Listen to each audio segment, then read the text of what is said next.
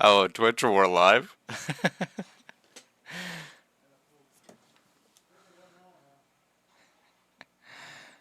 It's a wonderful, Tuesday morning?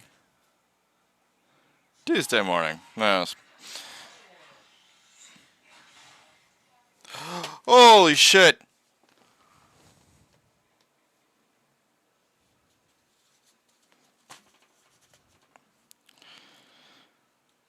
Oh. That. I'll be right back real quick.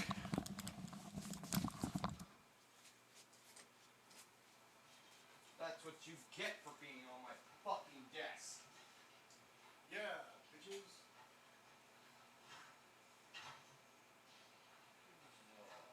They tell me there's another ant.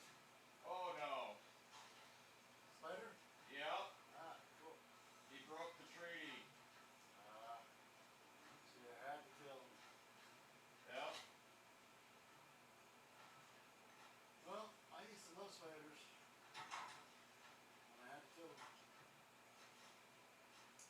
I used to love it. Ooh, yeah. But I had to kill it.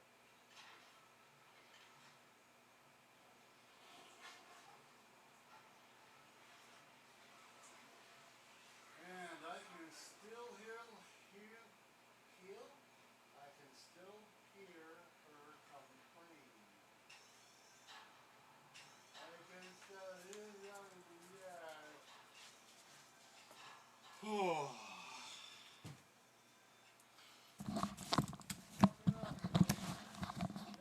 Okay, that was a awesome intro right there. Sorry about that, ladies and gentlemen. Yeah. Hi. Wonderful Tuesday morning, and I had to go deal with something on my desk here, so that's why I had to suddenly stand up. Going to continue the Explorer Note,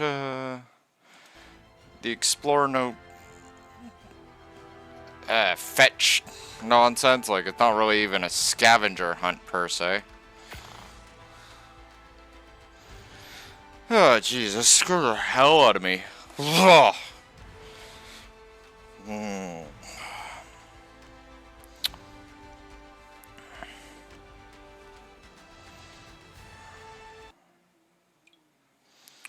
Scared the frickin' bejesus out of me.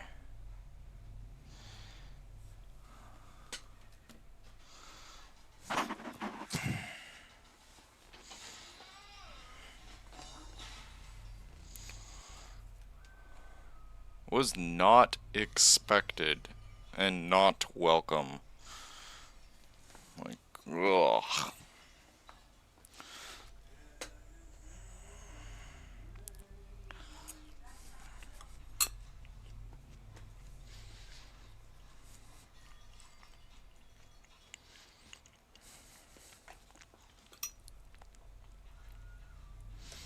I have snacks, of course. Ah.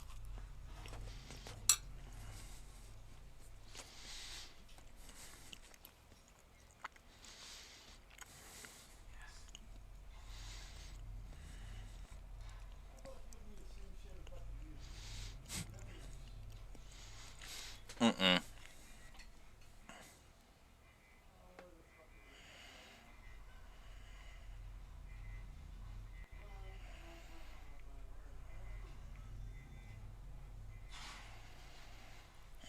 Ooh.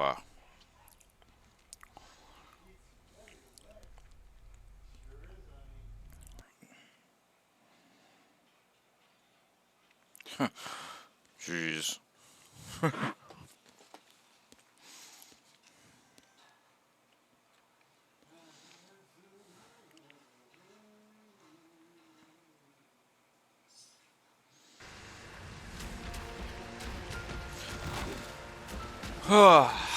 Alright. There, flash fire. There's my kitty.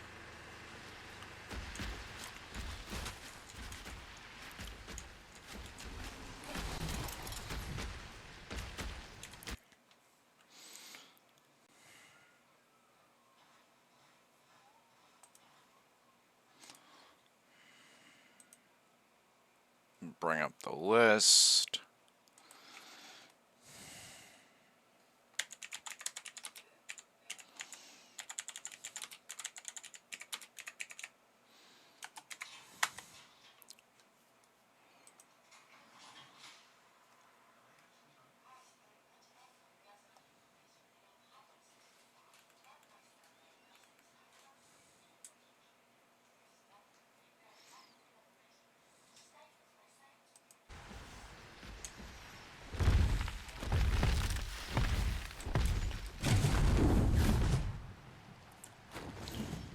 Wow, my ears.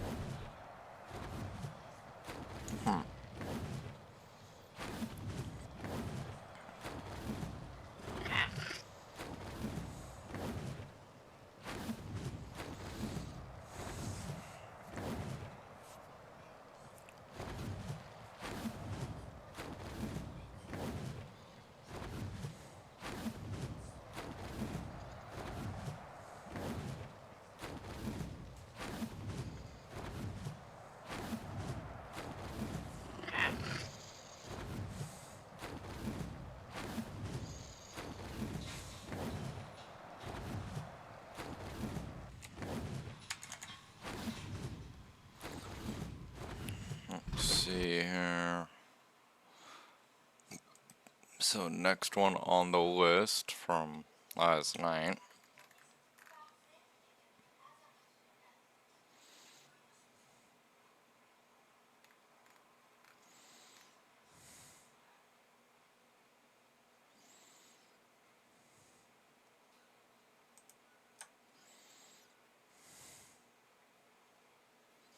I think I've seen that one. I may have that one already. Meganera dossier. That actually scared the heck out of me too, right? Like, ugh.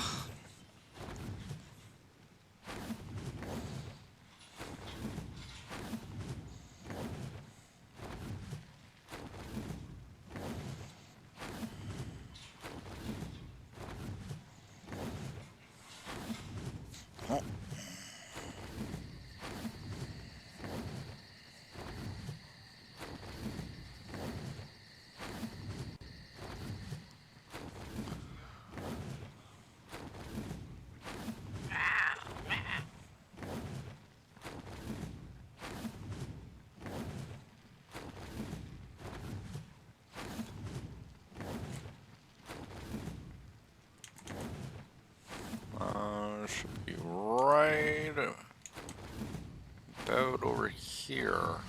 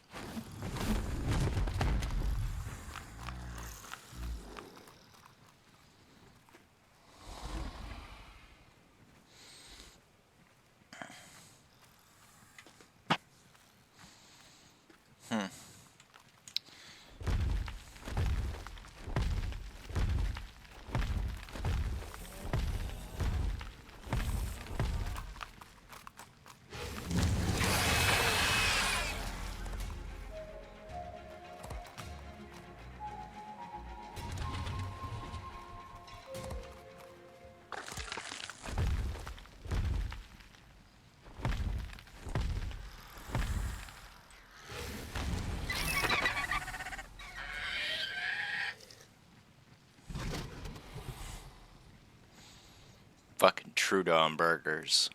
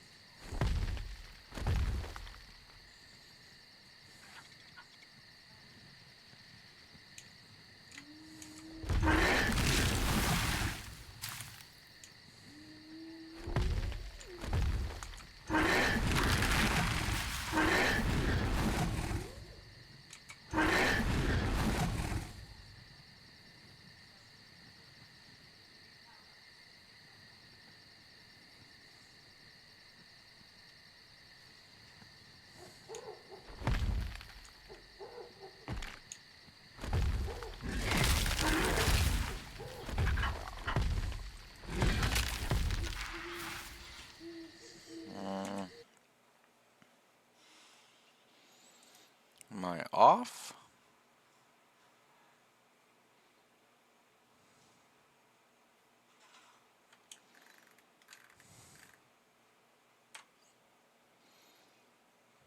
Don't think I am. Ah.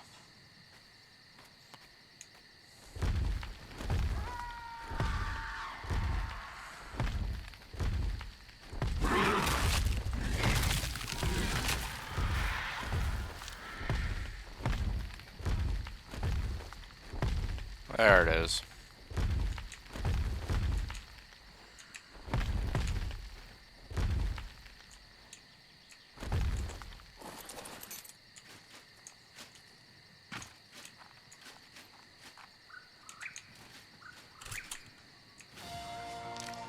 Meganeura quadpenna is an especially large species of dragonfly. Actually, it is a type of griffinfly, an extinct species of invertebrate that looked similar to dragonflies. Like most griffinflies, Meganeura is carnivorous, but it is typically not aggressive towards humans unless provoked or challenged for food. It lives primarily in the wetter, heavier, wooded areas, such as the jungles.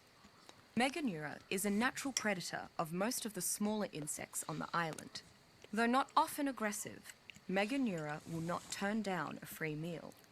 They quickly appear in large numbers to scavenge off the victims of Pulmonoscorpius, rendered unconscious and unable to defend themselves. Of course, the insects do have to avoid the Pulmonoscorpius itself. I have noticed it is unwise to disturb a flock of feeding Meganeura. The size of the insects on the island confounds me. The way these creatures diffuse oxygen should limit their size, but Meganeura and other bugs seem to be able to advance beyond this restraint. If there is more oxygen in the air, this could explain Meganeura's growth.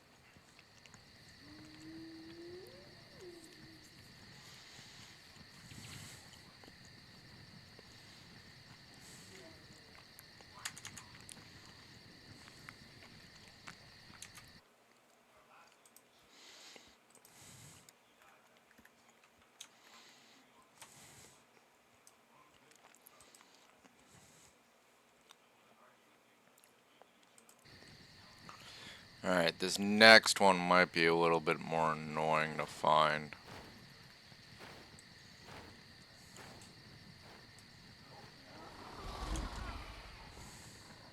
Oh, wait, nope. Daytime, so might not be that hard.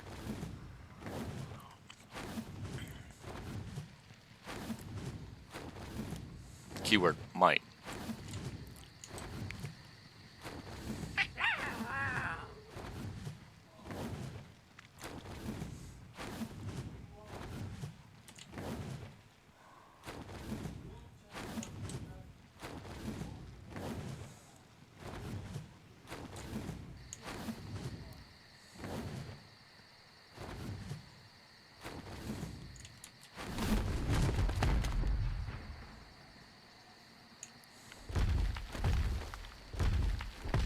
Oh.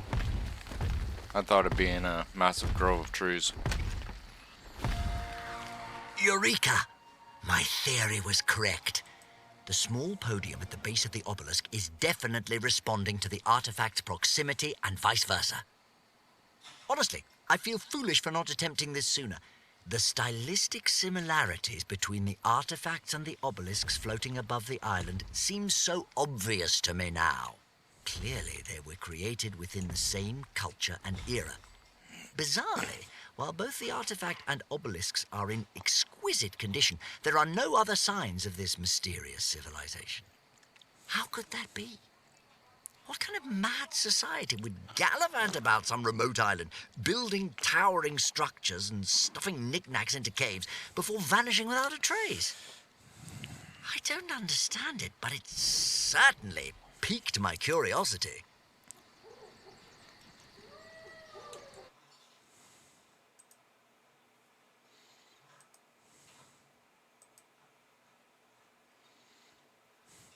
Definitely piqued my curiosity. What society would do this?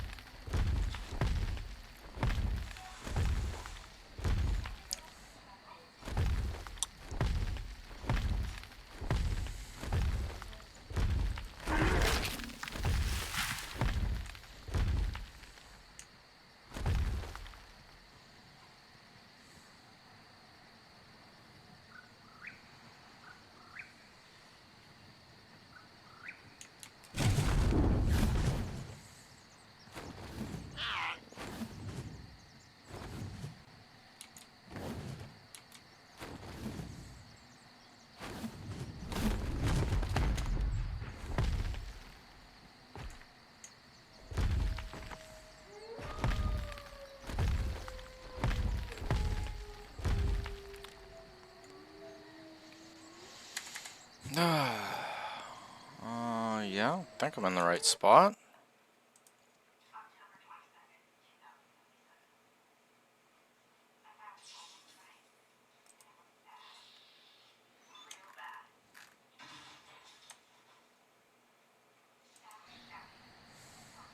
Yeah, it should be like right in front of me.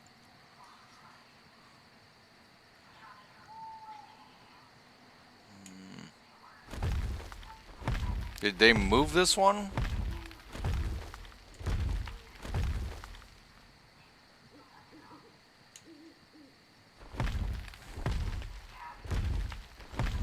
This might have been one of the ones that moved.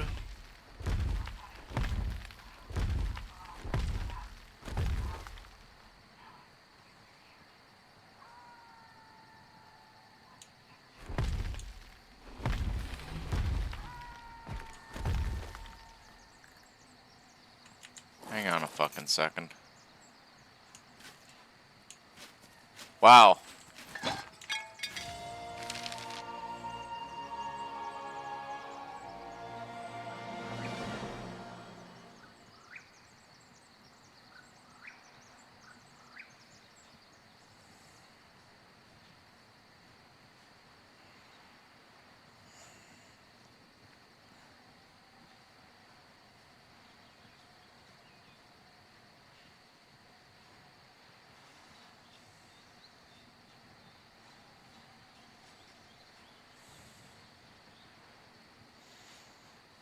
Really, really interested in just the prospect of what would have happened to Nerva or with Nerva if he didn't go batshit fucking like crazy when he found out the true nature of the Ark. He just like that poor guy lost his mind. He could not like work with that concept. The very idea of like, you know, how the arcs function just could not make sense to him. But unfortunately, he's from a time when, you know, they gargled piss for mouthwash and shit. So it's, why am I getting a frame rate lag? What the fuck?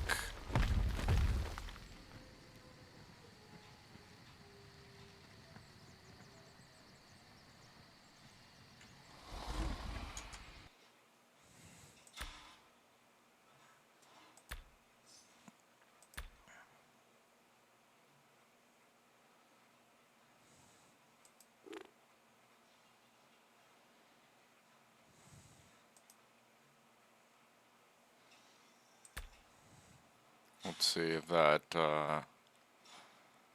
solves things. Nope, still getting that. Whoa.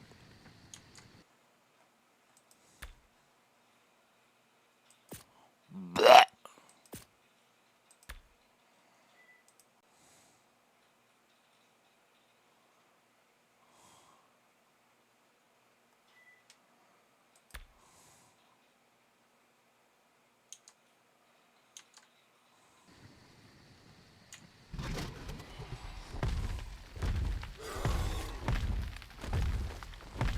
Why is my frame rate shit in the bed?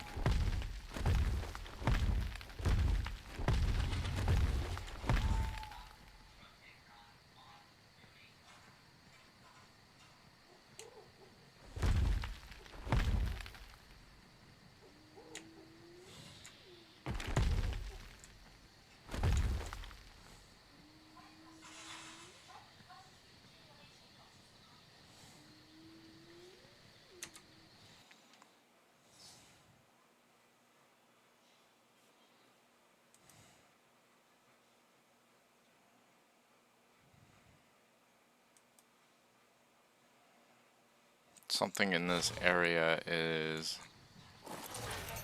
causing a great many issues. It says that I've collected this one. Ah. Nerva 8. Jeez, I need to get out of here. What the fuck? What is causing that frame rate?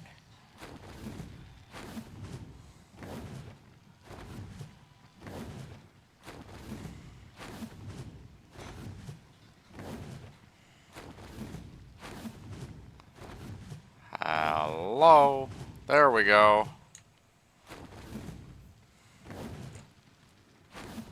Oh, I got fucking one answer for that.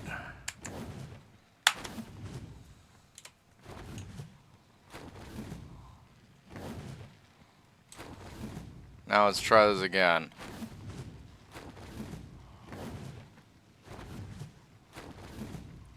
Yep. And would you look at that? Works fucking fine.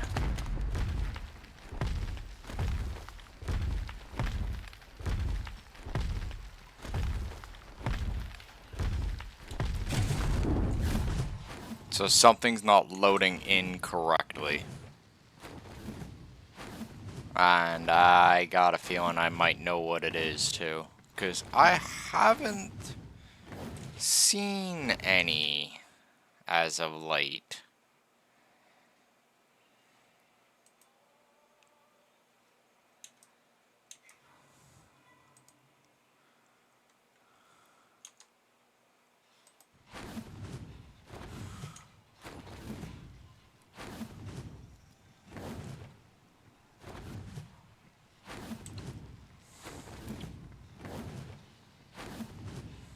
Anyway, before we got rudely interrupted there by stupid nonsense that shouldn't even be happening.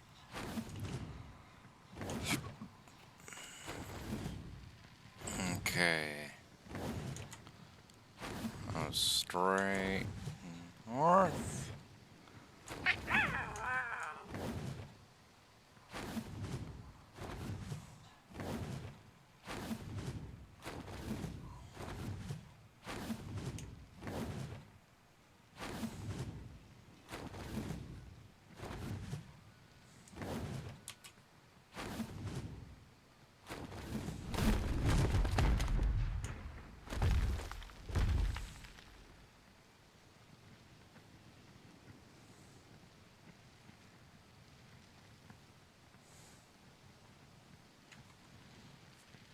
So it wasn't my, I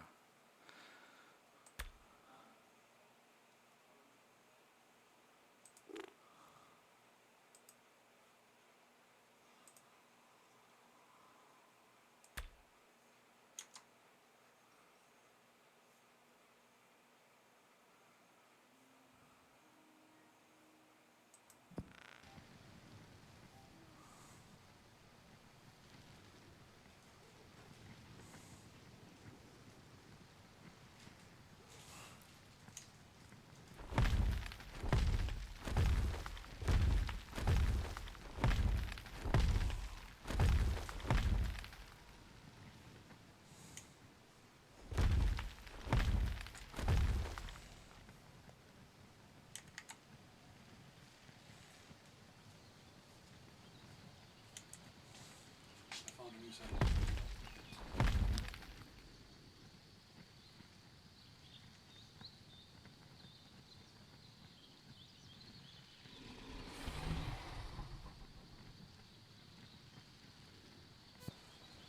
oh jeez, what the hell?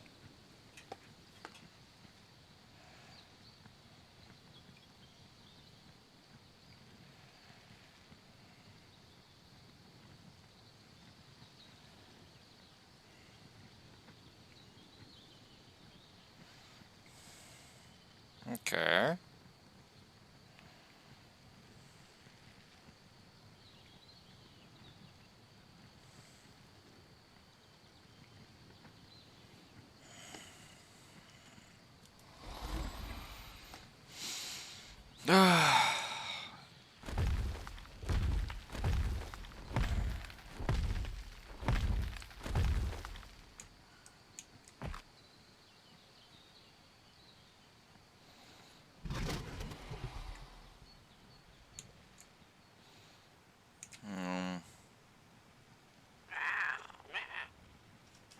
Alright, I'm gonna look this one up because I'm not sure. Actually, you know what? Which one is this? Nerva 28.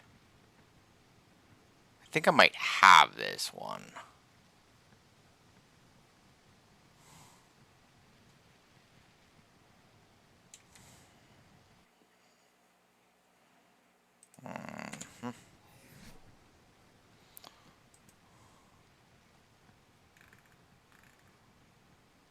No, I have Nerva 29.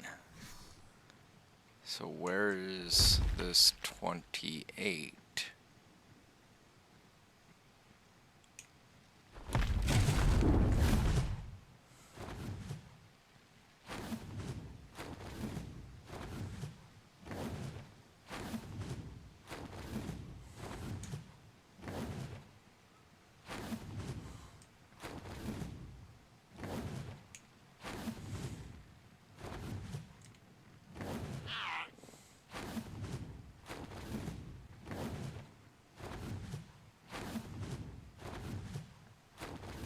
What the fuck is that?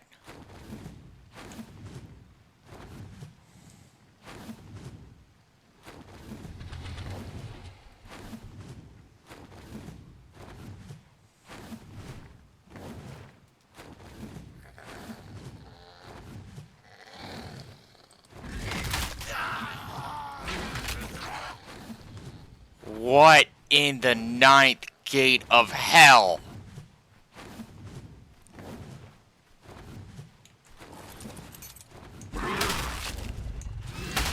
Eat them.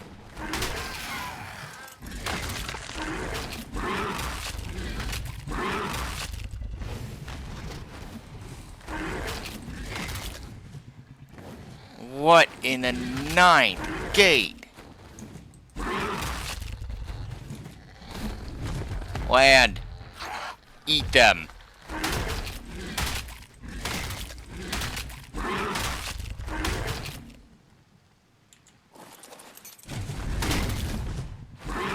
Even Ember's like, what the fuck?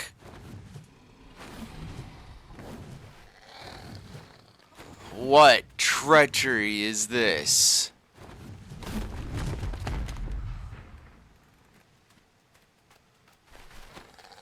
That's disgusting.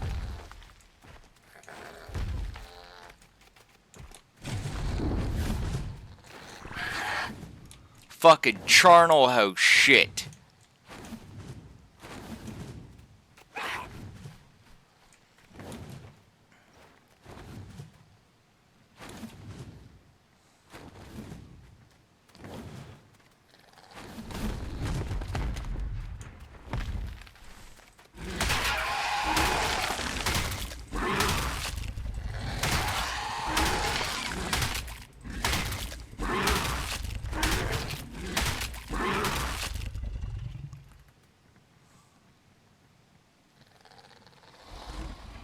Starting to get an idea of, yeah, where all this issues are coming from.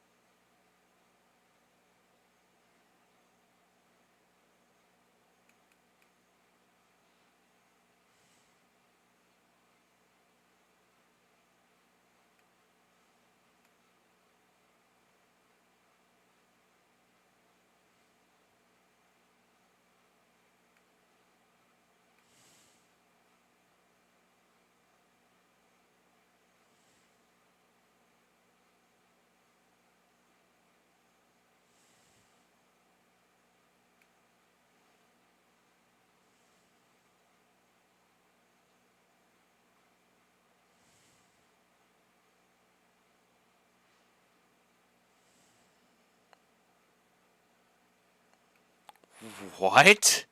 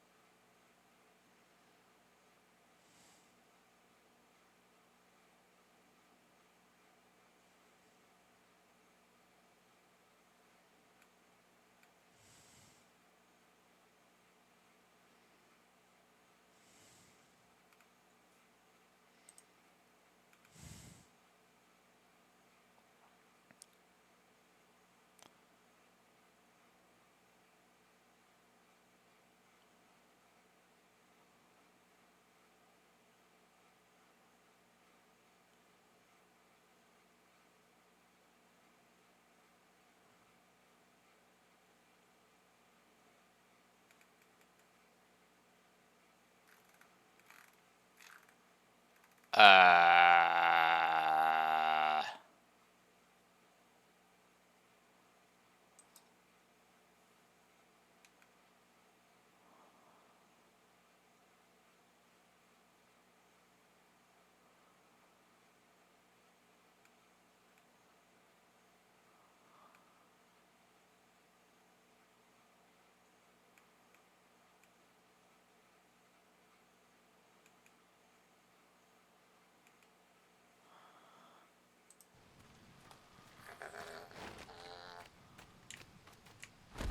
Okay, Summer.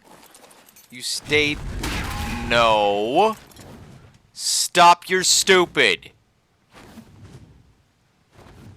Fuck. So, apparently, this is a ongoing bug.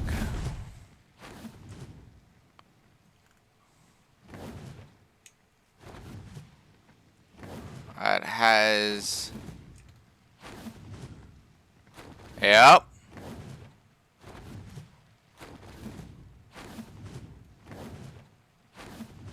Is that what I think it is?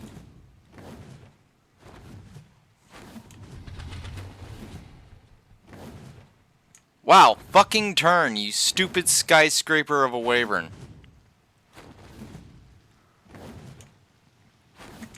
Oh my god. Turn, moron! Thank you!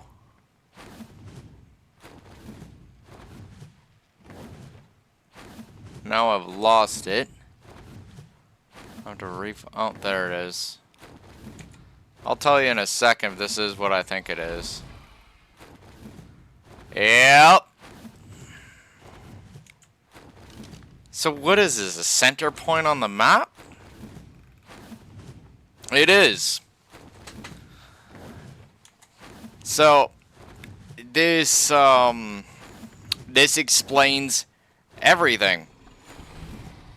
This is apparently an infamous bug that's been around for ever on ASA, and they still have yet to bother fixing it. Right? Just looking at it, it looks like an idiot troll by the devs, but it is known as the 50-50 bug. I don't know why they call it a 50-50 bug, but it can spawn all sorts of crap, including, but not limited to, a massive pile of fucking bodies. So, that is what that is. The more you know.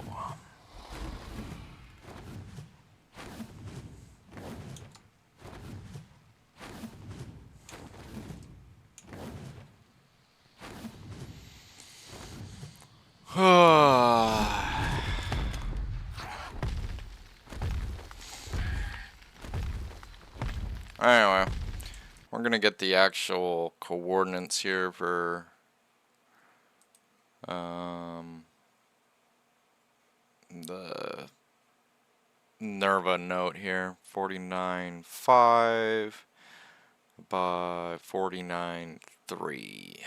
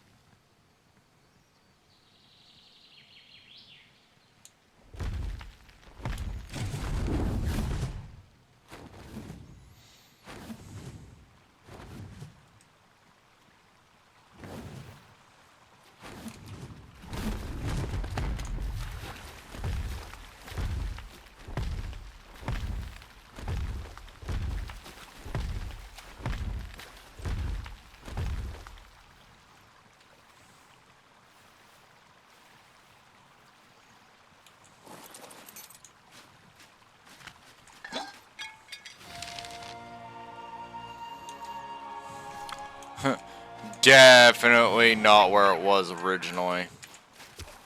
But again, they don't care. They just want to cut and paste this whole damn game and call it a day, which is idiotic to say the least.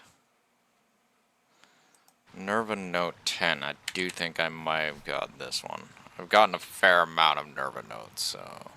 No, I got Nerva Note 11. Alright, so...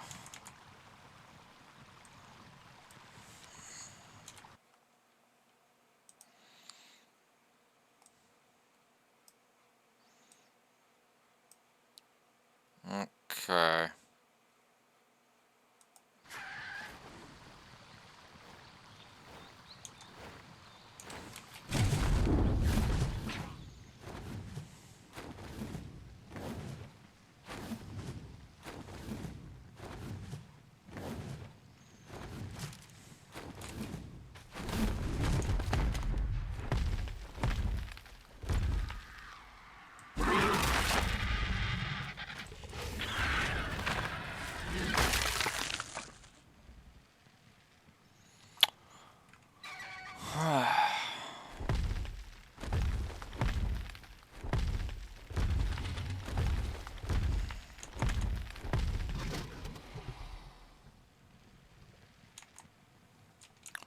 Should be around here somewhere.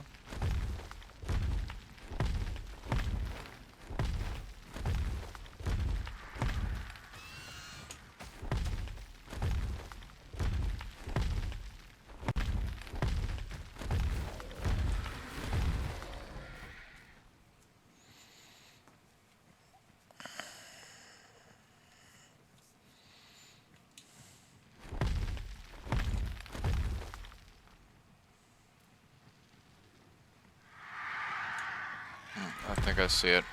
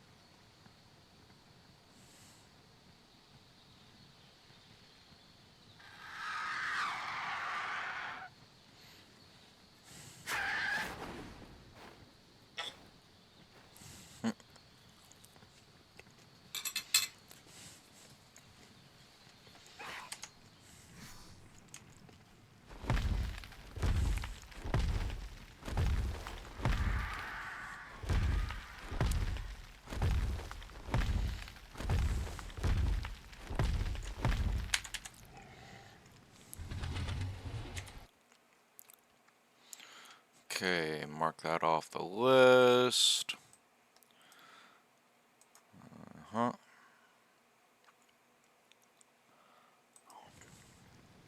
Wait, which one is it? I know I've said this before, but might have that one.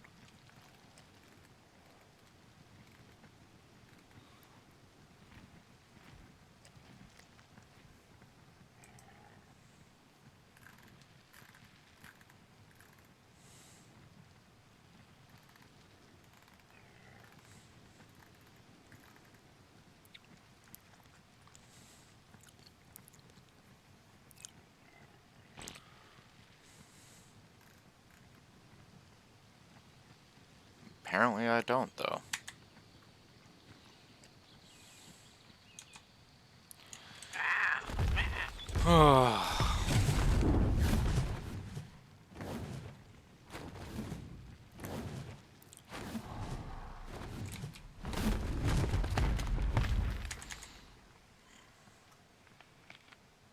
I passed it. I think I passed it. Oh look! Stupid bird. What do you want?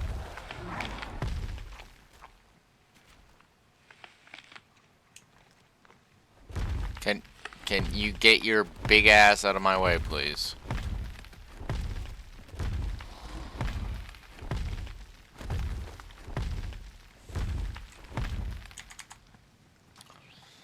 Okay, so this way.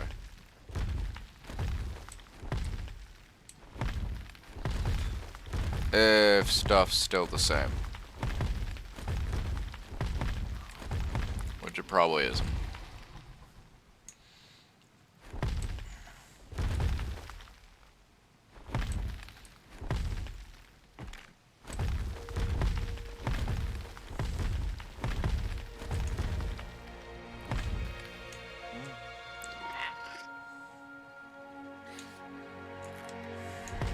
What an interesting castle.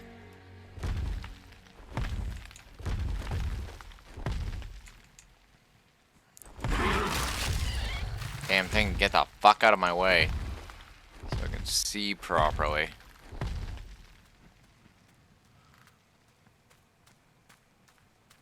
Well, it's an Arca. Hello, you. These things are really, really useful just because you can actually... nowadays it'd actually be a lot easier because everything can be tracked and located and all that stuff. But you let them on wander in the redwoods and they fly from tree to tree collecting sap. It's a low-ranking tribe ability. Or not low-ranking tribe ability, but an ability utilized by low-ranking tribes that can't afford a sap tap yet.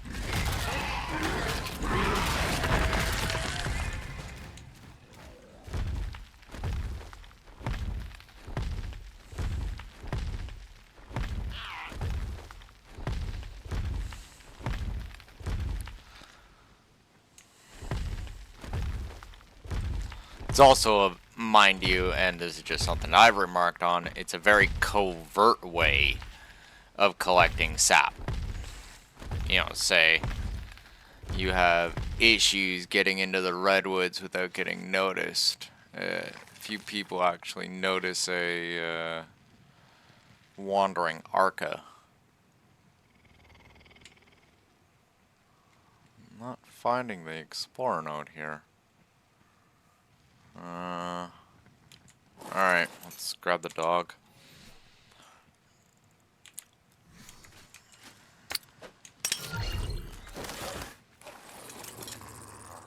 Alright, buddy, where is it?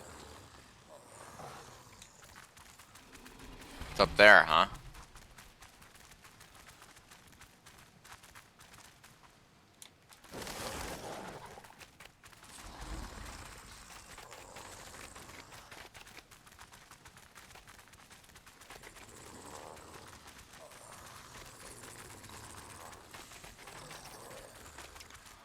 Wow, this is a small castle in the redwoods. painted sharks have treated me like I'm the bloody queen since I showed them Rockwell's letter of recommendation. I don't think I've eaten better in my entire time on the island. Not that it's a high bar. I'm a horrible cook. Oh, and they've been of tremendous help with my research, of course. So far, my estimates of the predator-prey balance are consistent with the ecosystems on the mainland. The water is simply teeming with shoals of megalodons, and they are extremely aggressive. Perhaps that's a side effect of having limited prey. Sharks aren't known as territorial creatures. I'll have to study them further.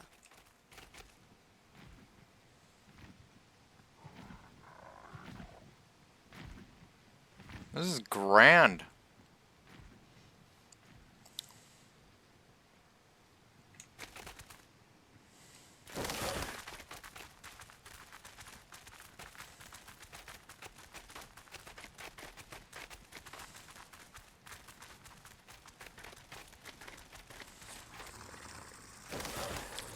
This is one of the reasons why I advocate against what they've done with cryopods. Right? Before, you know, the game worked more like a really extremely angry version of Pokemon. Right? Where you could utilize, you know, your tames in such a fashion where, you know, right tool for the right job sort of situation. Where, with their new cryopod system that they currently have, it destroyed all that. Like right there, I couldn't find an explorer node. So what did I do? I pulled out my cryopod that contains my direwolf, popped it down, had him sniff about, and helped me find my explorer node that I was looking for, and then bam, there you go. No having to input coordinates, none of that shit, which I could have, right? And sometimes I'm lazy enough to do that shit, right? But the big point is that their new system takes away the ability to do that. And I advocate against that shit. That is fucking garbage. And I don't care what the wildcard devs say about it. That is fucking stupid.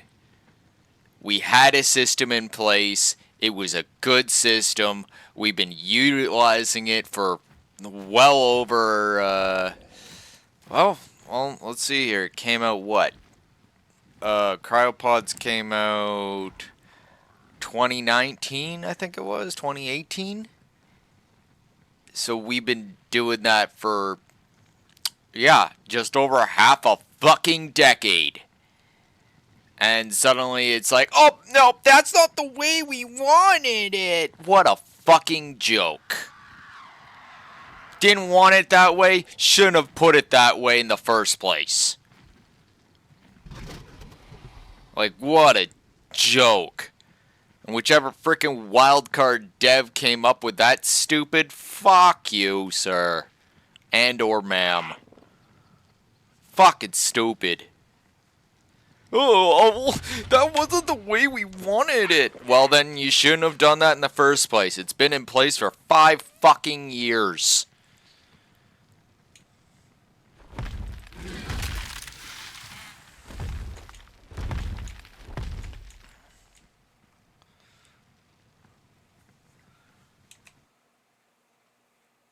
Like, yes, I have no problem embracing new systems and all that shit. But there was nothing wrong. Like, if there's nothing wrong with that system, and everyone is harmoniously working with that system, then what is the point of changing it? You're only creating needless chaos. And that, in my mind, my friends, is stupid. If it's necessary, it's understandable. If it's not necessary, fuck off. Right? It's creating needless drama for the, thought that somebody knows better than everybody else, which is just freaking ridiculous.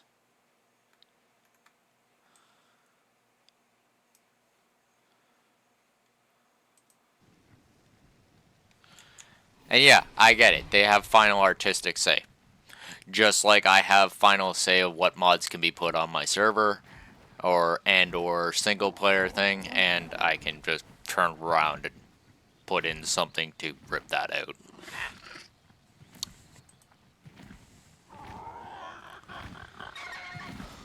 Okay.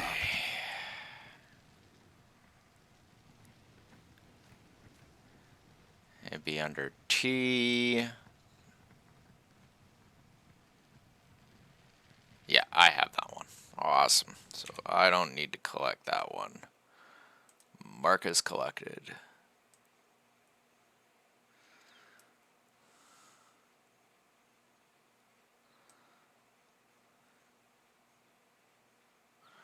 Alright, everything in the Redwood sector is done. We're gonna head back south and try and pick up stuff down there.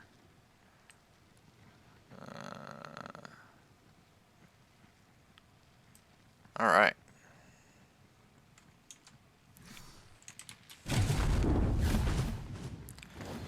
I have no problem with change. In fact, I'm quite eager to embrace change, especially if the change is good. Right?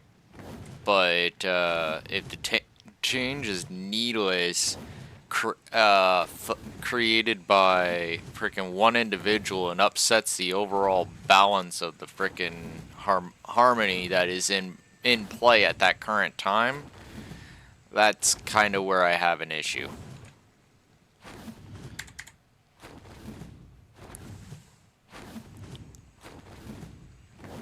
Because there's no need to cause the needless drama. Alright, where am I going exactly here? Just double checking where I'm going here.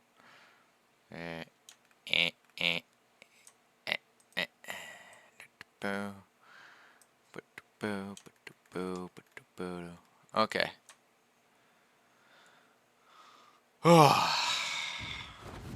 So, down there.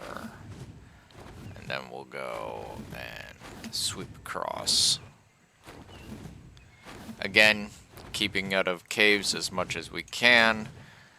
You know, we'll do all that cave stuff afterwards.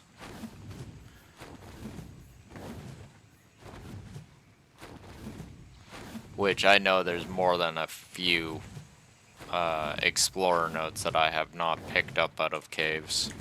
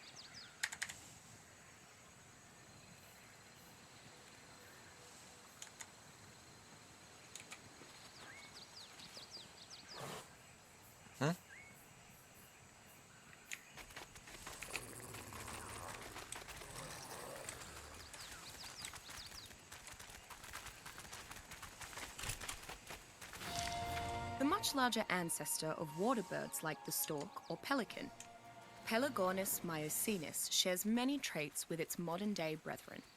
However, it seems to spend far more time hunting for fish over the open deep sea.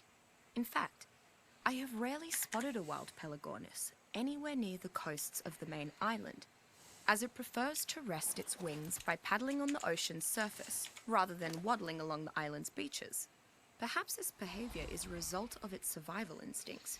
The early Miocene was a post-dinosaur epoch after all, and Pelagornis would not be accustomed to such predators. Considering how quickly it flees from humans, one can hardly blame its caution. Because of its ability to fly, walk, and surface swim, a tamed Pelagornis is one of the island's most versatile mounts. But this comes at a cost.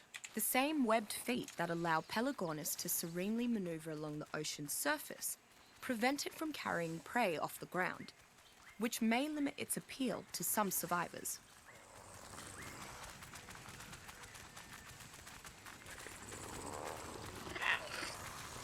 Okay.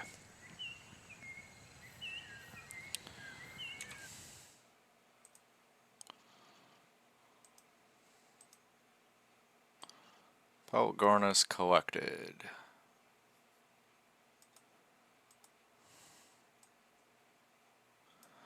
I'm damn sure I have that one. Next one, top of the fucking hill. And that is number 22. Yes, I have 22. So we're just going to mark that off the list. And this one.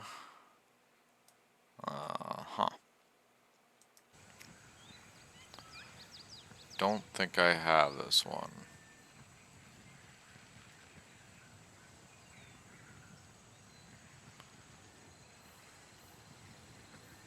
Oh yeah, definitely don't have this one. Alright.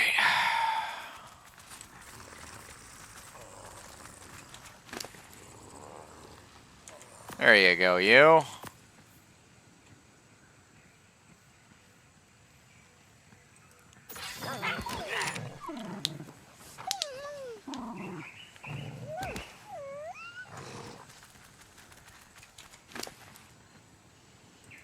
One for me also.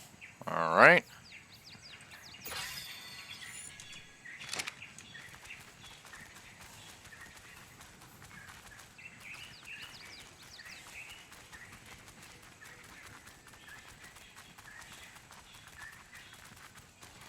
I think I'm gonna take out that all engrams mod and redo my engrams, because there's some engrams I don't want.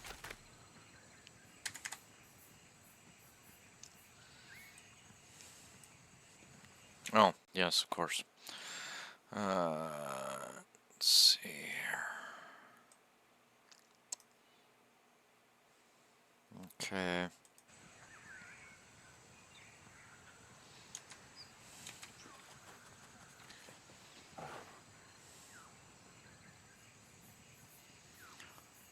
Alright, Doc. Take it easy.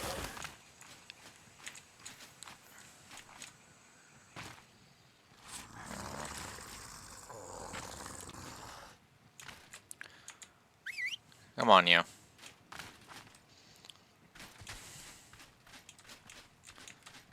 Coming or what?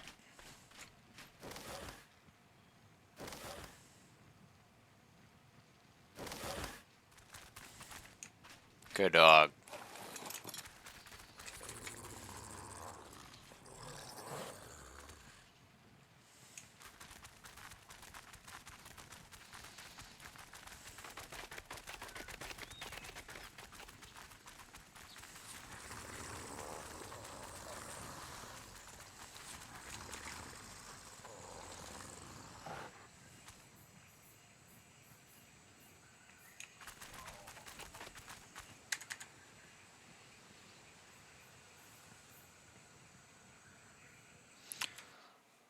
Am I looking in the right place, or am I off a bit?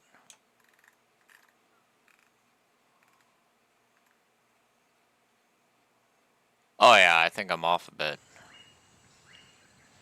Yeah, we need to go down here-ish, according to the old map.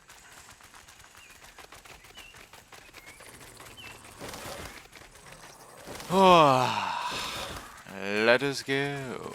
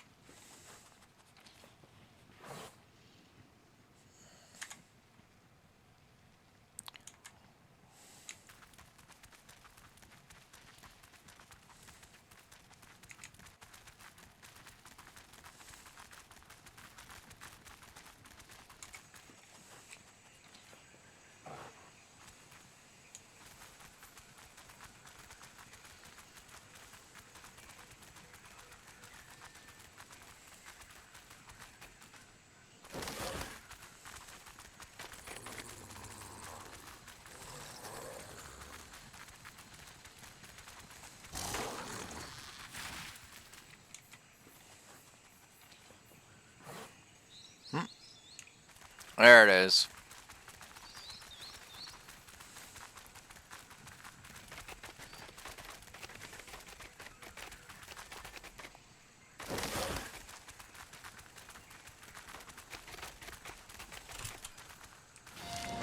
Among the island's swamp-based threats, Sarcosuchus excubitor is a lot like what you might expect from a giant crocodile, a patient killing machine. It spends much of its days lazily waiting in the water for prey to walk near. That said, it is not opposed to scurrying onto land and pressing the issue when hungry. A good tactic for escaping many predators is to jump into the water, as most are slow swimmers. This is a bad tactic for escaping a Sarcosuchus, obviously, as they are actually faster in the water than they are on land. Whether in land or water, it utilizes a well-rounded arsenal of attacks to display its prowess as a hunter. If it desires to grab a predator and spin into a death roll, quickly lunge forward for a surprise attack, or target a foe directly behind it, it is able to do so with extreme ease. Sarcosuchus is a ferocious creature that even causes the fearless piranha to flee at the sight of it. Despite being river-dwelling creatures, Sarcosuchus seem quite at ease in the oceans. More than a few fishing communities use them as mounts, simply to help fight off megalodons, or to gain better access to the resources found within the reefs.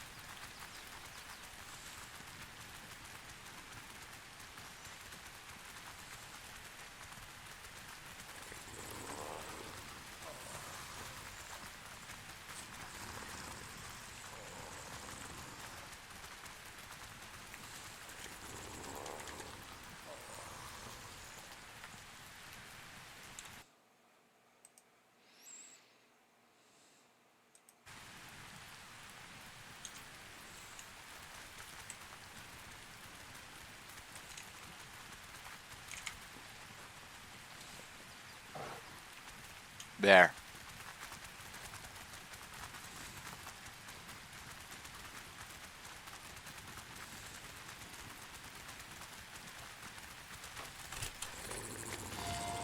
Well, I've combed through more carnival droppings than I care to calculate, and I can't say they provided many answers. All the predators in this region have very similar diets. With so many different predators hunting the same prey, the populations of all these species shouldn't be sustainable. Yet I've found nothing to indicate that any population shift is actually happening. It's just bizarre. The longer I'm here, the more I realize that this region shouldn't exist.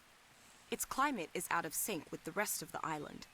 Many of the creatures here are millions of years ahead of the dinosaurs, and the ecosystem is almost static. Something's off. I need to review my notes.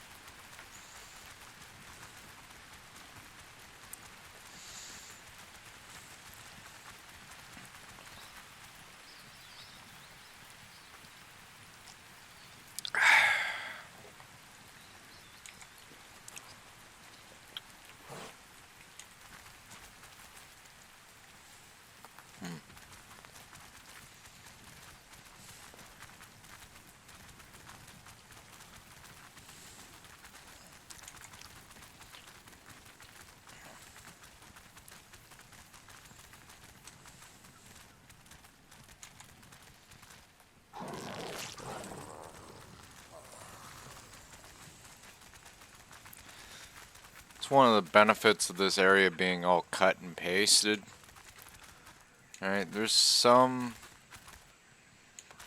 things that just, you know, kind of no.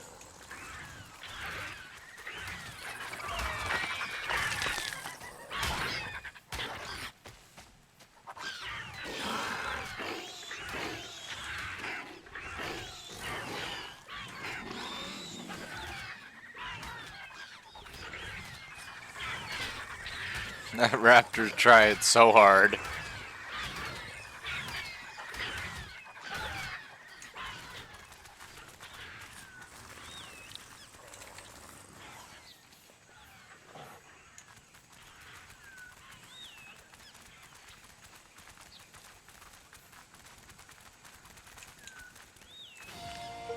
I am starting to become quite cross with Mr. Nerva's impatience. I had barely any time at all to study the obelisk before we set out again, this time to that cave Miss Walker mentioned. I wonder, does he believe that she knows more about the obelisks than I do? Nonsense! Any fool could see that I am the superior scientist. Besides, I am his official advisor while she is his prisoner. She isn't even privy to my presence. Nonetheless, I feel compelled to prove my scientific mettle. Whatever is in that cave, I shall be the one to discover its purpose. The mysteries of the obelisks are mine to uncover, not Miss Walker's or even Mr. Nerva's. Mine. See, this is the portion where he was full on going down the slippery slope of fucking stupid. Where he was like, "Oh, everyone's against me. This is mine to discover." Blah blah blah blah blah blah blah blah blah blah blah. Meanwhile, he's like just completely blind to reality. It's actually really sad because if he just shut his fucking face for 10 minutes and actually thought, like, back on the island, he probably wouldn't even have said half the stupid shit that he did. Or, yeah, he wouldn't have said half the stupid shit that he did back on, or when he went to Scorched Earth. Like, he's full on convinced that he was going to, that he was getting screwed over.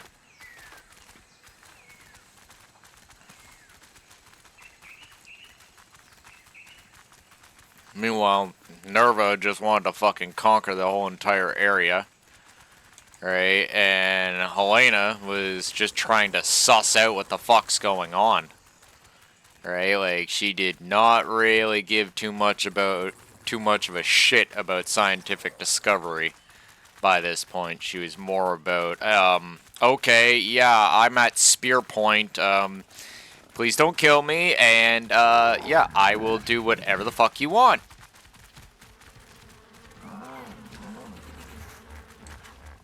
At least that's how I remember it. Like, who knows, maybe I'm wrong with things, but I don't think I am.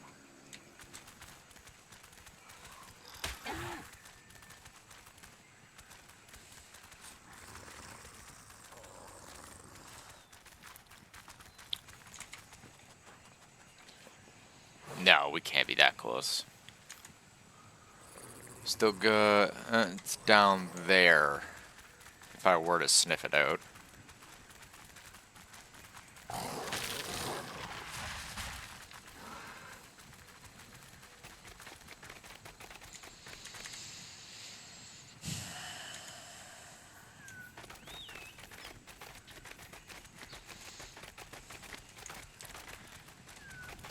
Like it already says in the footnotes that this explorer map is slightly outdated, so I'm not surprised if I don't find things directly where they're supposed to be.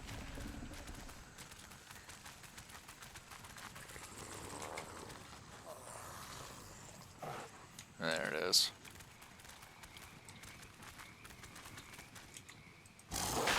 Hence the direwolf.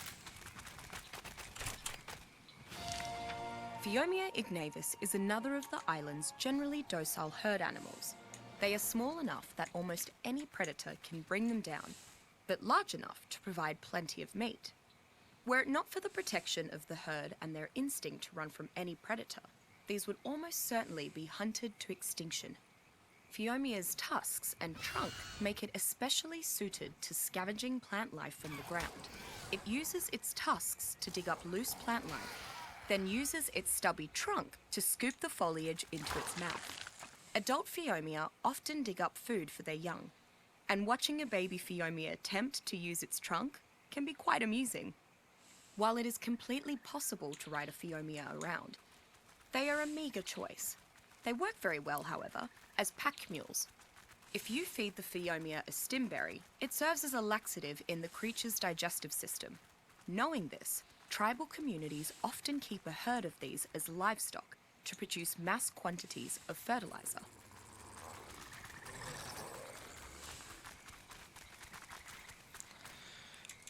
Mini elephants.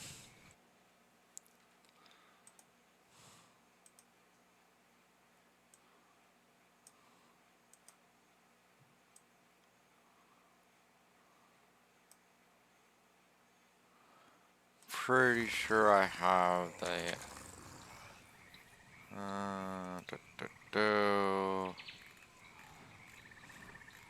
yeah.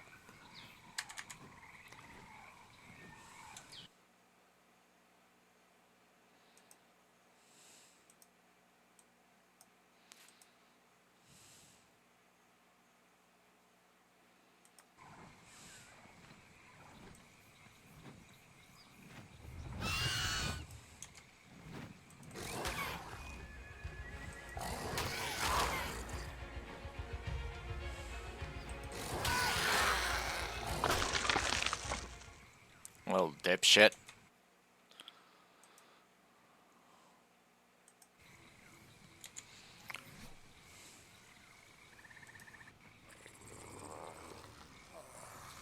Meow.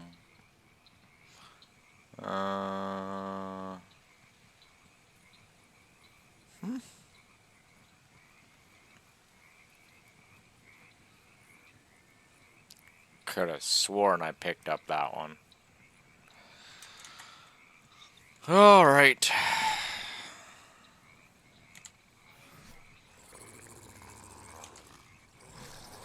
Well, let's get going. This way, yes.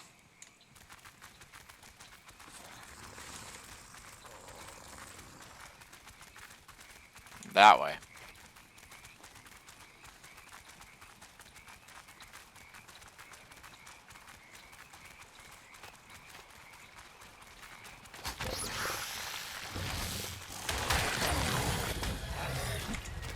You wanna fuck with me, bitch? You're gonna die.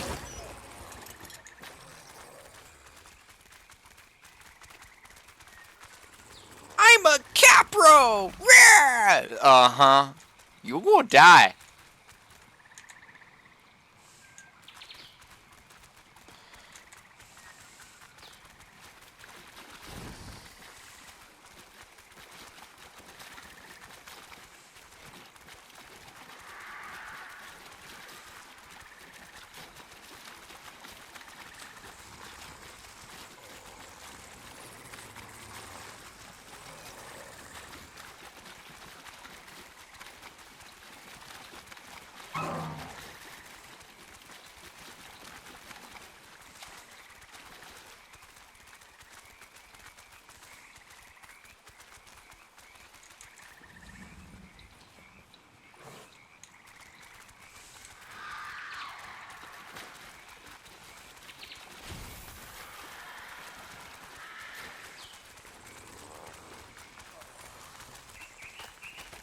Yeah, that's a Nerva note.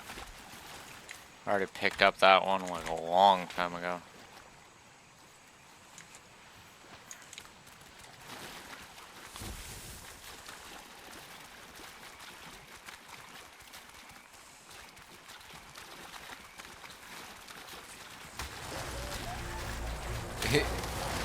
You wanna fuck with this? Alright. You just fucked with this. Enjoy. Feel smart, bitch. Oh! I'm being raided! Holy shit. Sup, guys? How you doing?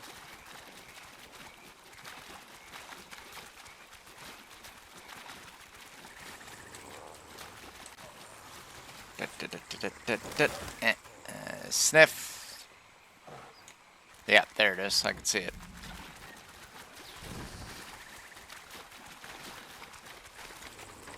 Yeah, I picked this one up. Nope. You keep that away from me. Nope, nope, nope. Flee! Freaking leeches start coming out of the woodwork. Oh, that's hilarious. Okay. So, which one was that? Oh. Can we not? Thank you. He's like, I'm gonna go do that.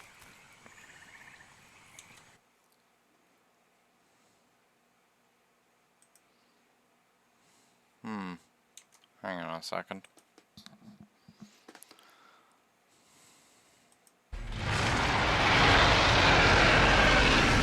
Really?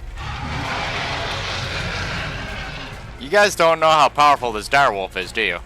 Okay.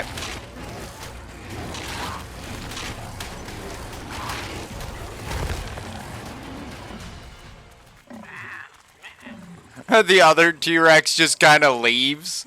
Just nopes right out.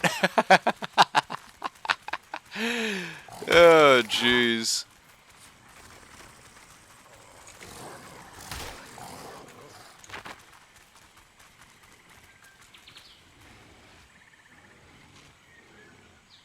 That poor T-Rex did not know what hit it.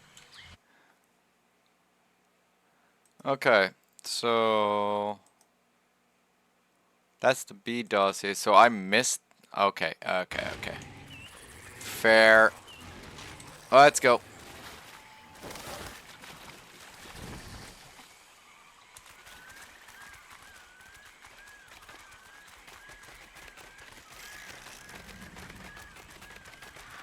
Should be nearby.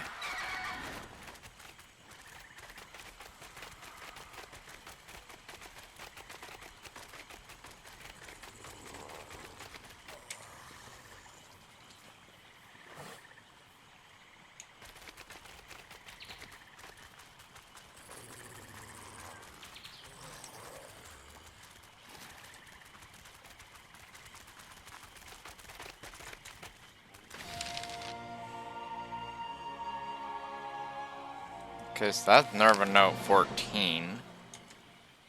That is definitely not what I was after.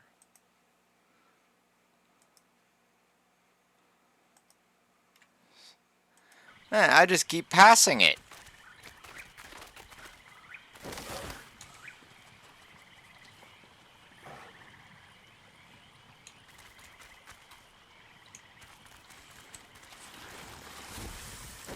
Damn outdated map.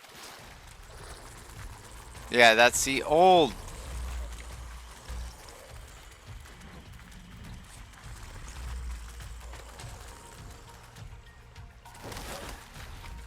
Oh, this is a new beat. Meow. Alright, well, let's pop the coordinates on this one and actually see what they're trying to make me find, because as far as I know, that doesn't exist.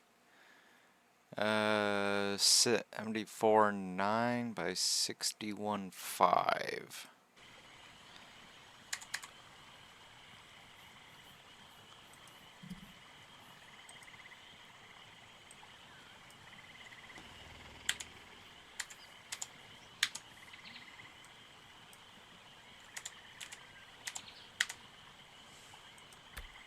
Like, the dog is not detecting it.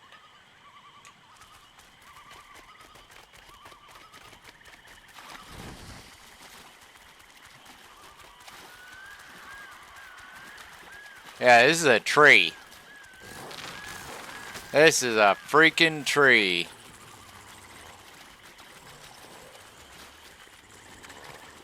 So that is one of the dossiers that they definitely moved.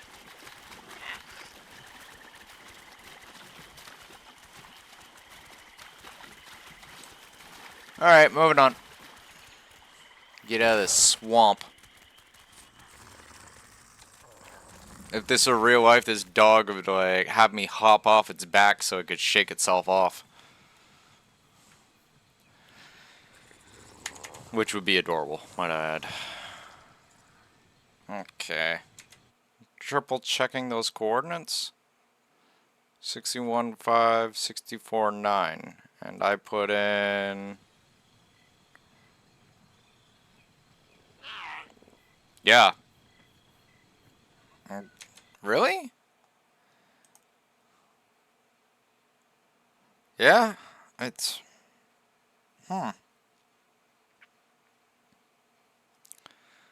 Man, how old is this map?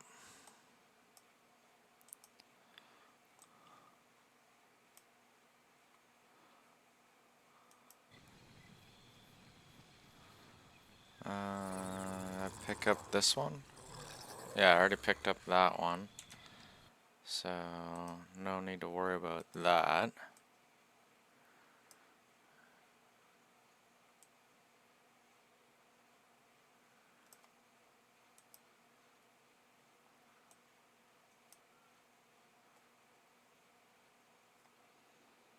And that's question mark, question mark, question mark.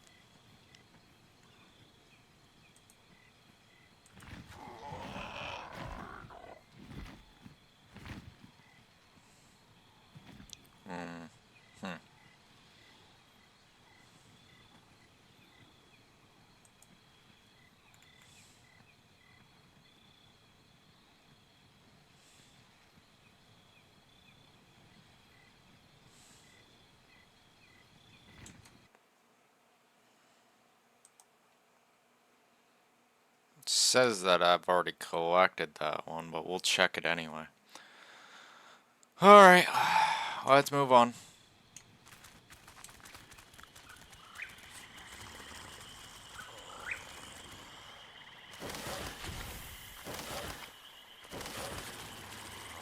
Turbo Dog.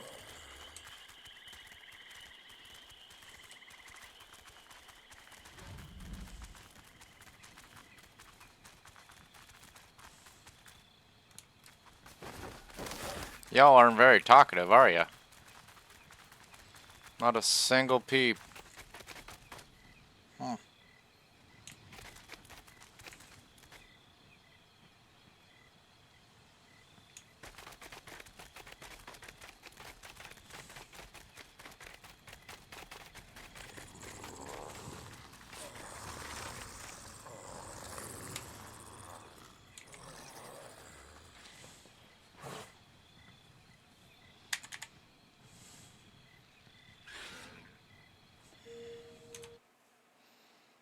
It said... Yeah, it should be just ahead.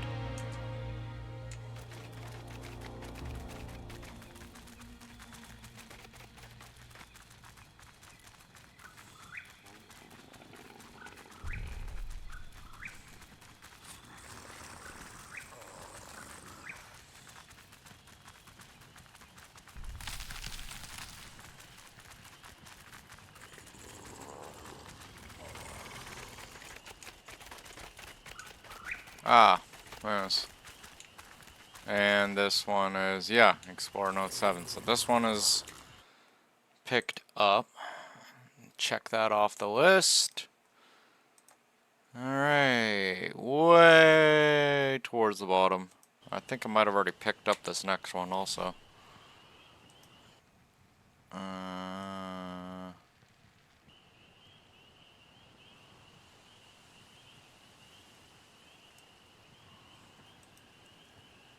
Oh, no. There we go. Take that off. Put that on. And I do believe this one has been earned. Alright. So, we can skip that one.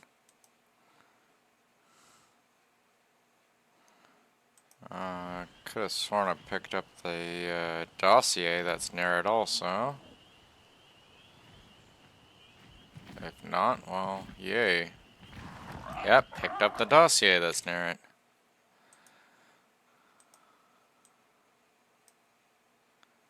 Going through all this like with a fine-tooth comb.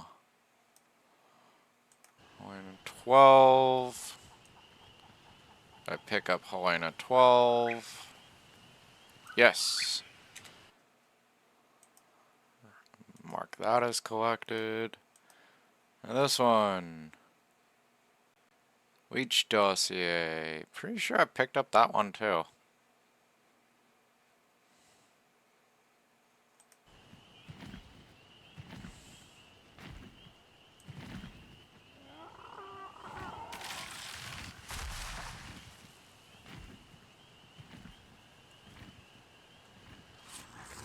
No, I haven't, but technically that's a cave one, so we'll look into that one later.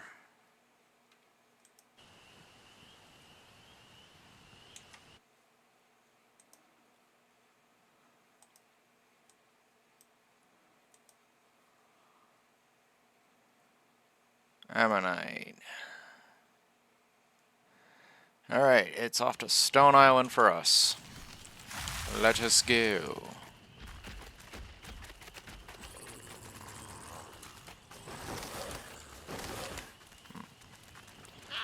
And a jump. There we go.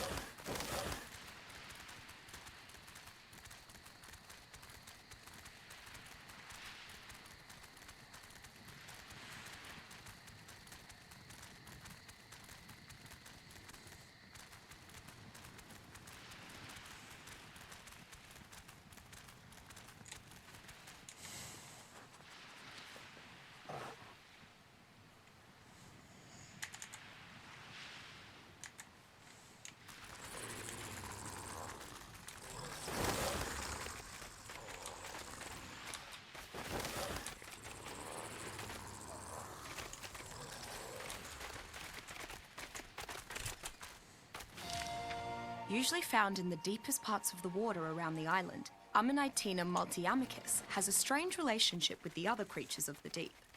It must do something beneficial for them, since every nearby sea creature defends Ammonitina when it is attacked.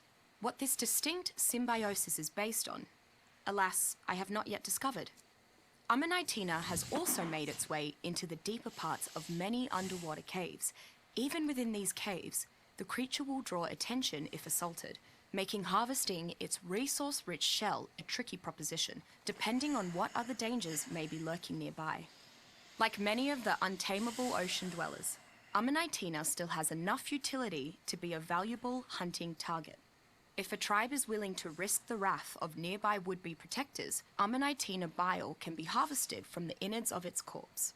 This bile can then be worked over with other chemicals to produce powerful concoctions, the most notable being a mixture that causes creatures to become enraged and attack the source of the scent.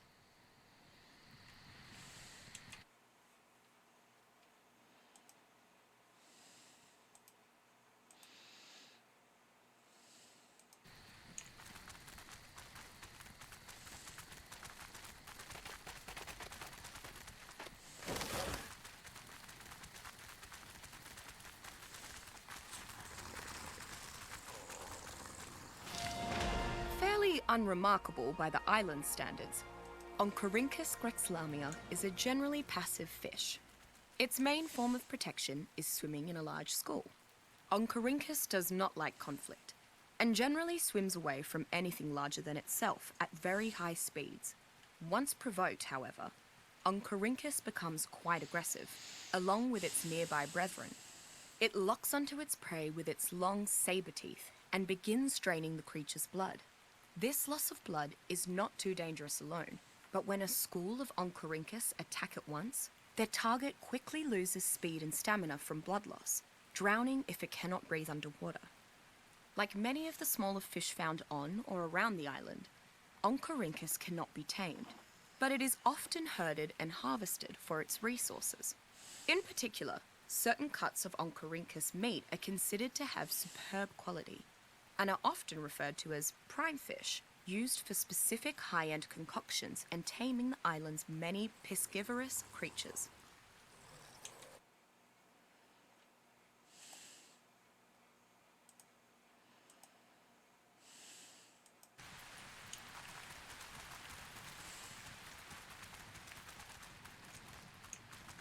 I wonder if they fixed the tech helmet. I ended up getting some sort of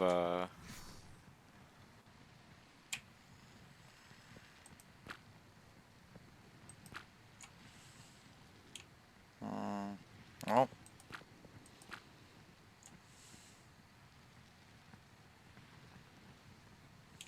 doesn't look like it.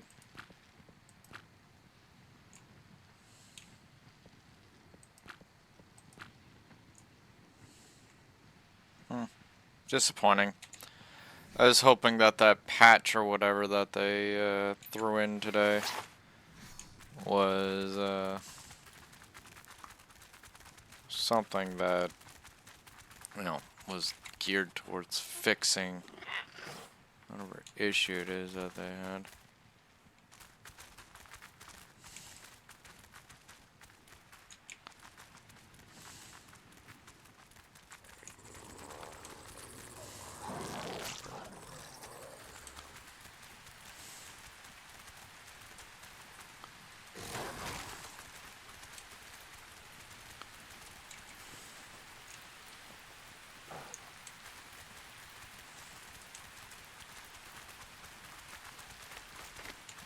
Dead on.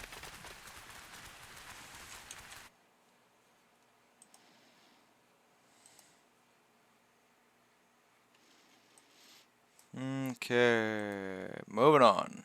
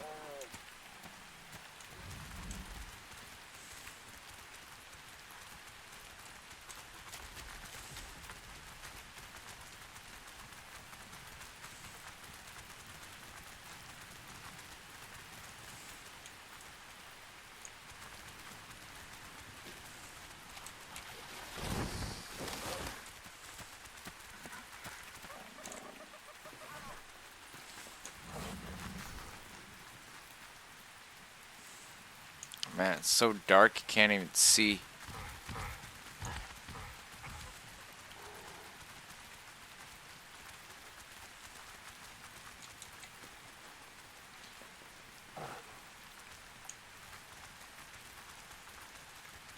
Can end up finding a megalosaur at this rate.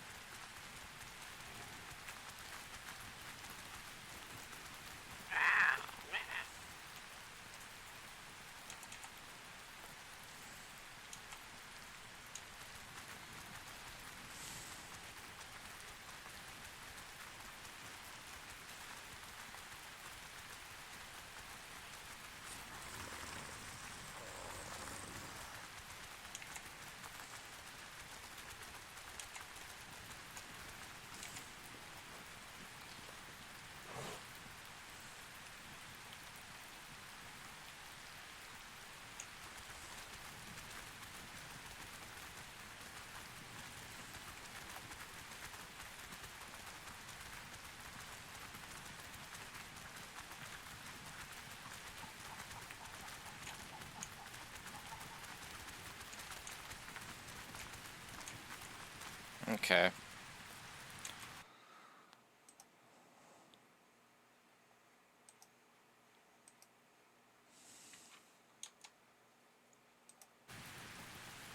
Do I have this other one?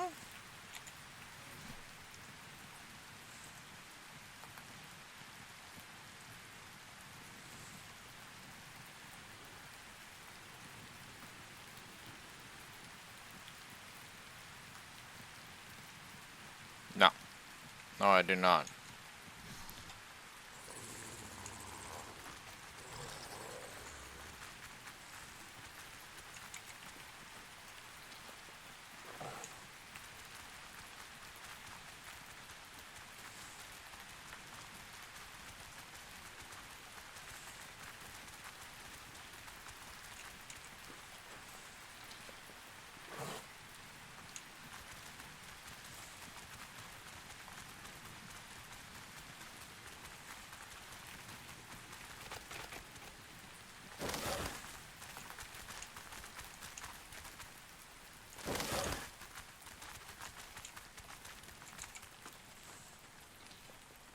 There it is. I'm not sure why, but the giant scorpions I've seen on the island are far more disturbing than most of the dinosaurs. Rather than simply kill its prey, Pulmonoscorpius gigantus injects its victims with a tranquilizing poison, then eats its unconscious prey alive. This subspecies has a large pair of pincers that seem connected to the same toxin sacs as the tail. I've never seen another scorpion that has this adaptation, but I've never seen another scorpion that's larger than I am either. Trying to tame a monster like Pulmonoscorpius gigantus sounds like a crazy idea, but I suppose the ability to knock out a foe could come in handy. It could certainly make incapacitating some of the island's other creatures much easier.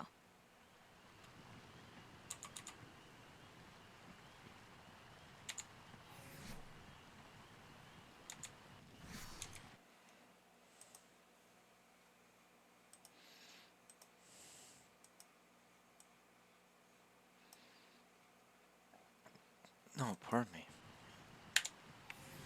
Okay, next one. Not too far away.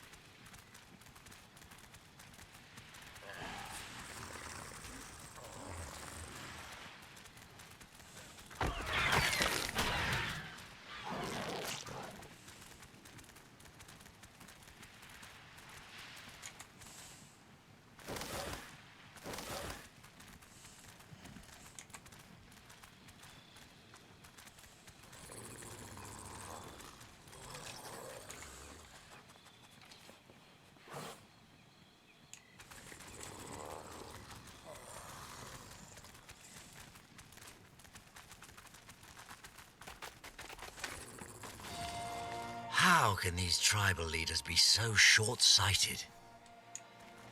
Yes, the members of their respective tribes who volunteered for my battle, tartar, and shadow stake sorter experiments have been experiencing prolonged withdrawal episodes.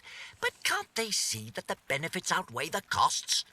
I create mixtures that can bring out superhuman strength, speed, and coordination in ordinary men, and they can only focus on the negatives. Simple-minded, the lot of them. They even banned their members from partaking in my experiments now. Ridiculous. I'll not let them stand in the way of human progress. They may not understand the importance of my work, but surely my assistants do.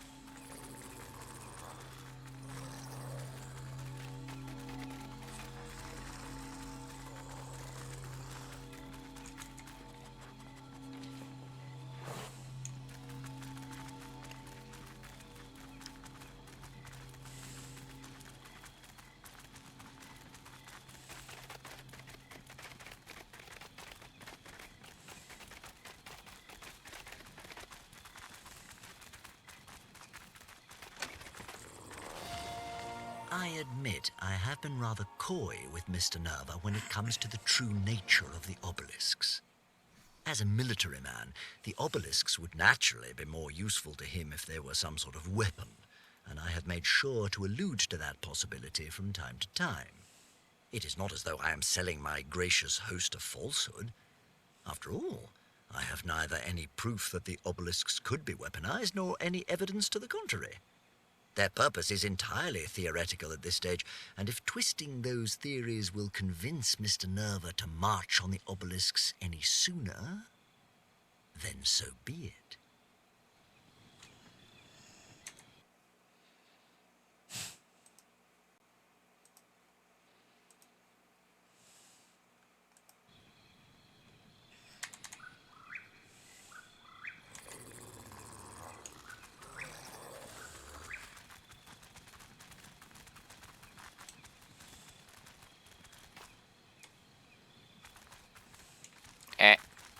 Come on now.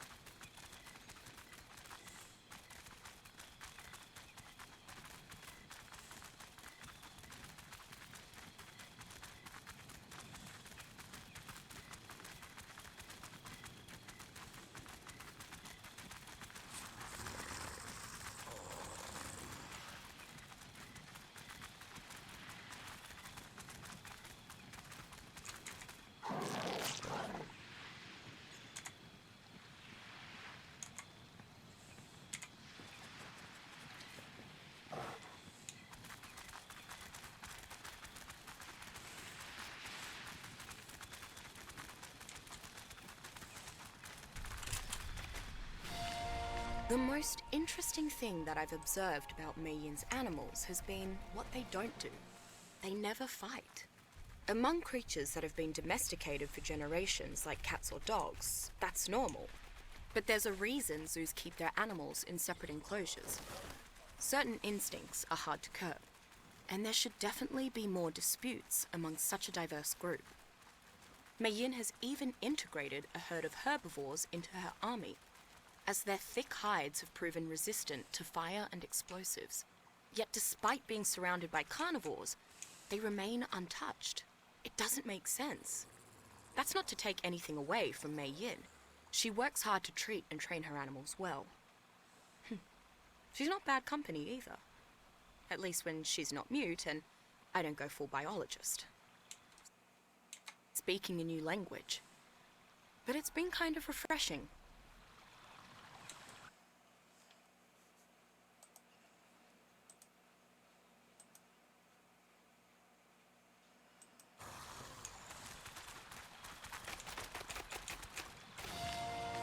Well, I found the report on Mr. Nerva to be rather exaggerated, and as an Englishman, one might imagine that I'd view Roman leadership with some disdain. Yet, in my experience, I found Mr. Nerva to be both honest and intellectually engaging. In fact, after a lengthy conversation, I dare say that Mr. Nerva has the right of it when it comes to this island's politics. As the Romans created Pax Romans, perhaps this new legion will create Pax Arkham. Even if it doesn't, I doubt it will harm my research. So I see no reason to interfere in this pointless squabble.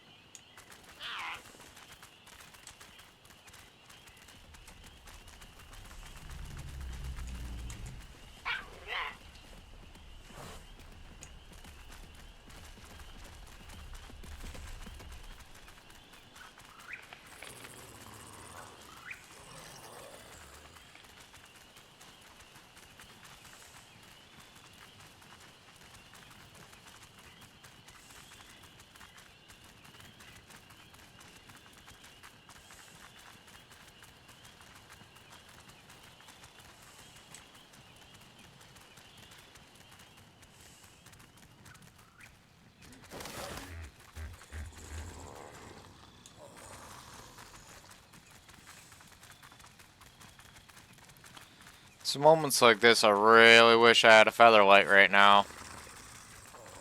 Wild card. Like, fuck. No.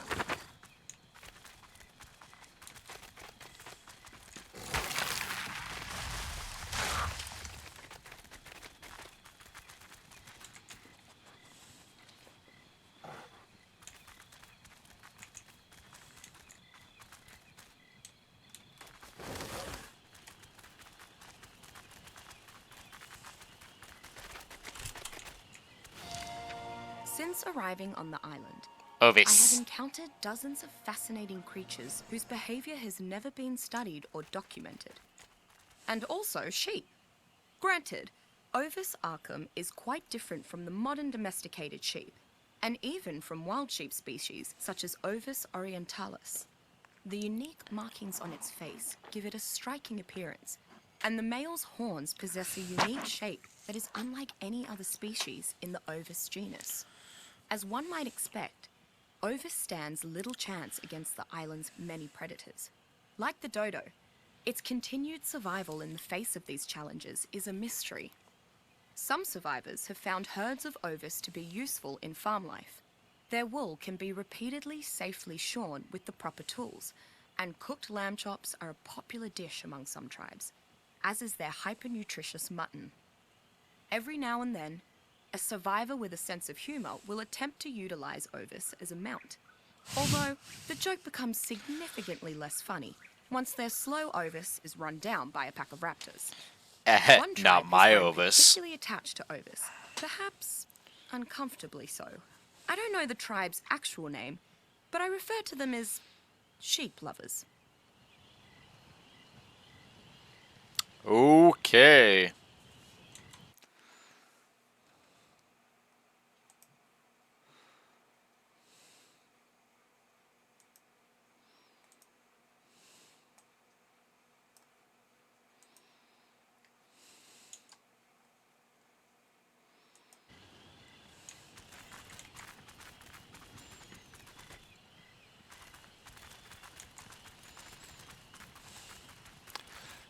The only thing I thought was utterly funny with Ovis is you breed the Ovis like freaking 20, 30 times to the point where their stats are ridiculous. And then you have that Ovis killing like packs of Allosaur. I don't care what anyone says. That shit's funny.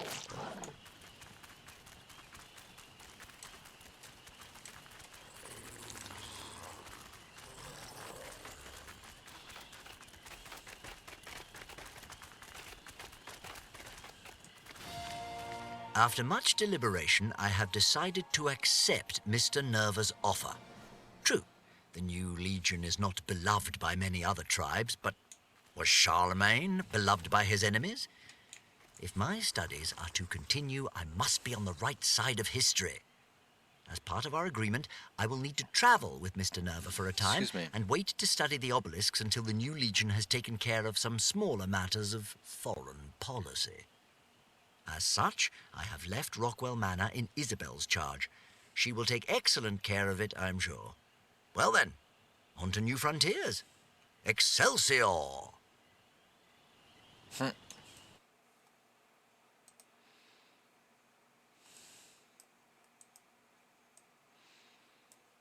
Okay, so the next one, 26, is apparently in this direction.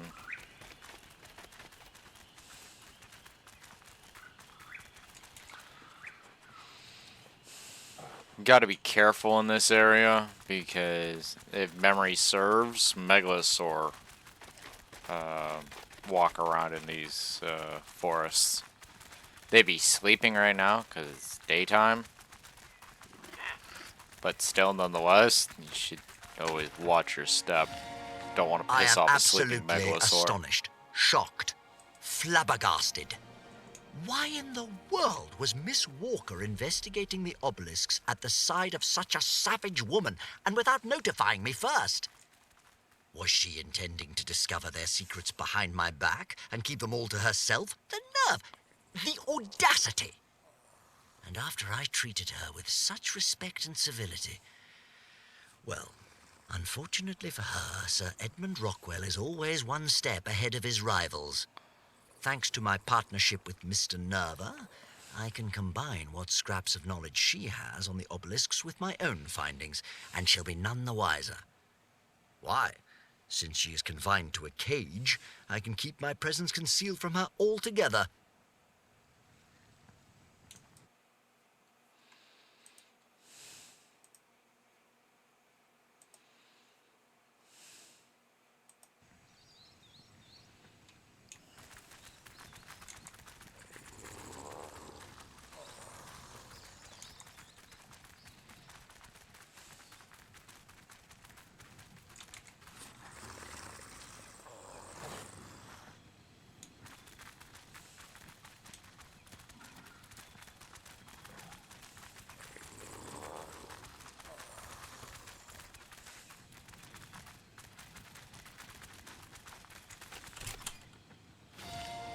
Helena, you're a dipstick. Going through my notes, I've realized that there are more predators than prey across this entire island by almost double. That's the opposite of how any ecosystem is supposed to work. I can't believe it took a Tyrannosaurus frolicking through the snow for me to see this. It's plain as day. What to make of it? Add in the human factor, and it's impossible for this island to continue as it is by natural means. So, what? Is this island's wildlife being monitored and curated somehow? I should speak with Rockwell. Maybe he's come to a similar conclusion.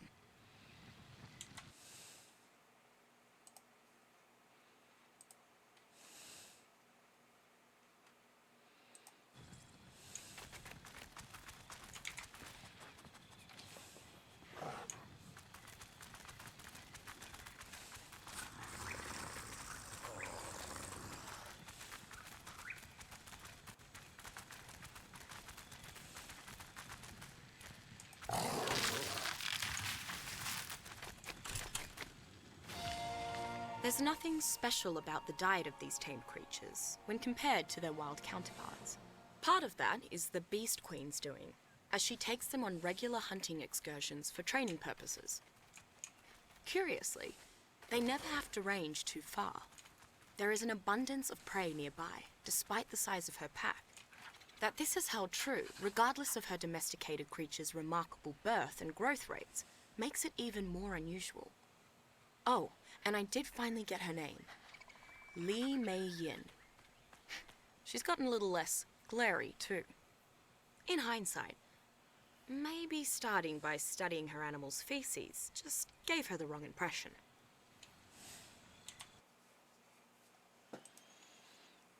Well, yeah, usually when you see people playing with poo, that's the first mark of a crazy person.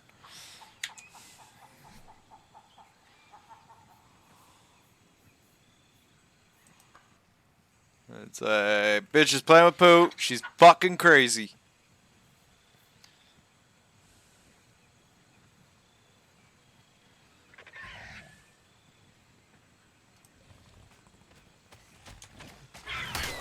Really?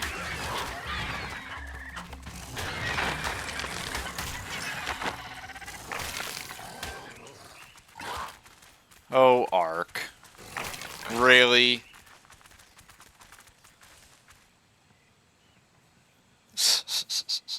What a fucking joke.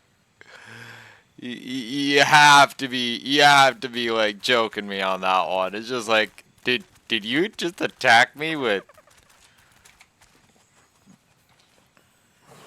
fucking Ark trying to butterfly effect my ass? Fucking hilarious. Alright, I already grabbed that one. I do believe this is the next one. Stegosaurus regium has approximately 16 paired rows of plates along its back, flanked by another, smaller pair of 6 plates. This is contrary to the alternating rows on Stegosaurus fossils I've seen in museums. Not surprisingly, Stegosaurus uses the spines on its tail to defend itself. While not aggressive, Stegosaurus will come to the aid of another nearby Stegosaurus. This implies it to be a herd animal. Stegosaurus is commonly used as a safe way to transport large quantities of goods. And once you saddle one up, not even an Argentavis could knock you off that perch. A Stegosaurus can be trained to flex its backplates for different purposes, hardened to shield it from attack, in a heavier alignment that deals crippling blows, or oriented more sharply to pierce armor. These various plate configurations also come in handy for stripping wood from trees, gathering thatch, or foraging for wild berries, respectively. Stegosaurus can knock back or impale with a whip of its spiky tail, keeping predators at bay or pinning them in place. Its spiked appendage also helps for gathering berries. Go figure.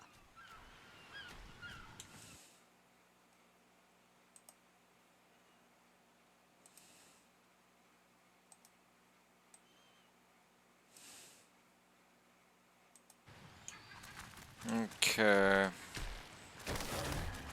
Out of the way.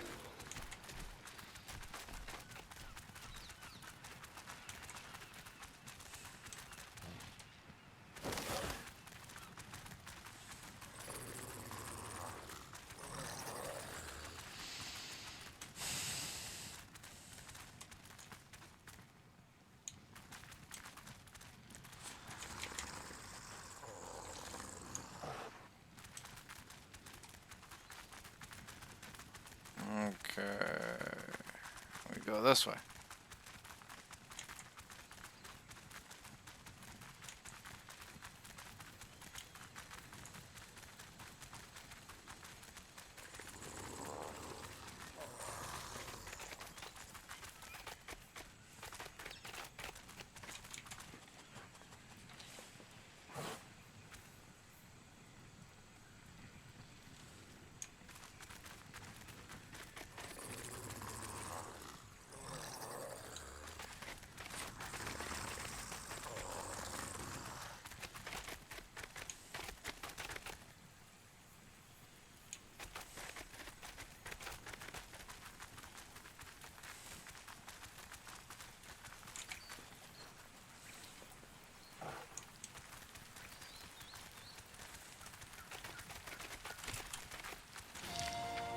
Found mostly in marshes and jungles, Achatina limusegnis is a very slow, very non-threatening land mollusk.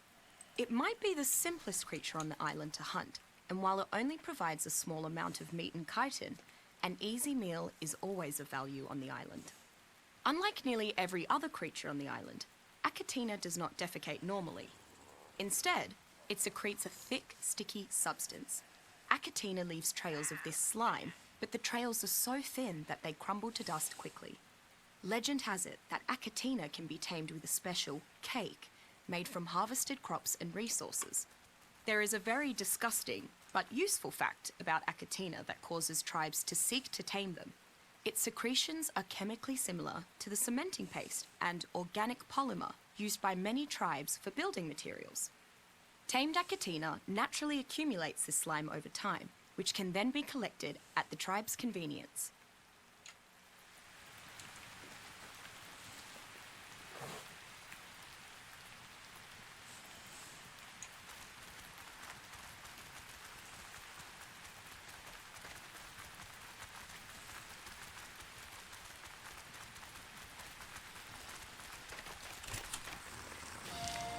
Quite possibly the most intelligent non-human creature on the island, Trudon magnanimus is an incredibly fast learner.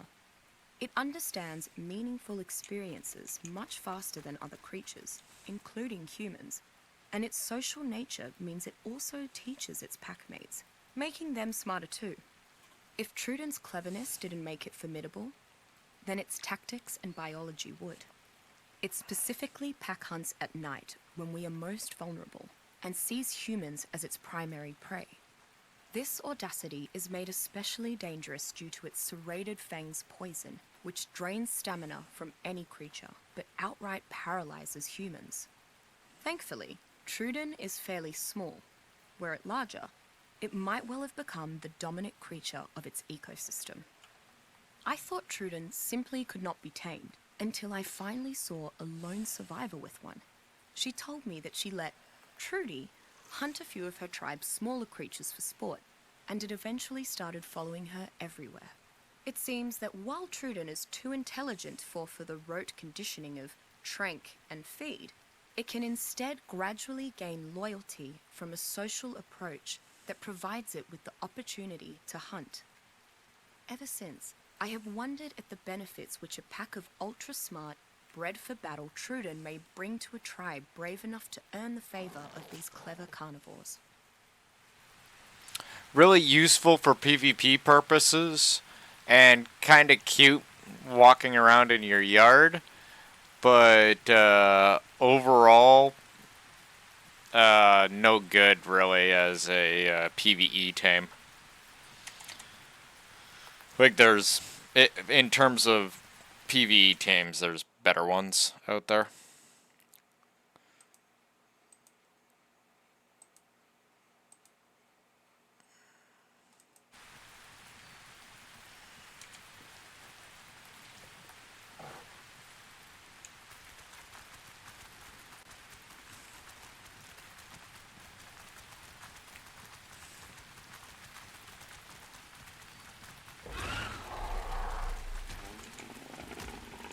Look at this guy.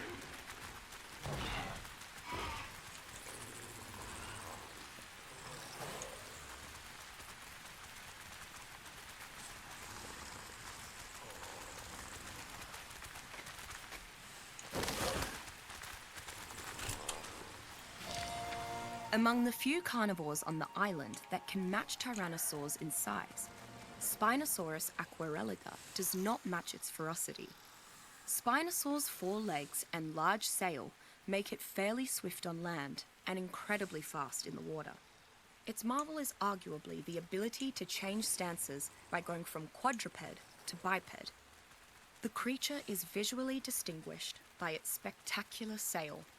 In my travels, I have seen many different and brightly coloured sails, as every Spinosaurus appears to have a slightly different palette. The one comforting fact about Spinosaurus is that it seems more at home near water than away from it. Although the creature is more powerful, faster, agile, and insatiable while in water, it tends to become less hostile as it gets farther from it. On one occasion, I only escaped a Spinosaurus by getting far enough from its lake home to make it simply lose interest. Spinosaurus is an incredibly well-rounded apex carnivore, faster than a Tyrannosaurus in water, and able to travel on land unlike a megalodon. Its all-terrain versatility may be unrivaled. Although its movement speed is slower in a biped stance, it gains considerable attacking strength and mobility in this form. For hunters who wish to have a well-rounded mount, Spinosaurus may be the ideal choice, if they can acquire one. Which can be really annoying if they decide to start running.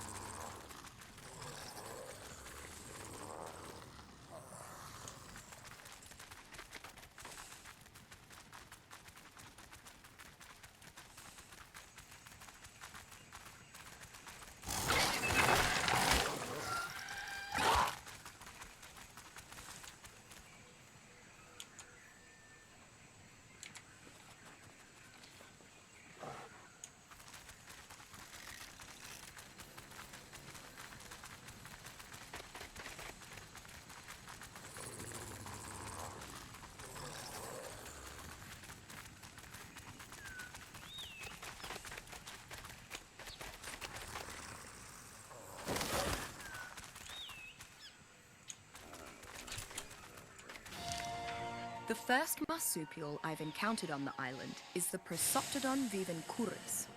Standing nearly 3 meters tall, it is among the largest jumping creatures I've heard of. It is a fairly peaceful herbivore that will immediately flee when aggressed upon. One of the Prosoptodon's most unique features is its pouch. Unlike many pouched marsupials, Prosoptodon's pouch is relatively dry and has little in the way of sticky or oily fluids. I assume this is good for the joey, but I have not figured out exactly why yet. Its other unique feature, powerful hind legs, can knock back aggression much larger in stature. Prosoptodons show great precision when leaping, as if they can accurately target the landing without fail. I've seen them effortlessly hop and land from heights that would flatten other creatures. It seems Prosoptodon's knack for carrying things has increased its load-bearing capacity. Prosoptodon's dry pouch makes it an excellent beast of burden that can carry far more than any other creatures of its size. Additionally, it appears to provide an optimal environment for nourishing babies, so much that upon maturing, they have even more vigor.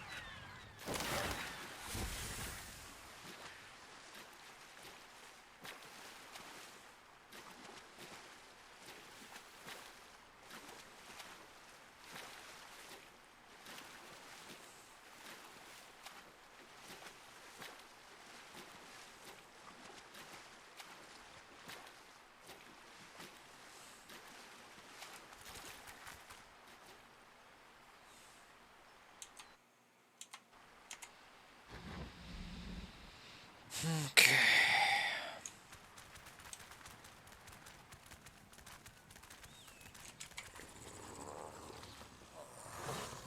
Up there.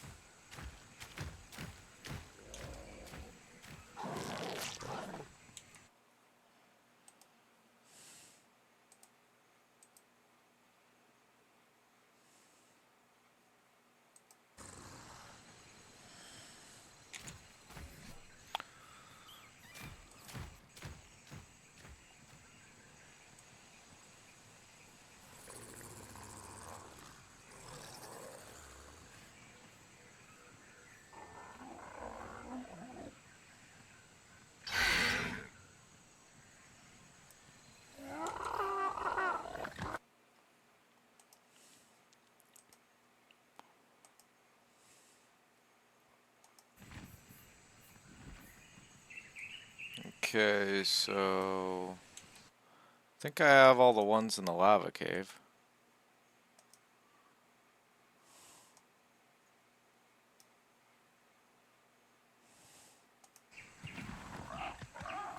Yep.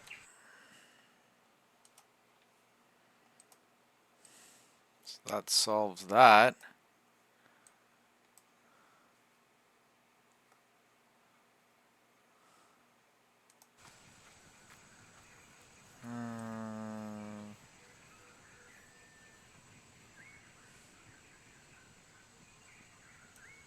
Okay.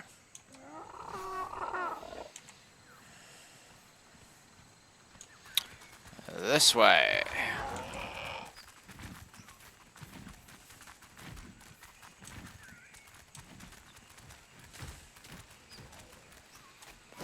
No. Can never go wrong with having a direwolf. Even if it is only one or two. Alright.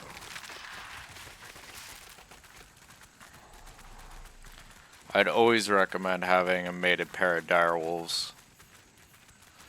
That way you can just continuously keep making direwolves. That's adorable. And now you're dead.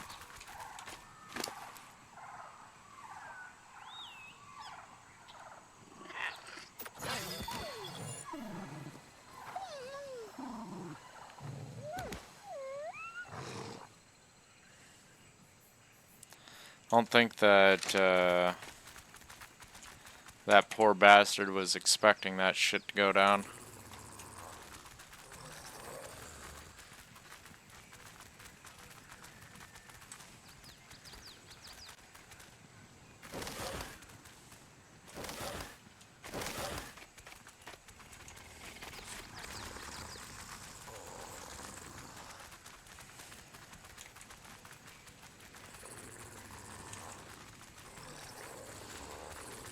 He's like, I'm a boss! And then he got killed. Did it. Ba-dum. Hmm?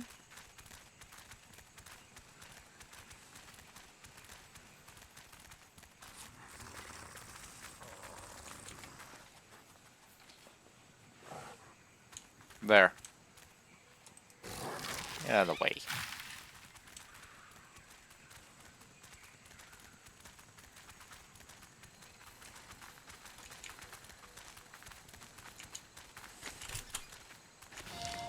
Pteranodon wyvernus is a large pterosaur, capable of flying more quickly than any creature I have witnessed on this island thus far.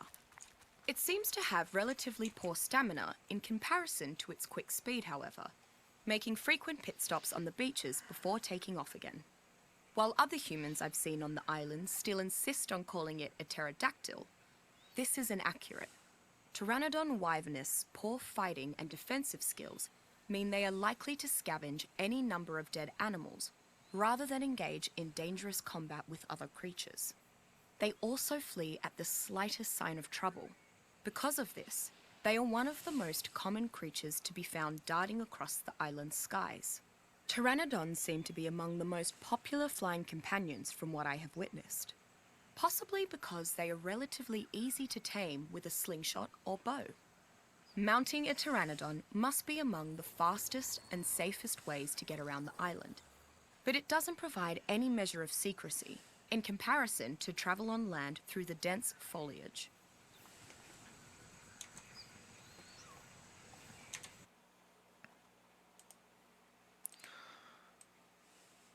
I literally have nothing to say about Pteranodon.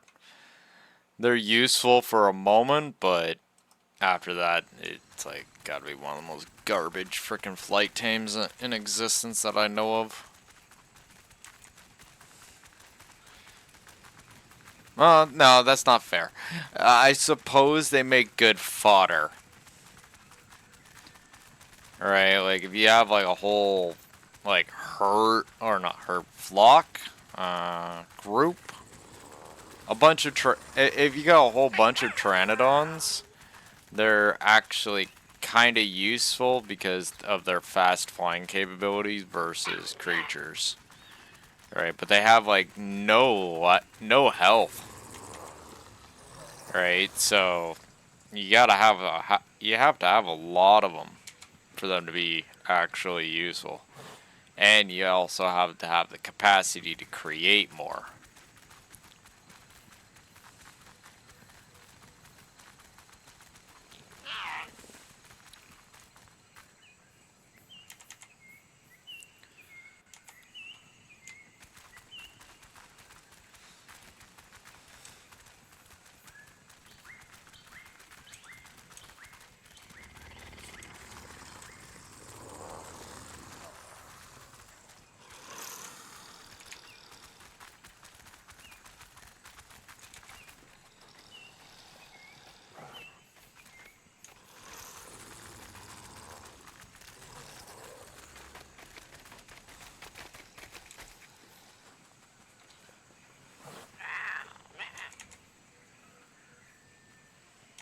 Yes.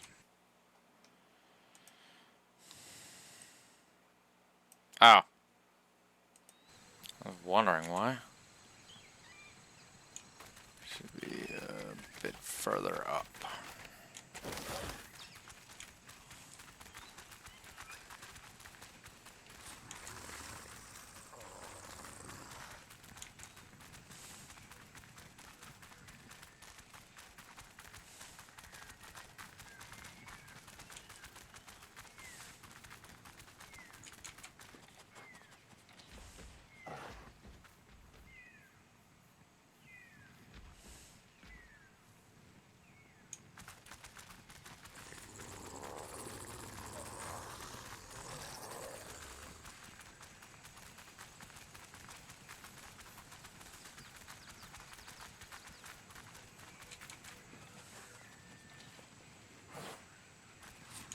Ah, finally.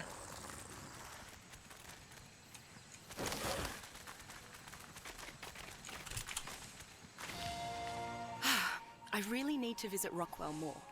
It's so energizing to be around someone of his experience that still has so much excitement for his work. And talking to him always helps me gain perspective. As for the island's ecological abnormalities, Rockwell reassured me that I was jumping to conclusions. He made a great point. Just because this place doesn't follow the scientific laws we're used to, doesn't mean it follows no scientific laws at all. After all, science is about discovery, and new discoveries can invalidate old principles. So before I latch onto my theory, I need to gather more empirical evidence. Otherwise, I'm no scientist. Yes. No scientist at all. Okay. Mark this off the list. What's the next one? Oh, jeez. Well, onwards.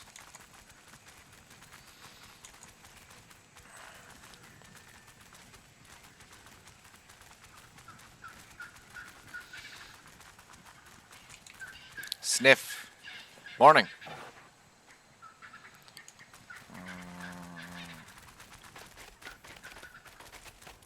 Huh. Well. Guess we're going around.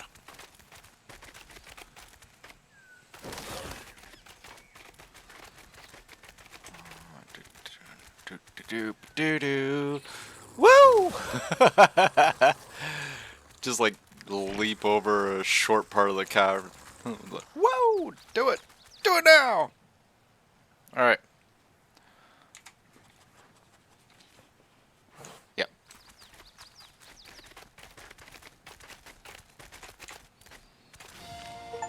This expedition to White Sky Peak has been just splendid, top to bottom. The weather's been marvelous. I've found excellent floral samples, and the Thank you local for the hunters follow. had more woolly rhino horns than you could Thank you shake a very stick much. at. I even managed to find volunteers for my latest experiment.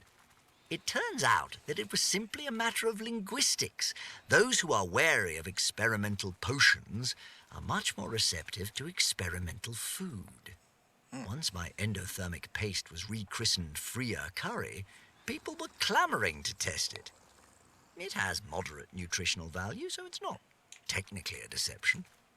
It's just favorable language in the name of progress, that's all. Perfectly moral. This is food, not some sort of crazy potion. What type of food? It's curry. Oh, well, I'll have a bowl of curry then. Oh, shit.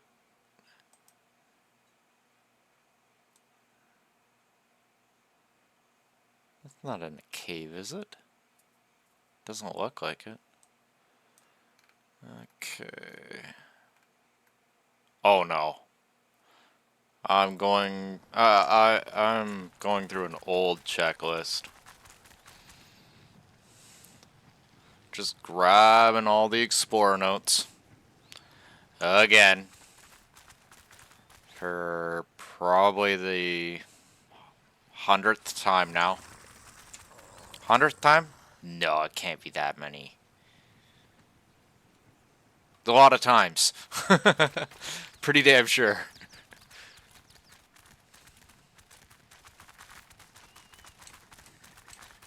First time for ASA, but I'd done it like a whole bunch of times on ASE.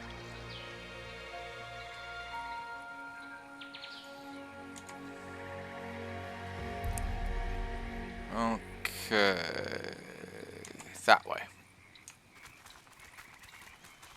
Come along, dog. We need your nose.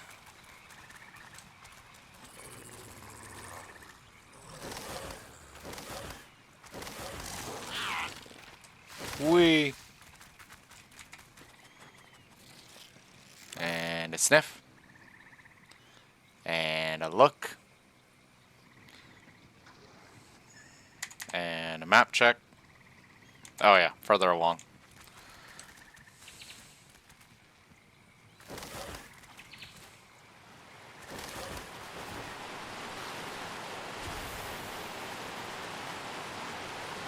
No piranha. Bad piranha. Nope. Nope. Oh, Diplo. Get out of the way, you silly freak.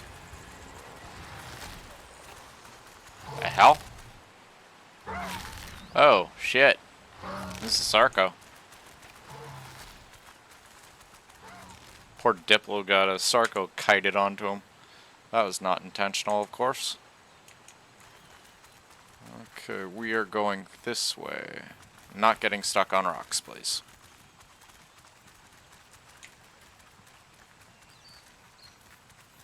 It's a nice waterfall.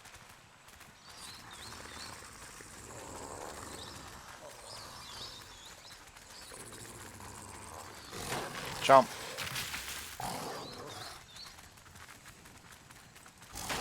Chomp. Chomp. Map check. Ooh, we've moved further south than intended. Okay, so it was at the top of the falls. Okay. Okay, I get it now. Might almost be worth it to pull out the Wyvern and jump to the top of those falls, but we could get around, I'm pretty sure. Pretty sure. You know, it's been a while since I've been in this neck of the woods, but I should have no problems navigating this area. I don't hang out near the green obby nearly as much as I should. It's a nice area, it's just usually hot. If it weren't for the pyro kitty on my shoulder, I'd probably be cooking right now in this armor. Map check. It should be right near me. Give it a sniff. What do you see? Or what do you smell, more specific? Yeah. Do you see with your nose? No.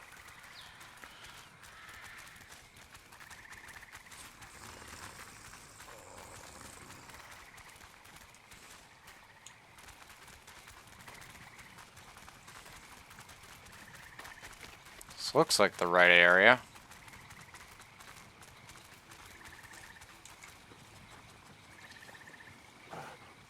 Yep.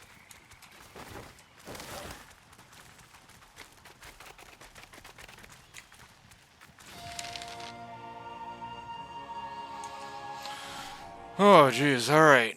Nerva 25 off the list. Marcus collected. Moving on.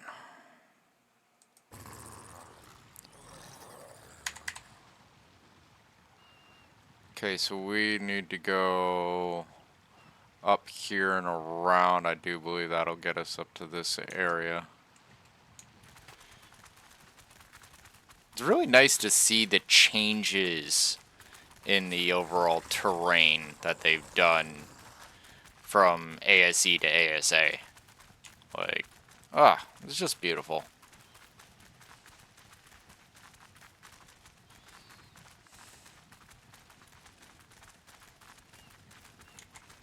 We're going this way.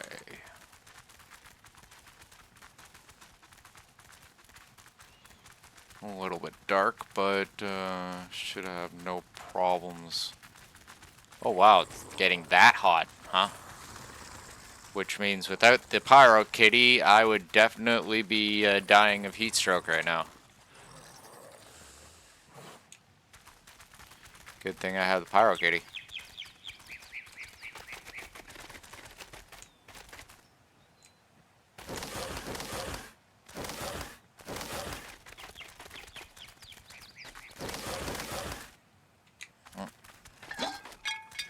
There we go.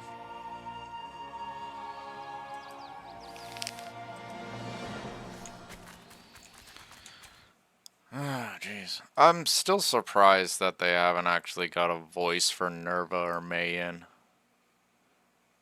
Like, both are predominant characters.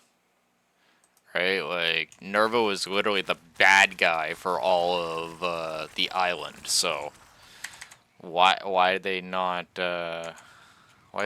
get him a voice? Like, I get it, he was only on the island, but that's not reason enough not to get him a voice. There's a lot of characters that they only survived for maybe 1 to 2, I guess, maps, but still, you know. Ichthyosaurus curiosa is a comparatively small carnivore found in the waters around the island. It is slightly larger than a human, but that's still small compared to the leviathans roaming these waters. It seems to be very interested in any creature around its size, often approaching and following humans swimming through its waters. Despite its appearance, the Ichthyosaurus is neither a fish nor an ocean mammal. It's Like a many lizard. creatures in the waters around the island, it is actually an aquatic reptile. I can't think of a better mount for someone starting to explore the island's seas and waterways. Ichthyosaurus is a comparatively fast swimmer, and even in the wild will cozy right up to you and try to figure out what you're doing. Taming these is actually pretty easy, as they seem to love humans and will be fed and tamed without the use of violence. Which they have found a wonderful new use now that Shastasaurus has been added to the game.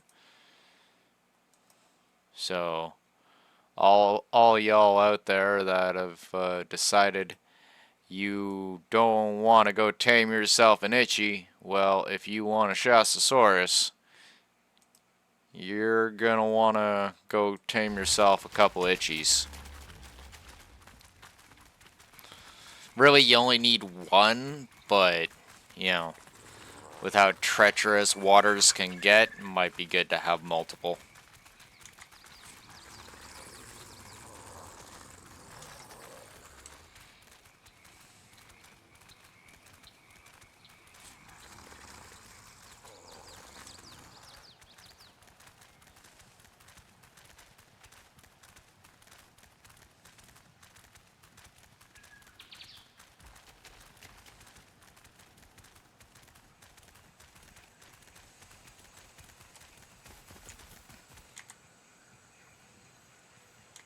should be near us.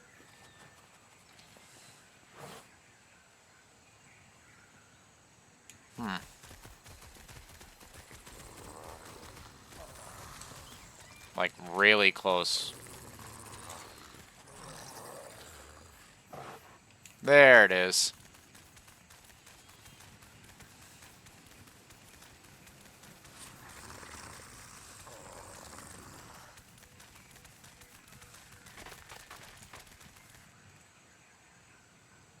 Did I pick this one up already? Oh, I did.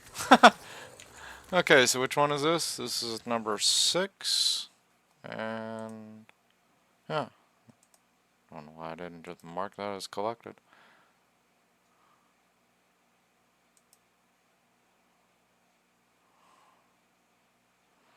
Okay, that's in the cave below us, so that'll be later.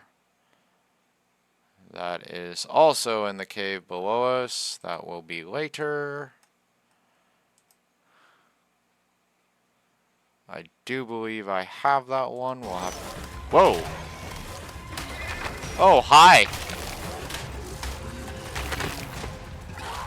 And that is what you get. And you fuck off too. No.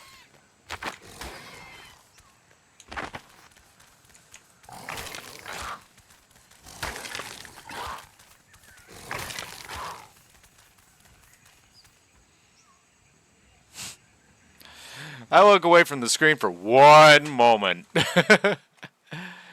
Go and check my checklist. It's just like, shit's hitting the fan.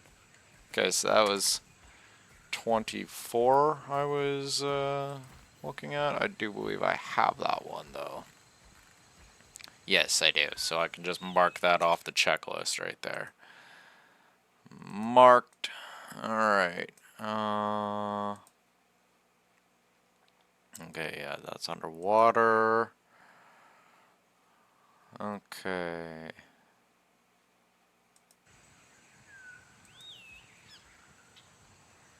Alright. Onwards and upwards. By up, I mean north. Oh shit, that's another 3s now. Let's not piss it off.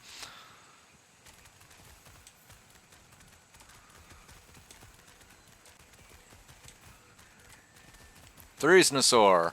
Wonderful. Gentle creatures, just don't piss them off.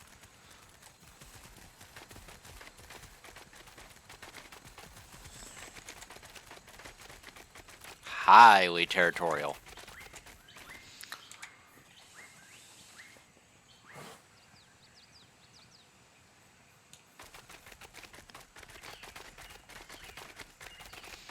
Also, speaking from multiple experiences, excellent boss killing creatures.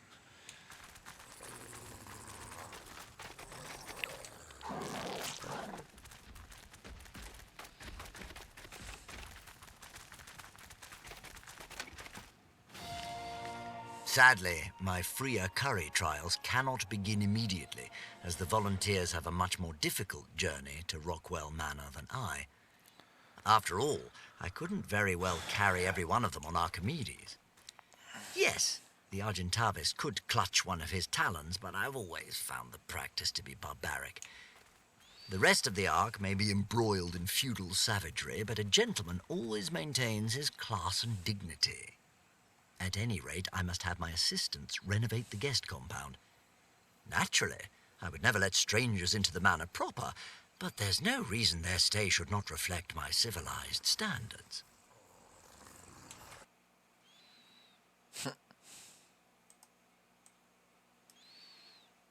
Okay.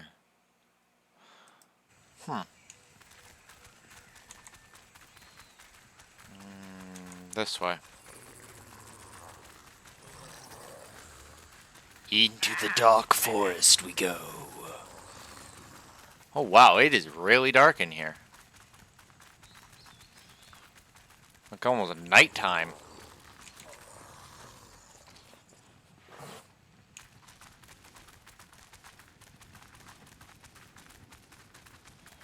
Like, good thing that we got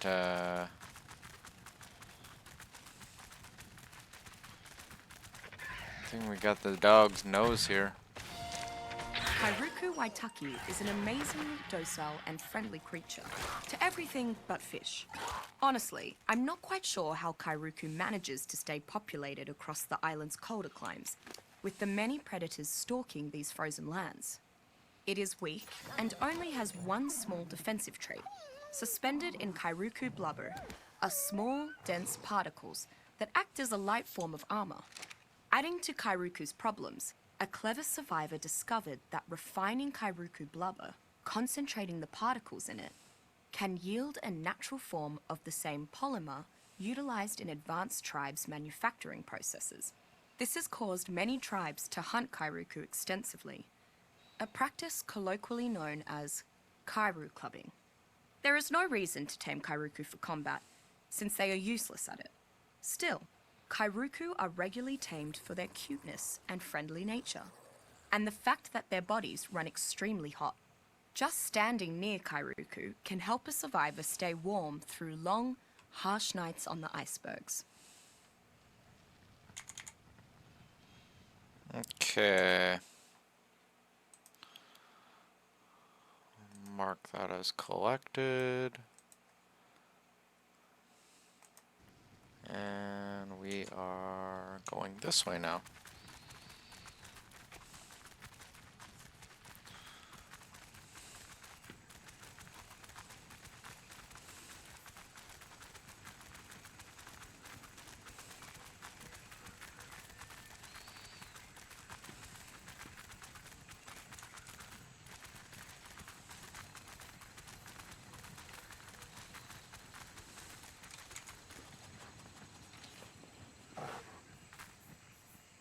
That's a Karaku one. A little bit further northeast, I do believe.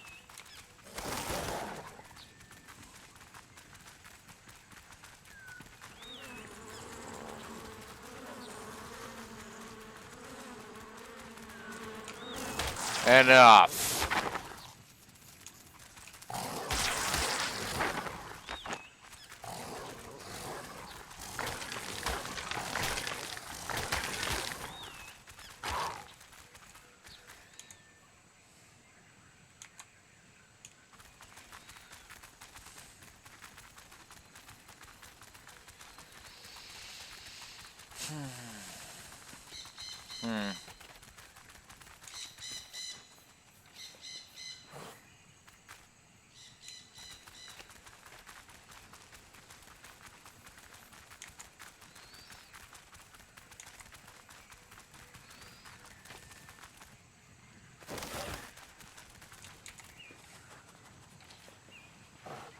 There.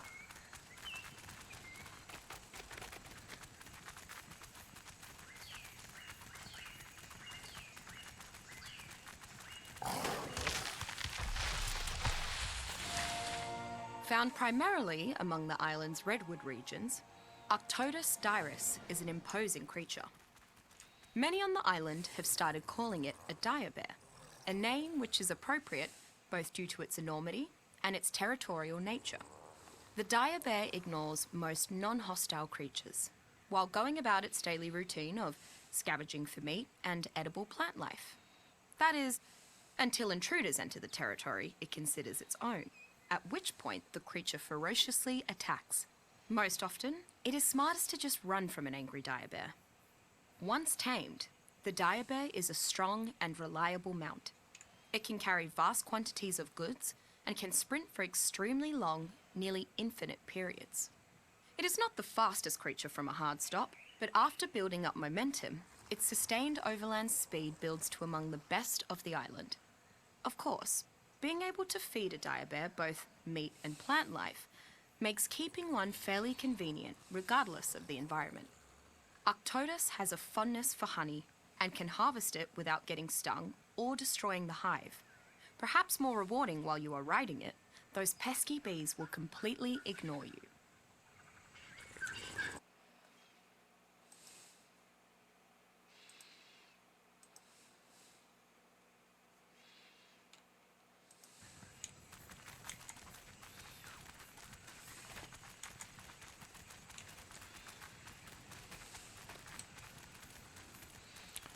Running! More running!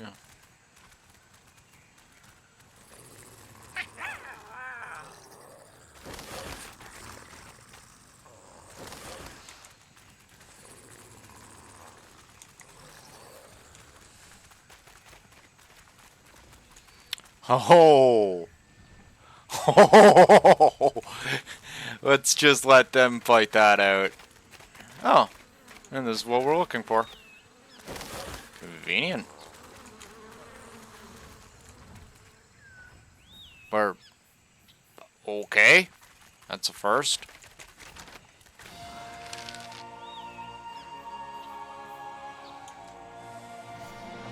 I don't think I've ever seen. I don't think I've ever seen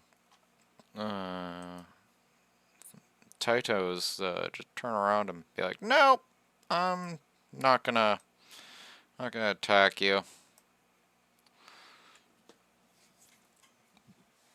Okay, this next section is going to require a bit of finesse.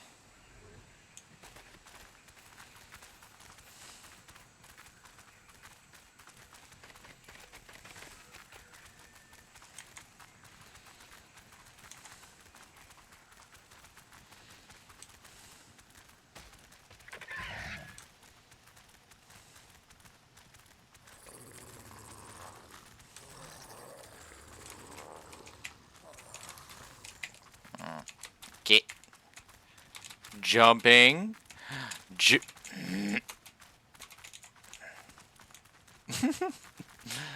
Oh shit. Get up. Really? Stop.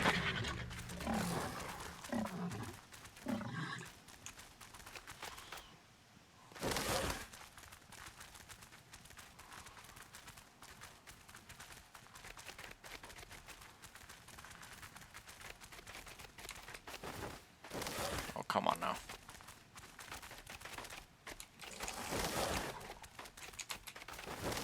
There we go.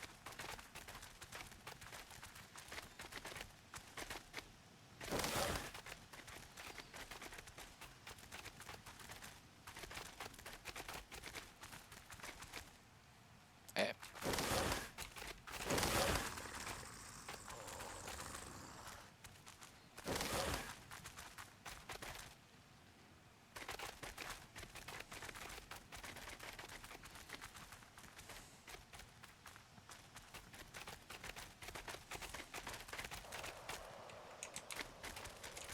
Whoa, whoa, whoa. Slow down there, Turbo.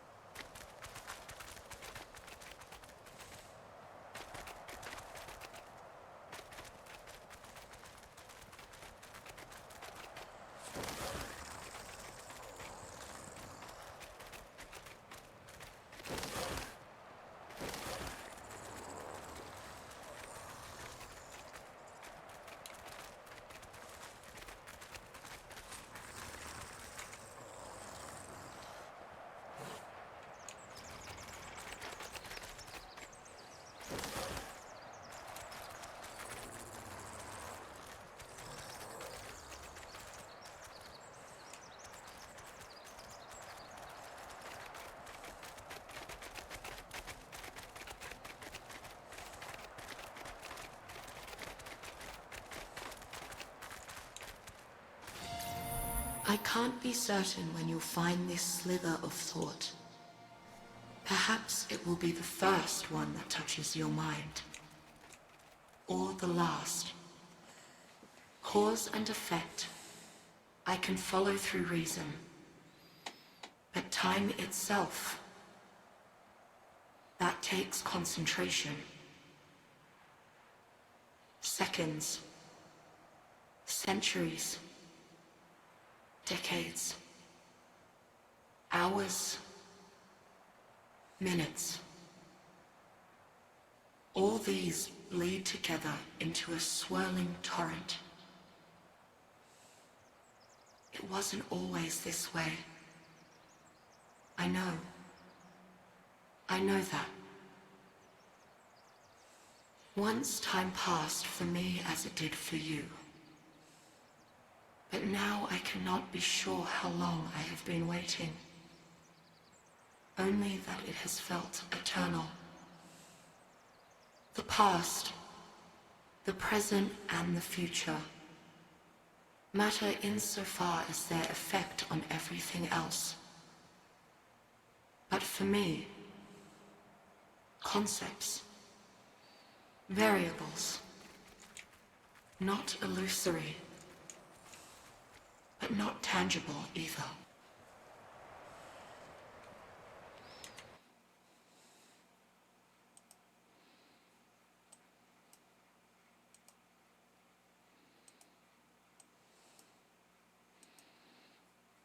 Okay. Do I actually have the other one that's across from here?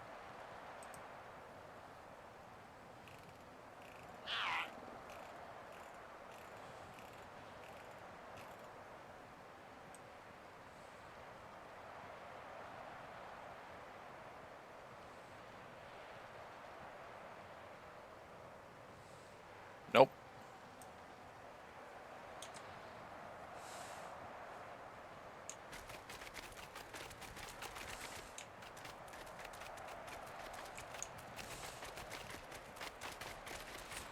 And yes, I could very simply just pop out the Wyvern, but what fun would that be?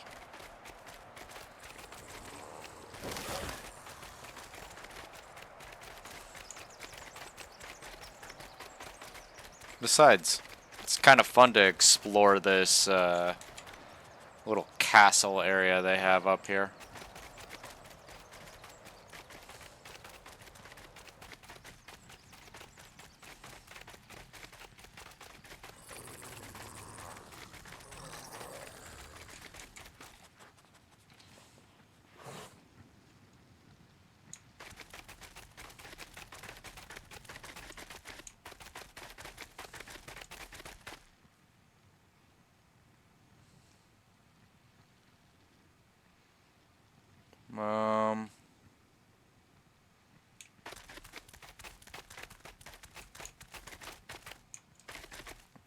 Nice and easy.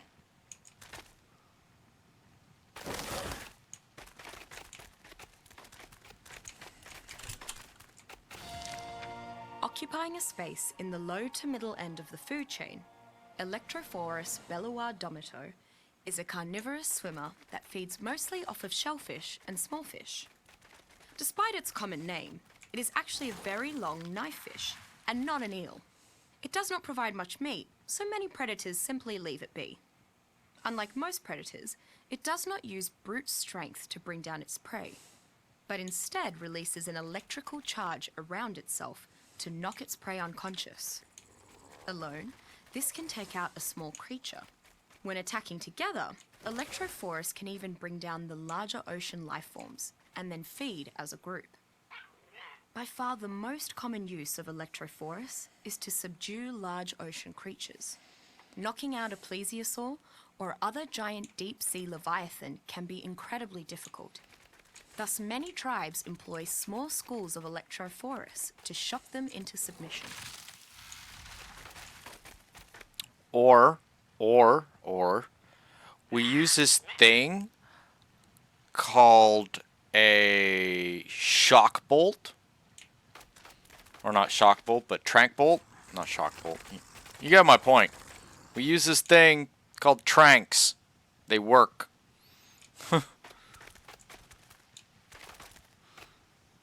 Oh boy.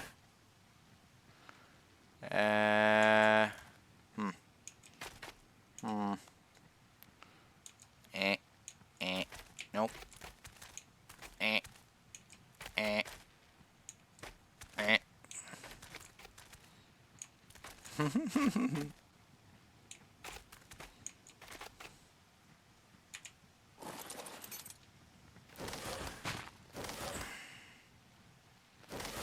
Hi.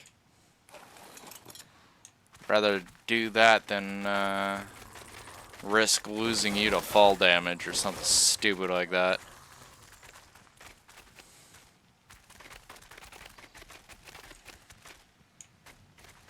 Fastest way I've ever seen a frickin' tame ever die in this game.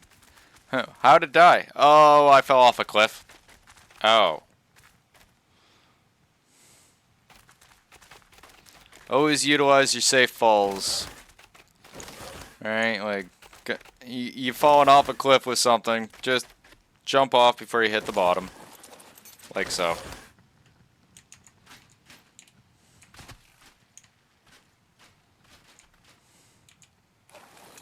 Come on, you.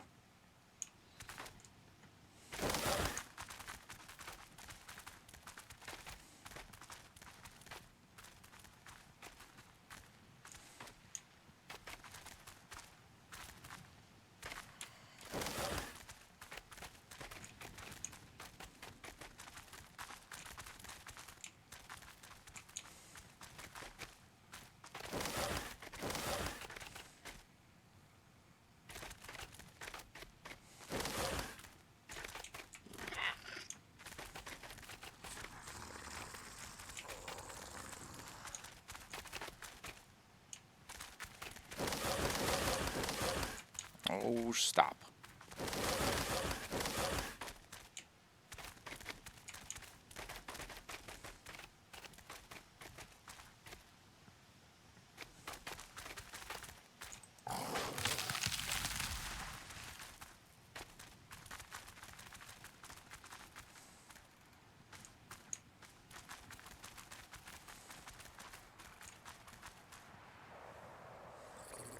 Yay, we're back up.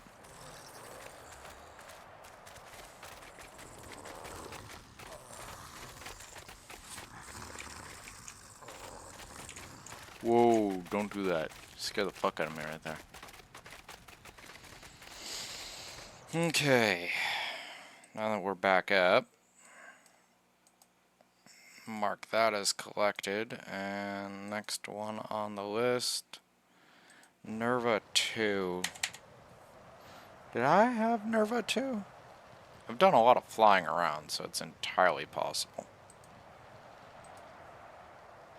Yes, I have Nerva 2, so we don't need to like grab that one.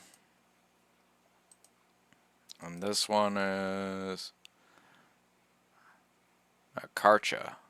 I don't think I have that one.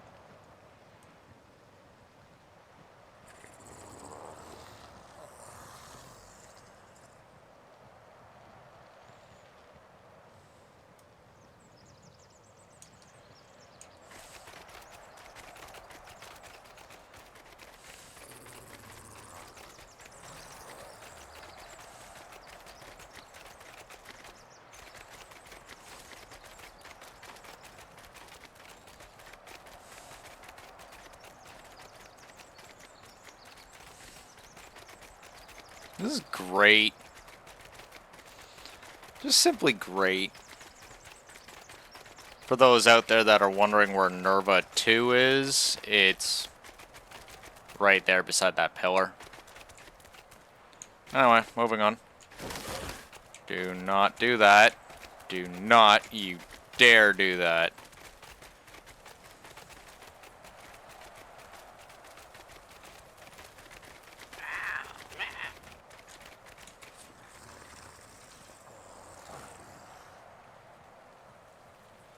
Yeah, it's detecting 2. But we are going further up.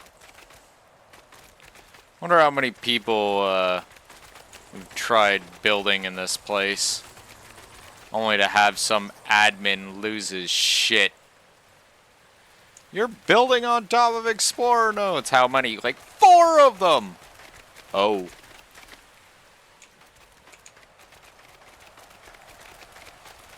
A lot of admins out there get really owly.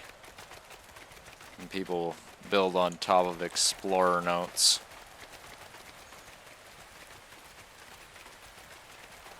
Me, I'm understanding towards both sides of the argument.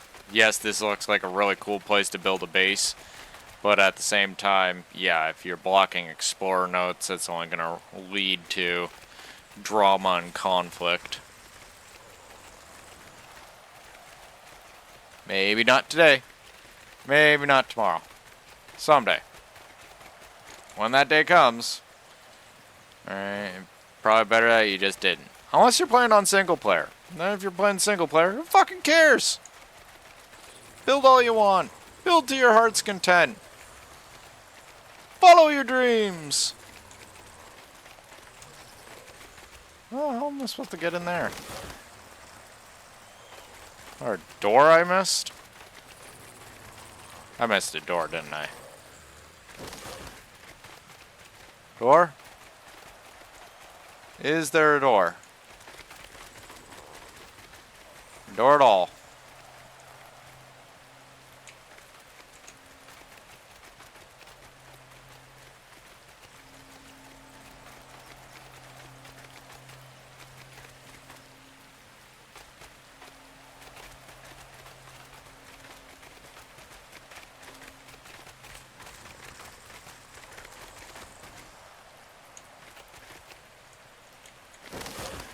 I see.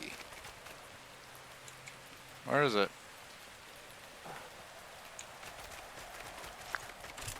Wow, tucked away in a freaking I feel corner. lucky to have crossed paths with Carcharodontosaurus medicupestis and lived to tell the tale. Though I'm not sure if this predator grows bigger than a Giganotosaurus, I hope to never find out. Just one of these bruises held its own against an army of us, and that encounter cost us dearly. Carcharodontosaurus can sweep aside attackers with its tail, but it's the other end you'll really want to avoid. It has teeth like steak knives, set in jaws strong enough to shred most prey. Even a near miss will carve you up, but good. Like its namesake, the great white shark, Carcharodontosaurus gets more dangerous once it tastes blood. Each kill seems to give these monsters a rush and drive it into a berserker frenzy. Anyone that manages to tame a Carcharodontosaurus will gain a new way to rally their tribe for battle. There's something about this monster's roar that drives others to fight. A war cry for Hell's own army. The more tactical tribes will let their Carcharodontosaurus tear through the mid-sized creatures in their enemies' ranks, thereby building up its blood rage to take on the largest threats. Huh. Talk about shock and awe.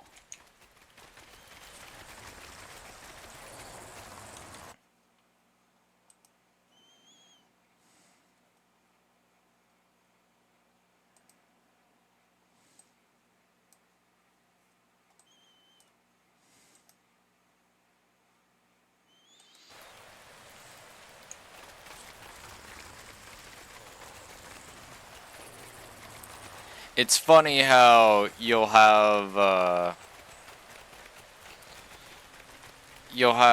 lot of these newish, I would say, newish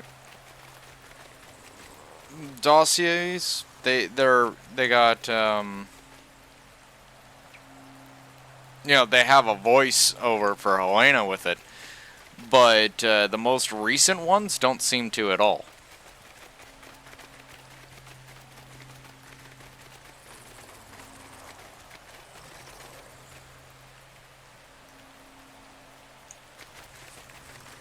At least not one that I've noted.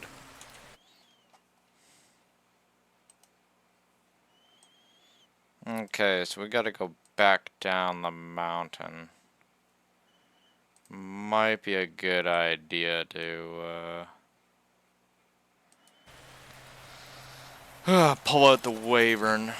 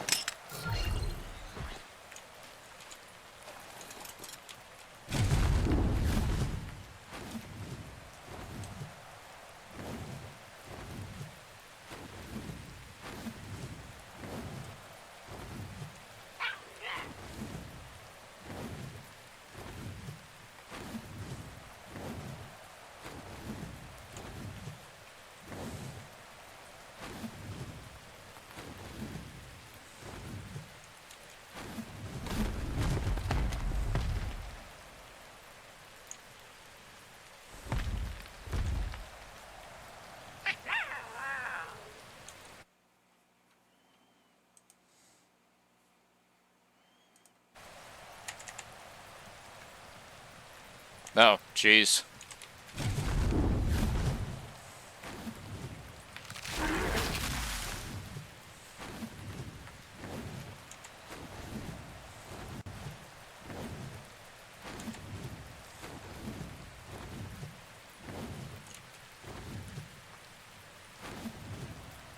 Land, you silly wizard. Have no time for your stupid.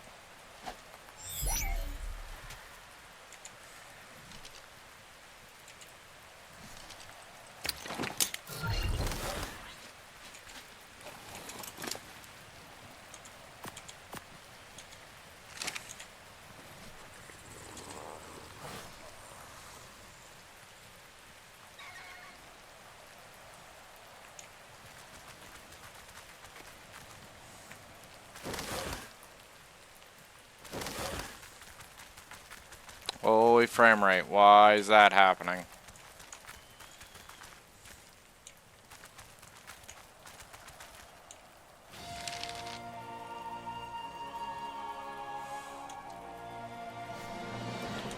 Alright, mark that off the list.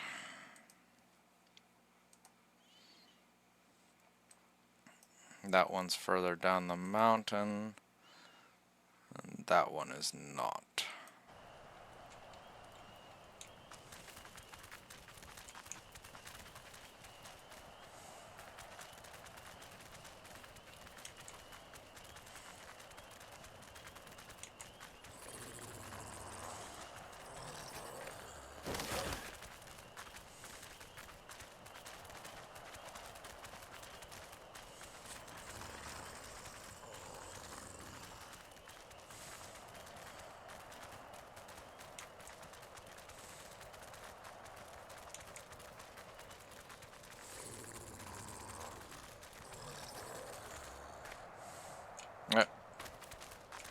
Can we not? Alright, fine. Go around it.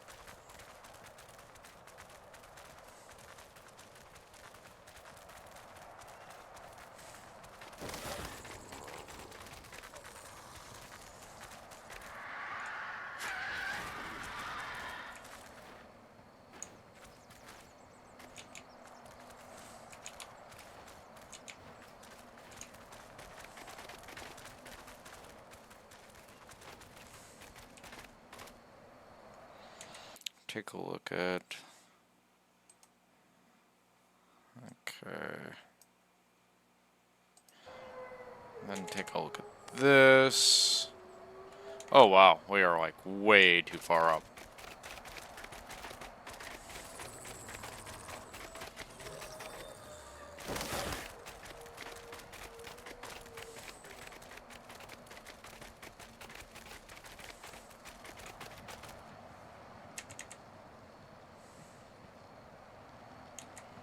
Should be down a bit.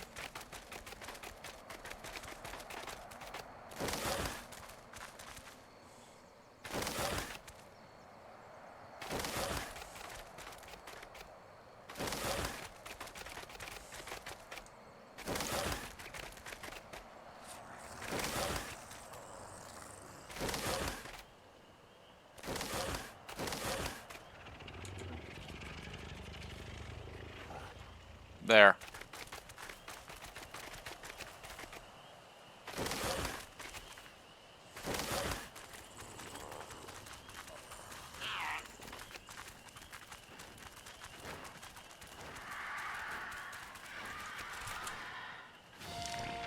Like the Carnotaurus, Baryonyx aquafulguar is a large carnivore, but not large enough to rival the island's apex predators. While not as powerful as some deep-sea predators or Spinosaurus, Baryonyx is an extremely fast swimmer who is still sufficiently nimble enough to threaten most creatures on the island.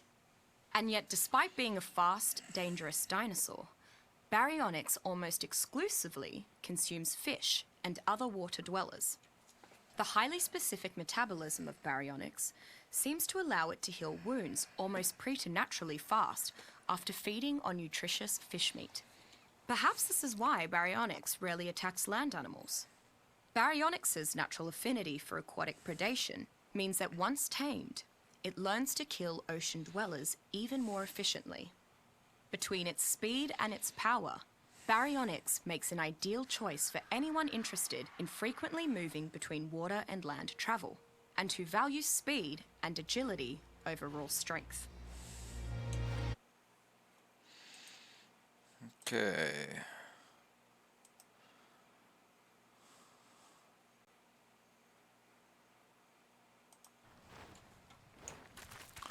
Onwards.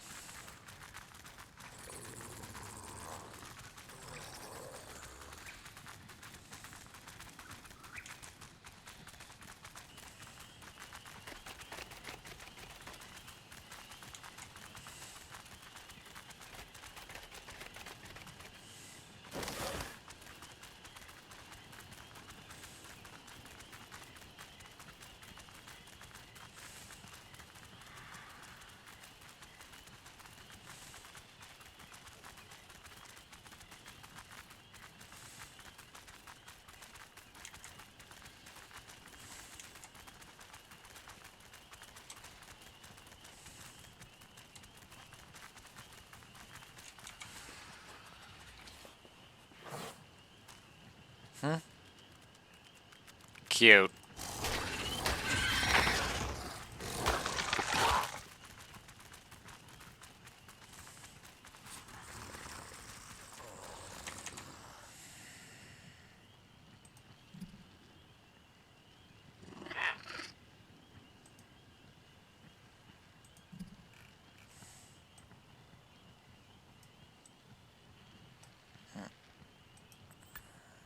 Take that damn thing off my grid. That way I'm not seeing it out of the corner of my eye all the time.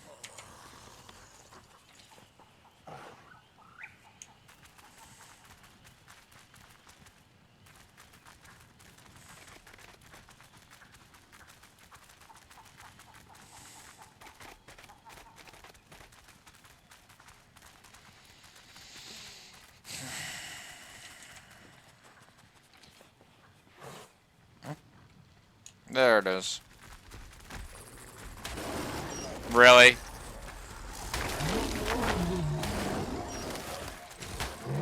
And that's a dead saber-tooth. Very dead saber-tooth. Presiding almost solely within the island swamps, Diplocaulus natatori nutrix is a small amphibian that primarily eats minor fish. It rounds out what I consider to be the middle bottom of the ecosystem, feeding on the tinier non-insect creatures of the island, while itself being a common snack for the larger carnivores. Because so many creatures prey on it, Diplocaulus has become very skittish and often flees at the first sign of trouble. It uses its amphibious nature to escape into whichever environment its predator isn't native to. Diplocaulus' unique capability to retain vast quantities of oxygen allows it to effectively remain submerged for hours at a time, usually outlasting even other amphibious creatures that might otherwise prey upon it. There are only a few uses for tamed Diplocaulus. It is primarily kept for the rather disgusting practice of employing a Diplocaulus as an oxygen bag. Diplocaulus stores air in the bladders of its head, and divers can suck from these bladders to take deep breaths while submerged, supporting long-term underwater exploration without the use of external gear. Surprisingly, Diplocaulus is also extremely efficient when it comes to hunting trilobites.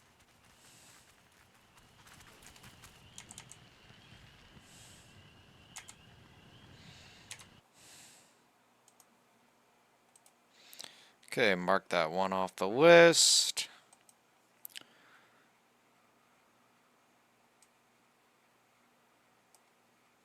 Dimetrodon. Oh, jeez.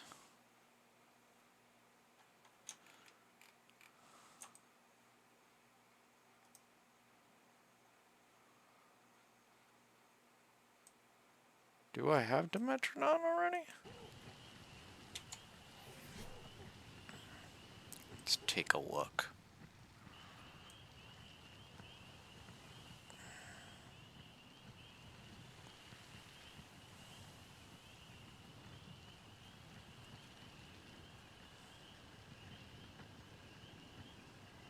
No, I don't think I do.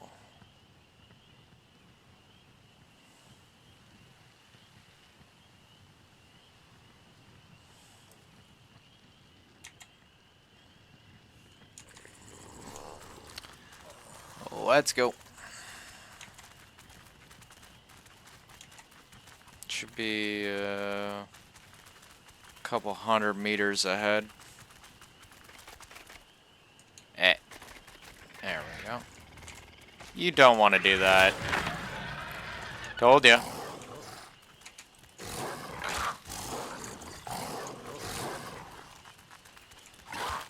Oh, let go. Okay, that makes 0 sense.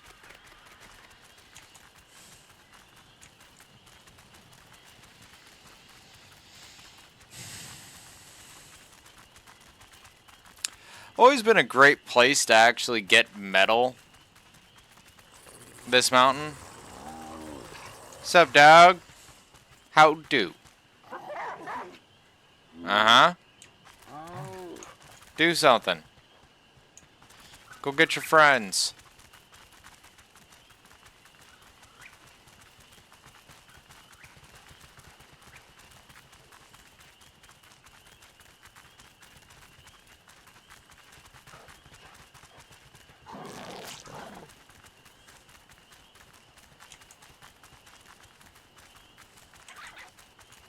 No, that's a 140.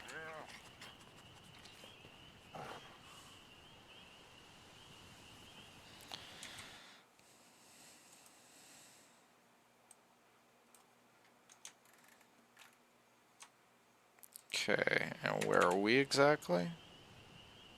Oh, we still got ways to go.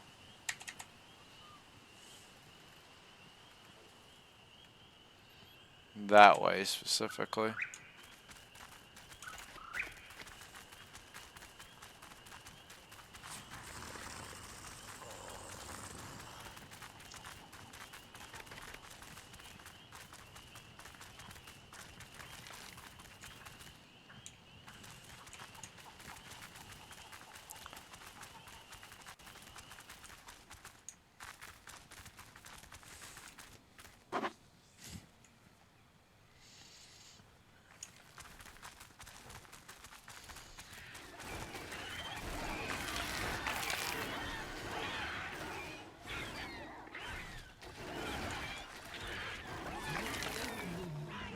It's a fucking mosh pit going on here.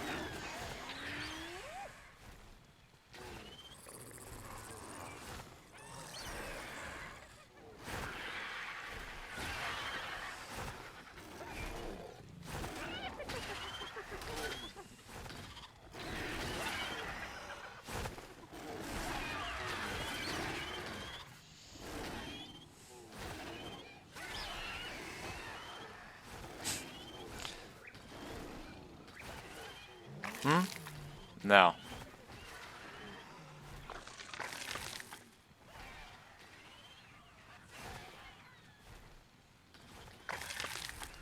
It's single player modded.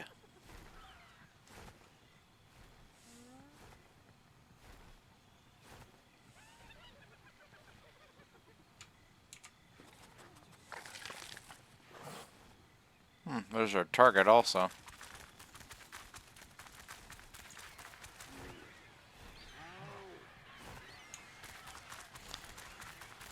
That Alpha Raptor gives us any trouble, rip its face off with my direwolf.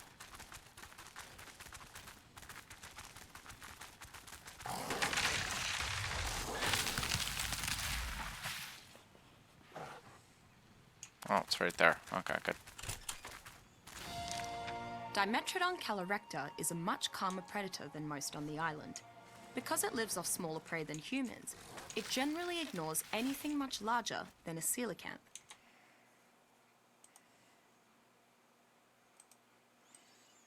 Okay. The sail on Dimetrodon's back is an especially fascinating thing. It can be angled to provide shade from the sun and allows Dimetrodon to disperse heat more quickly. The inner workings of the sail can also restrict blood flow in the creature to hold in excessive heat.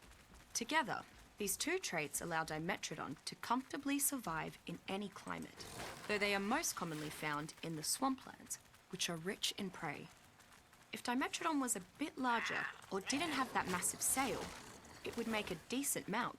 However, its main use to survivors is to utilize the sail's insulating capabilities. How you doing, CJ? Just being near Dimetrodon gives excellent protection from both heat and cold, which has saved my life through more than one ice blizzard in the frozen Northlands.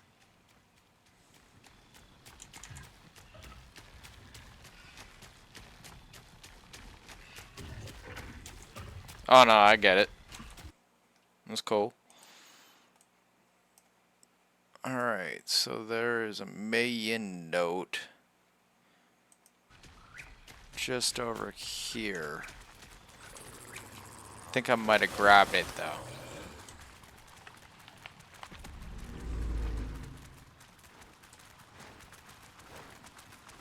Oh no, this is the island. There is no explorer notes on the center.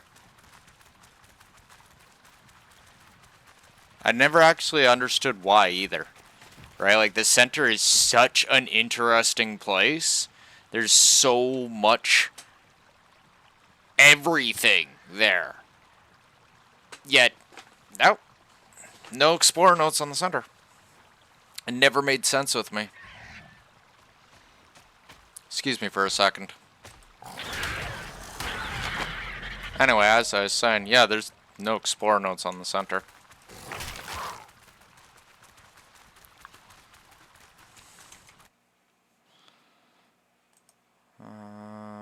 Okay.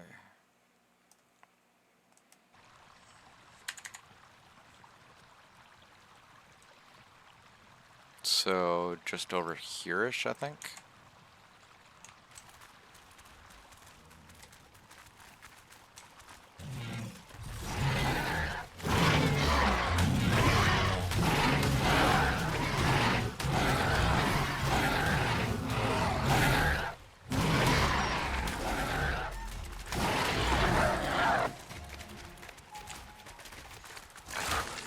Oh.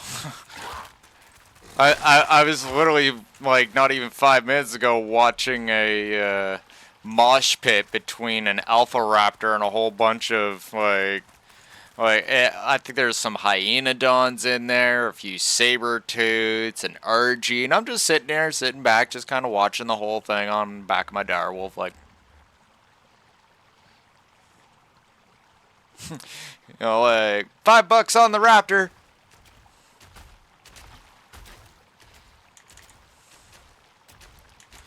Okay, sniffy sniffy. I do believe I got this one. Survey says, yes, I grabbed this one. Awesome, so we can just wipe that right off the list. Okay, one less thing to be remarking on here. Mayan Note 20. Further south.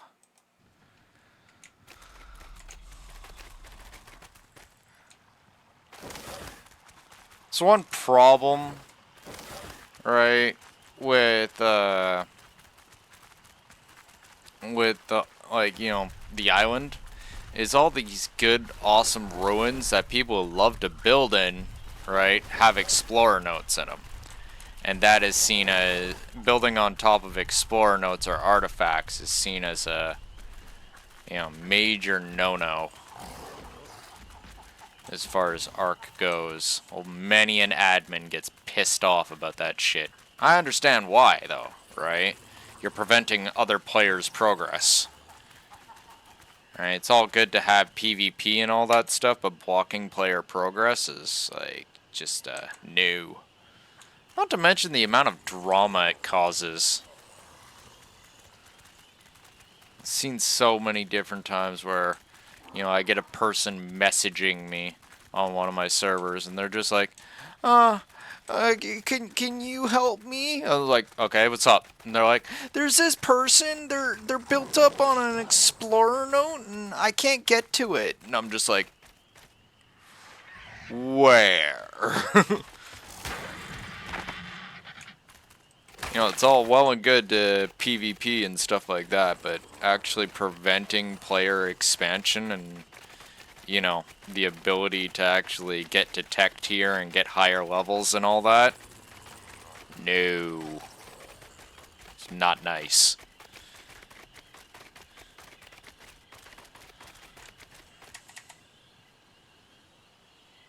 This is one of the reasons you never see me building in ruins anymore. Which is another reason why I like the center. And it's oh, that's a T-Rex. Like, guaranteed, nowhere near any of my T-Rexes, right? But yeah.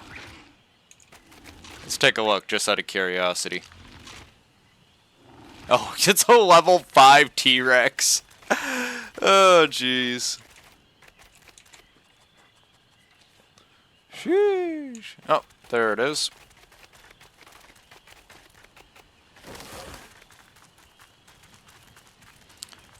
And a bite. Bite. Bite. Bite. Bite. Bite. Bite. Direwolf teeth that are capable of chomping through a tree is fucking awesome. And there's Mayin 20. And I can't see anything.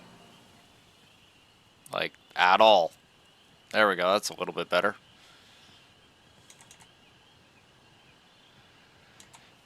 Wipe this off the list.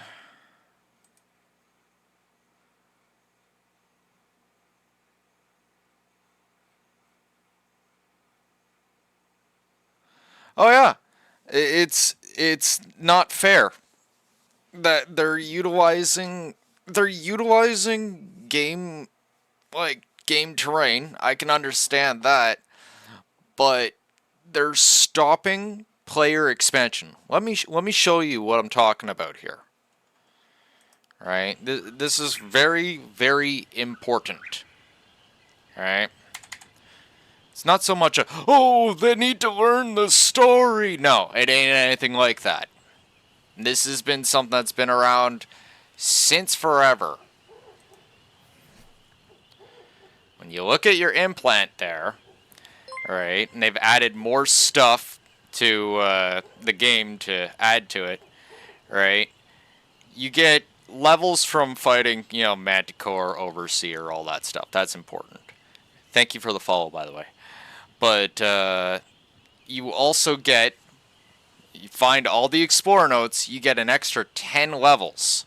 So you're getting, your max level, right, vanilla, right, before you do anything, is 105, right? Kill a Alpha Manticore and the Alpha Overseer, bam! That's 30 levels. Now your max level is 135.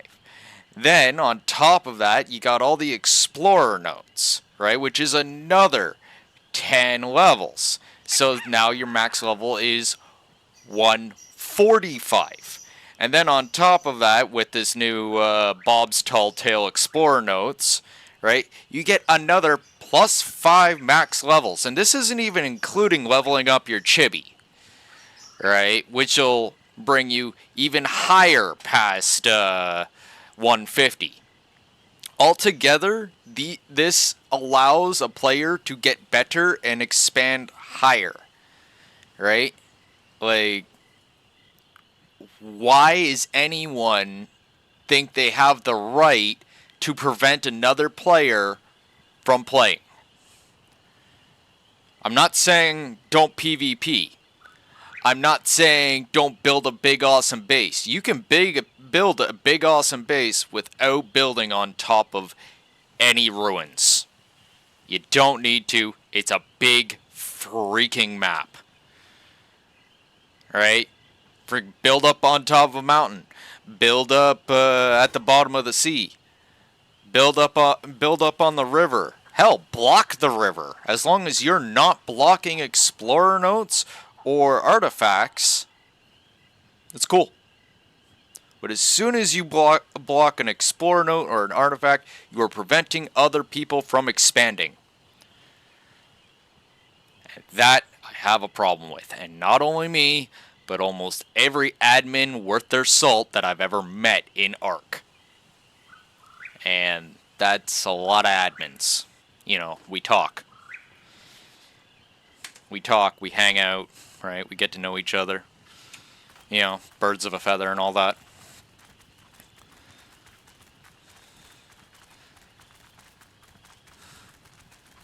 Like, not gonna get into a grand rant of why you shouldn't do it. Just don't do it. And that is the why. I've nuked more than a few idiot bases. Sometimes with admin codes, sometimes with, like, just sheer firepower. Because people decided that they had the right of it. Nobody has the right to prevent another player from having fun. Nobody. Alright? Like, that's just... no. Unless, of course, that individual player is a griefer, and their idea of fun is griefing other players. Then, yeah. Yeah, you got the right to stop griefers, because they're griefing people. But, if they're playing legit, then...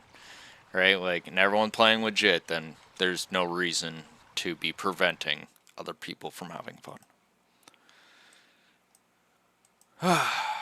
Nerva, number 4. This away. I think. No, I think it's that way a little bit.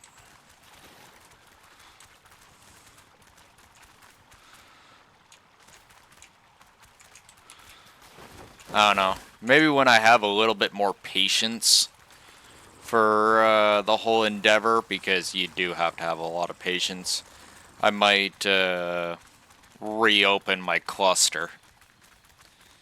Which, that unto itself is that's a fair chunk of change. Oh look, an aloe. Sup, big lizard? Just aloe frolicking away, trying to lay a smackdown on a freaking hyenodon. Okay, so... sniff. Up there.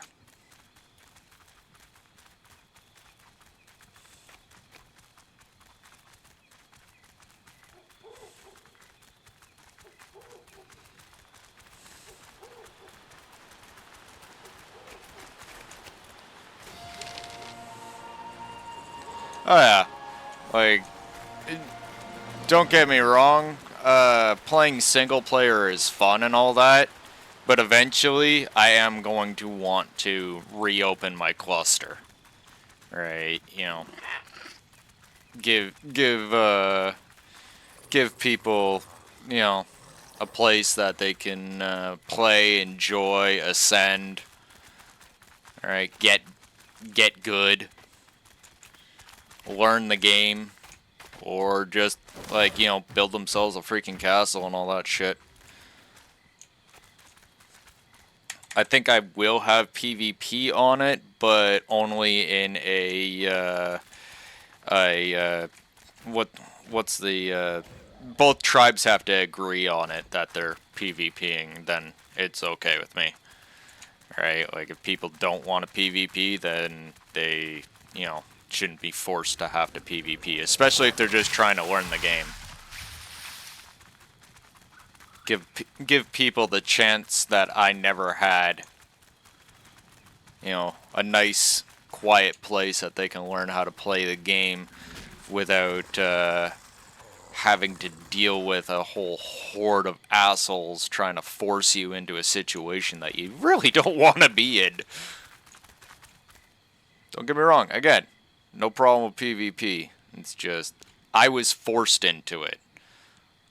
I got good at PvP because I didn't have a choice.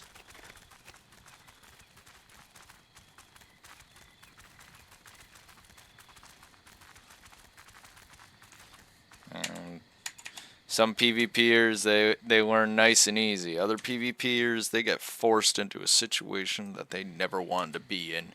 And they rather rage quit and never play the game ever again.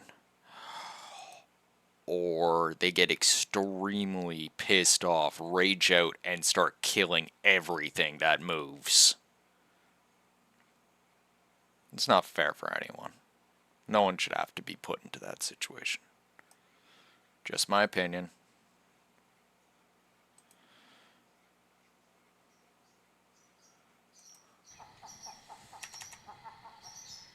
Sounds like my birds are awake.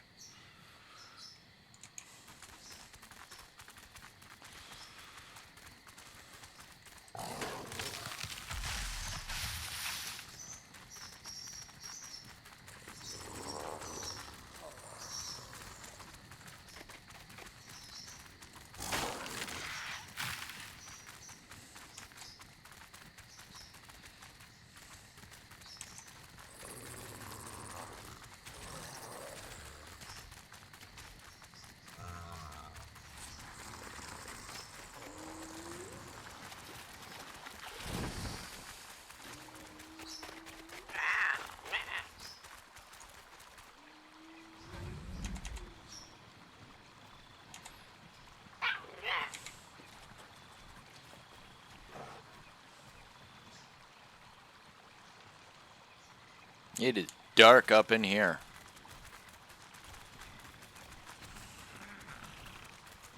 Oh, sup, Beaver? How you doing? What level are you? Okay, fine. I'll use this. Oh, wow, you're a 140. You're actually a beaver that's worth a damn.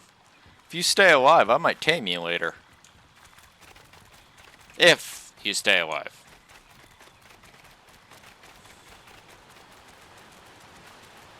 You know, if you end up dying, then you weren't a very good beaver or just unlucky.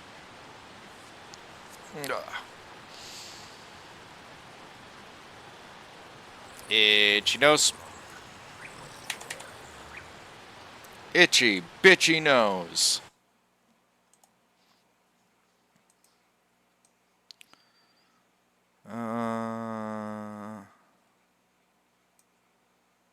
Uh-huh. And I'm supposed to look at this, and cock an eyebrow, go, And then I'm supposed to look at my map, go, And then I go this way.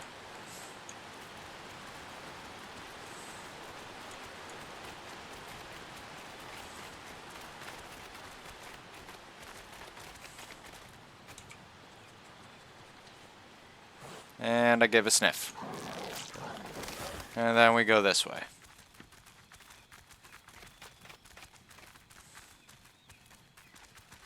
What time is it? Okay, it's 6 a.m. Couple hours I'm gonna have to go run some errands and such.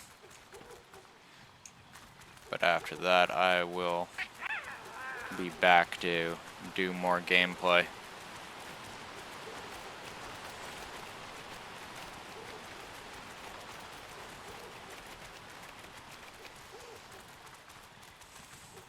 Really do love this area. A lot of people underestimate the shit out of it. They don't realize how hard it is to actually find a person around here.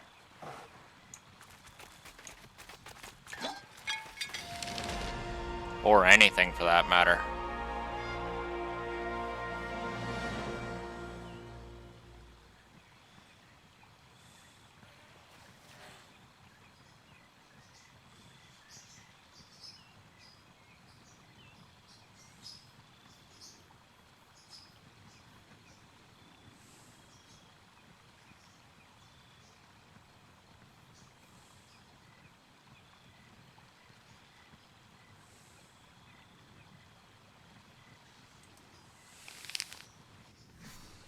I really do respect Mei Yin for like how she does things. Like as a tribe bioengineer, I really do respect like how she utilized dinosaurs for her army. Like if you're using the right combination of creatures, Yeah, you don't need a whole bunch of guns. In fact, it gets to the point where guns are just so fucking useless.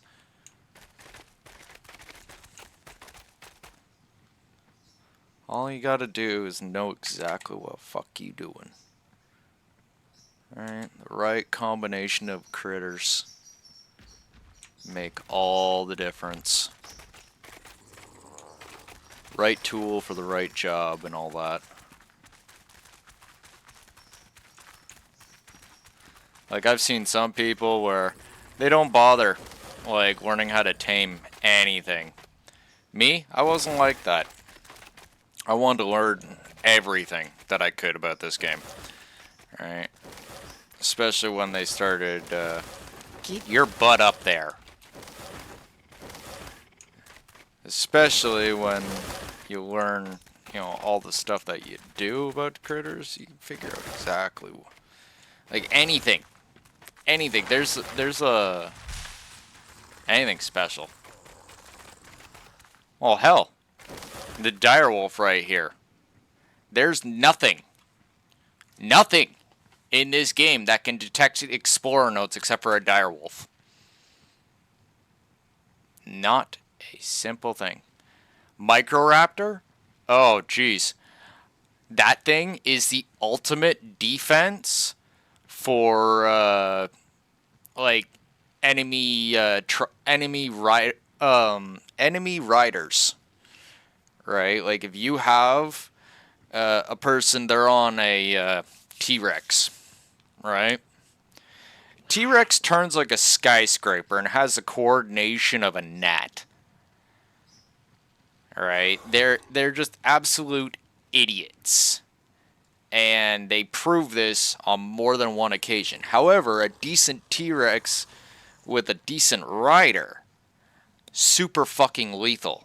So what do? You got this invincible T-Rex, right? And this guy's on top. He's being all super badass, killing your entire fucking tribe.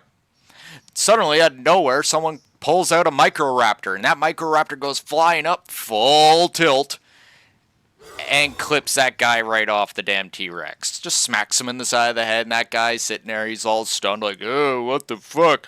Why am I not? Suddenly, the T-Rex has no coordination. So, you just get it biting one of your tankier dinos, and you get a whole group of raptors and everything else whittling that T-Rex down.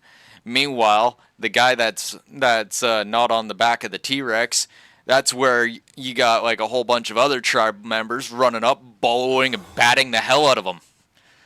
So, and then, you know, whatever the hell you want. Yeah. All because of one little Microraptor. Microraptors have saved my ass in tribal warfare on more than one occasion. Mostly because they're small, insignificant, not really noticeable, and they do their job very fucking well.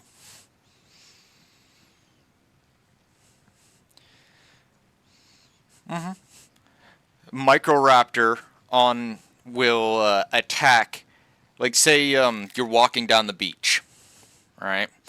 And you know, you see people getting picked up by pterodons. Grab your Microraptor. Grab your Microraptor. Put it on your shoulder. Stupid idiot runs up and goes, oh, I'm gonna pick this person up with my pterodon. You know where that Microraptor's going?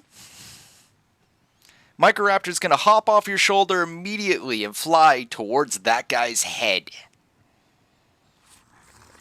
What happens to a person when they fall over 80 feet from the top of a pterodon?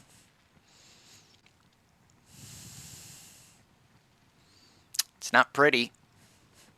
They might live through it.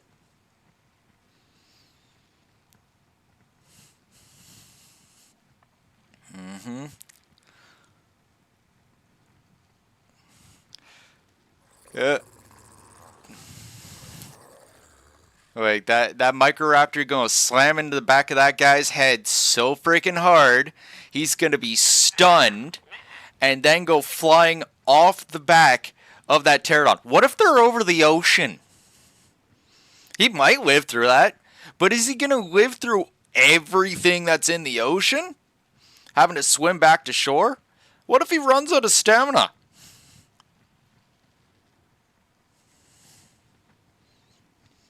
All these things are factors, and there's a million ways to kill a player.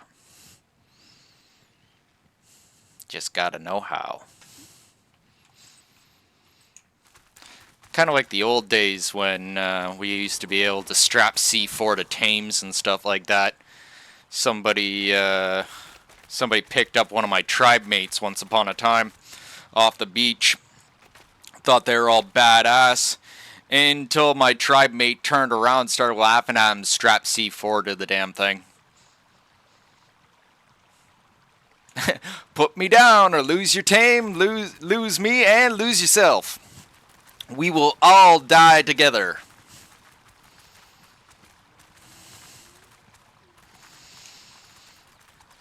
I think I fell down into the lower area.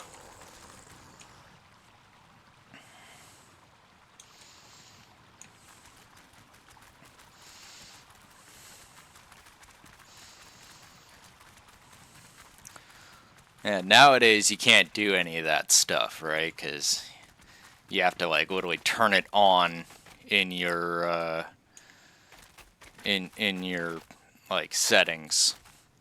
But still, nonetheless, it's one of those things that, you know, it was really fun back when it was able to happen.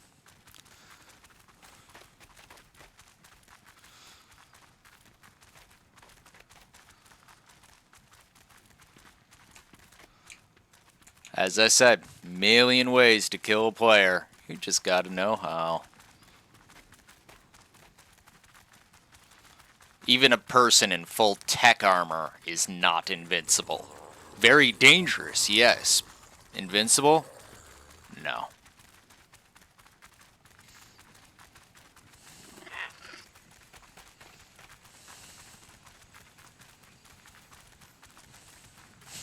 In fact, I've seen more than a few escalating tribal wars start because one idiot thought that they were badass in tech armor, and then a lower or lesser tribe. There's an allosaur somewhere in that bush. Anyway, a lesser tribe turns around and manages to catch that catch that damn tech tier player while he's fucking napping or something shit like that. Holy fuck. It's like, we caught you slipping, bitch! And suddenly there's Element floating around in a suit of tech armor and a tech rifle and all this. Nobody can use it, but they're willing to fight an entire freaking escalating tribal war over who gets to have it. This has happened. I'm not sure if it's necessarily a good thing, but it's happened.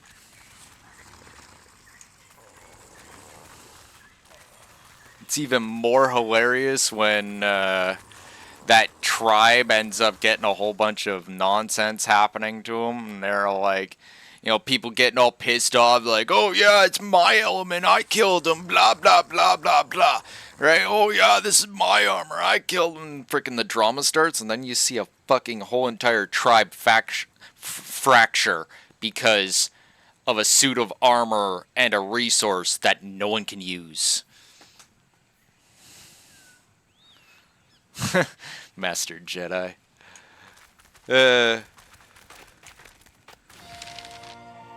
I'm no Jedi, nor am I Sith. I'm just a Force user. Just a Force user.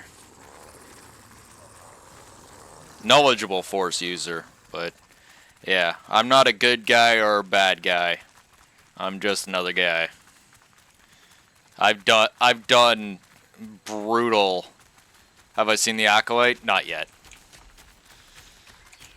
Heard of it, but no, I have not seen it yet.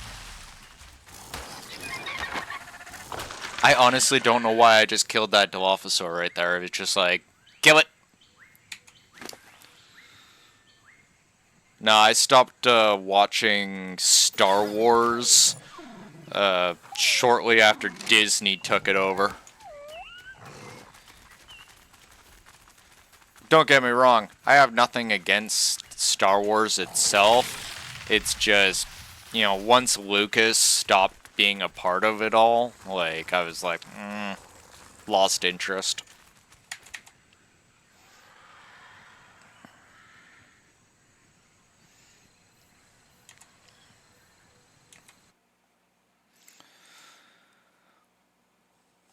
Okay, so that was Nerva 23, and now Gigantosaurus. I think I might have that one. I think I might have that one.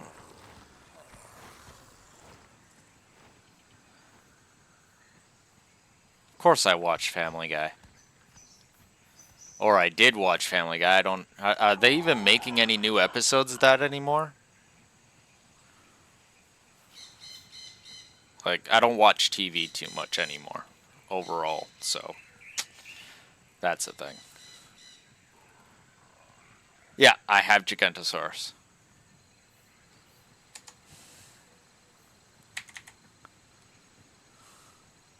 So we do not need to go pick that one up. We already have it. And there's this one. Nerva 21. Way to the south. Feck. We're making some serious headway, though.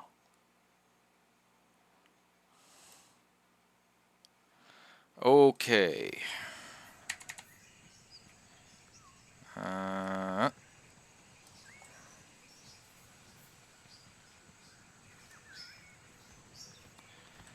Alright, it's good run south.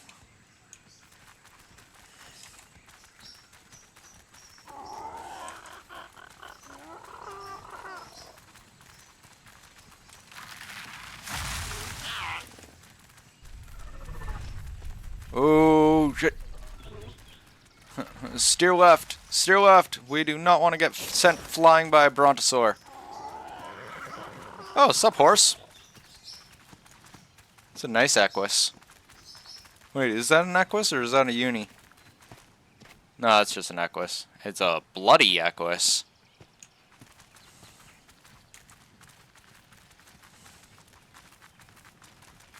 Okay, so we're going this way. 130 Equus, not bad.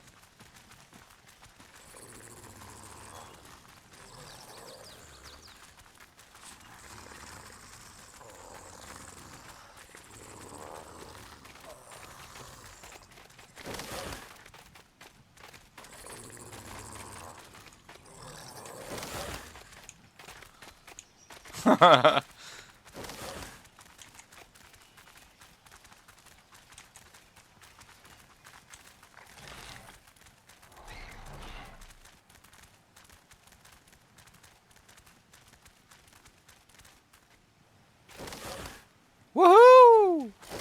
Oh, I'm sorry, pup. Flew a little bit farther.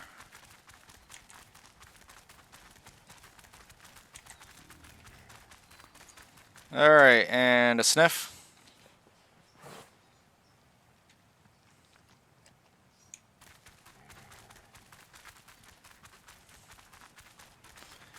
And a sniff again. Oh, come on. Should be like right near it.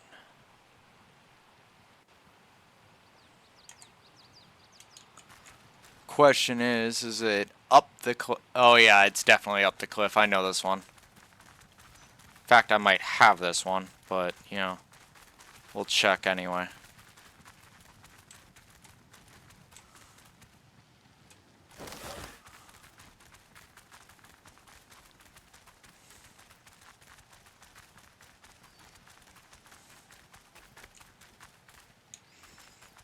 My big dog. He's got teeth. And he's cuddly beyond belief.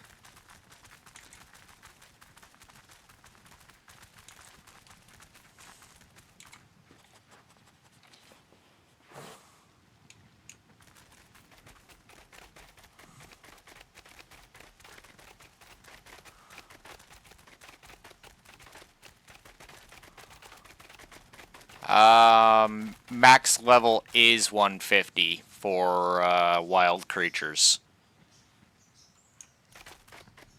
If you want a creature that's higher than that, right? And this is, keep in mind that the 150 rule, right, applies to creatures that are in the overworld. Cave dinos can get to a much higher level than 150, but a lot of times they're untamable, right? So there's that.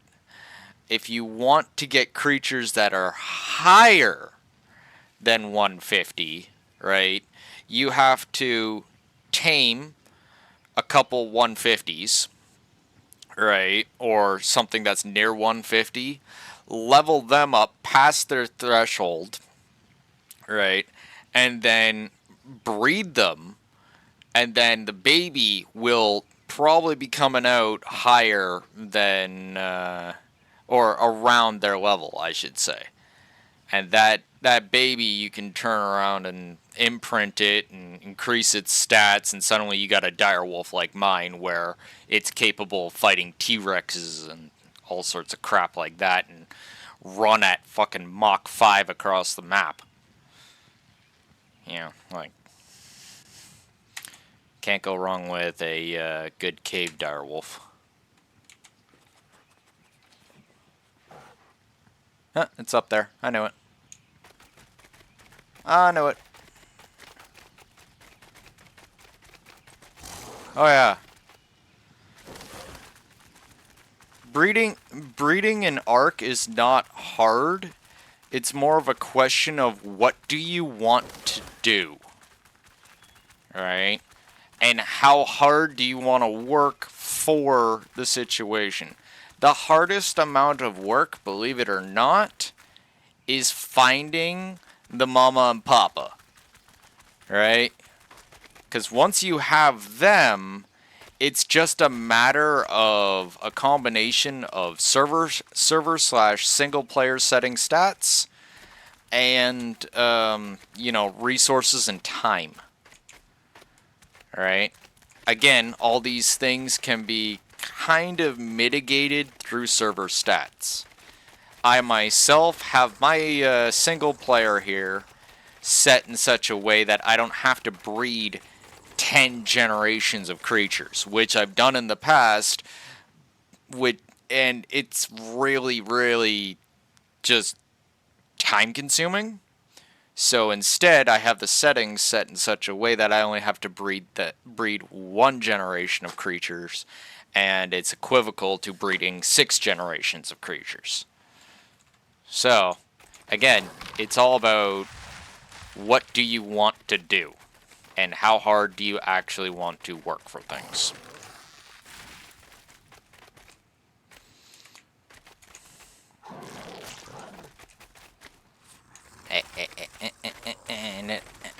There we go. I didn't pick it up.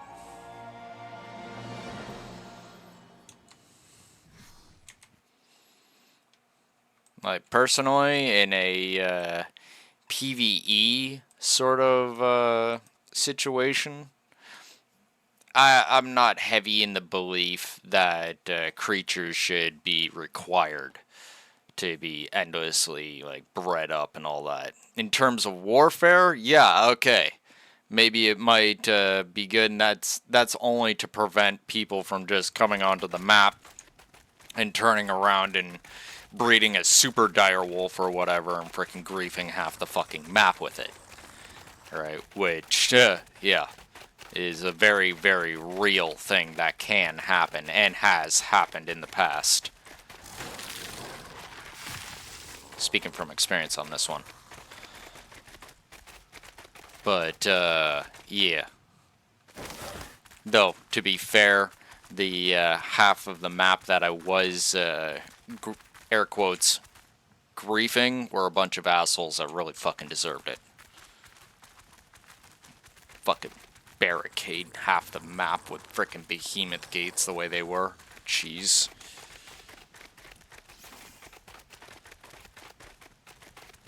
Don't get me wrong.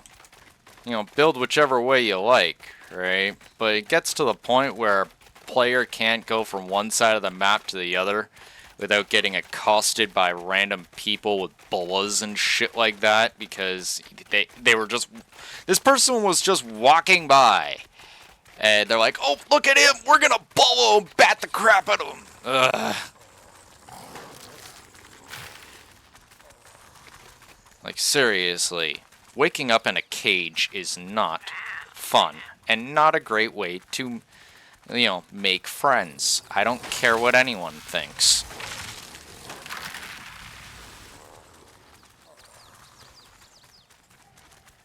You know, could just ask, hey, want to join our tribe?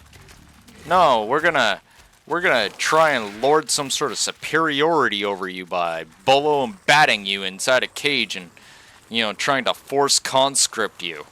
No.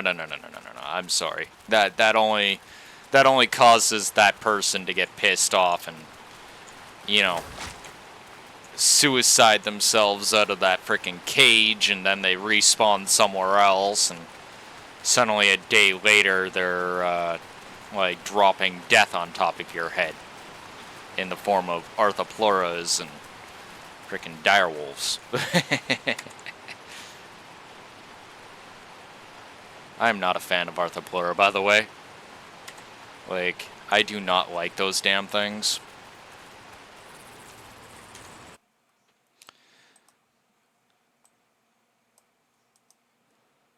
Okay, so Rockwell number 13?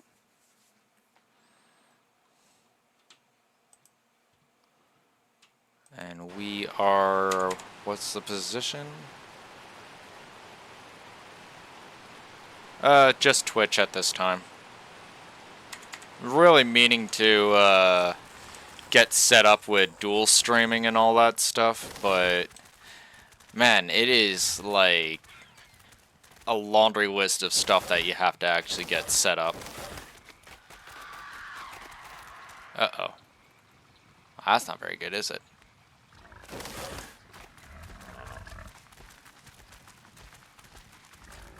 I thought that cliff was way higher than it looked. Like, way higher. I was just like, oh...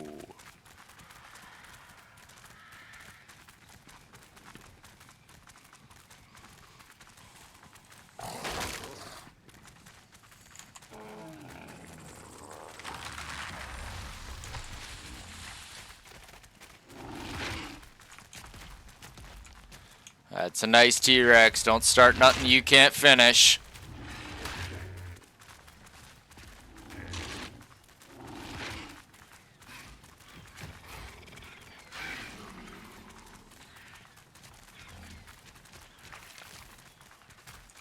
Oh, fuck.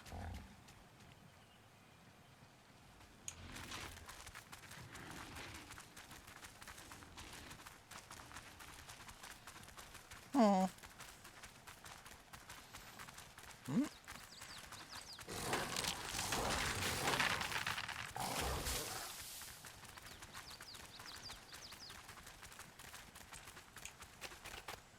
Yeah, I ended up getting raided earlier by like 88 people or whatever, and you know, it's good when I see a large collection of people that are you know, entertained by my antics. All I ever want to do is just entertain the peoples.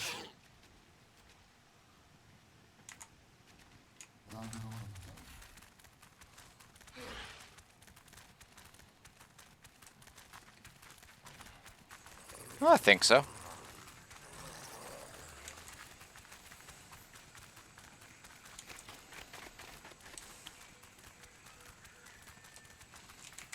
It's Sniff. Nope. Bite the tree. You imagine that? You're like just sitting there chilling. You just see this guy go whipping by on a direwolf, and the direwolf just like goes full anime on a tree and just bites right through it, and this big ass oak tree just kind of, it's just like, how the fuck did that just go down?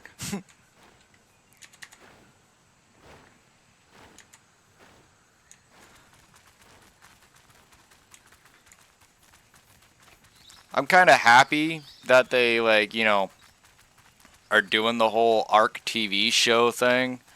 I just don't want to have to pay the extra money to just get Paramount Plus for just that, or I'd probably be watching it.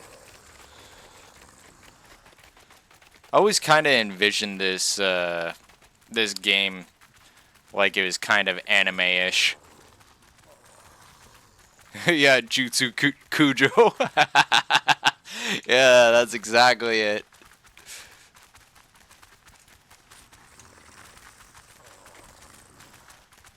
Okami Taijutsu.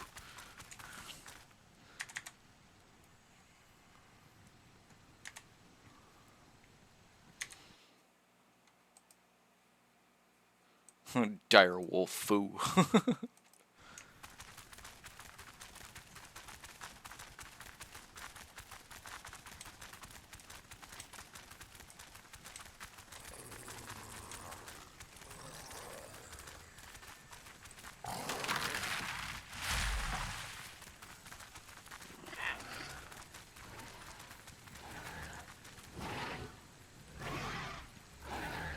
Terror bird.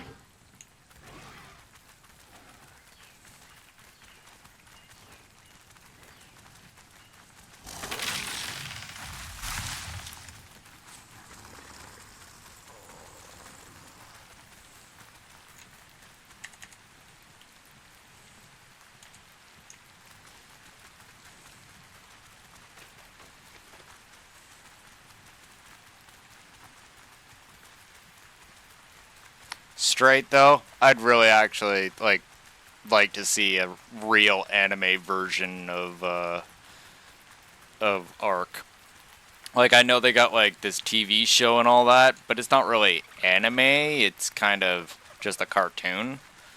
Where like an anime version of Arc would be fucking straight up worth watching. Put that shit on Crunchyroll. They'll make a lot of money.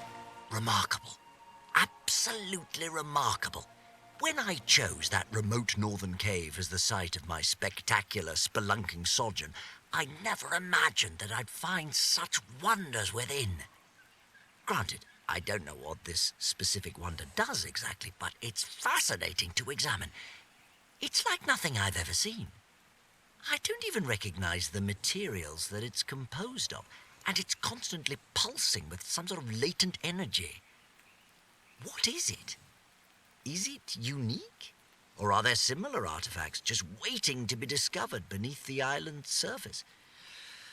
My, how invigorating. Isabel was right. This was exactly what I needed. I feel like a young man again.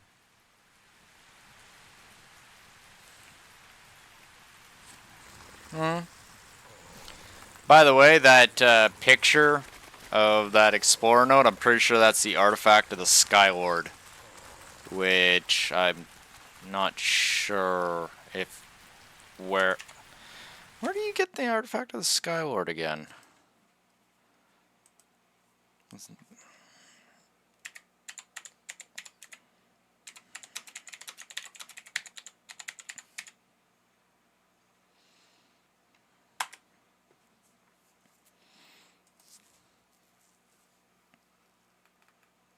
Yeah, that's the artifact of the Skylord. No, what? Wait, what? What? That batshit crazy old man, holy fuck. He went to the Northwest Cave. Crazy ass Rockwell. FYI, the Northwest Cave is one of the most dangerous caves on the map on record. Like, straight up. We're talking, like, literal, actual pits of death. Quote unquote.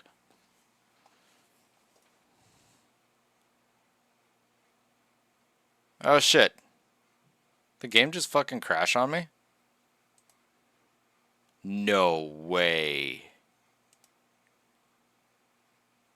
Motherfucker. I alt tab and frickin' the game just crashes on me. Oh, I hope I didn't lose a whole bunch of frickin' progress.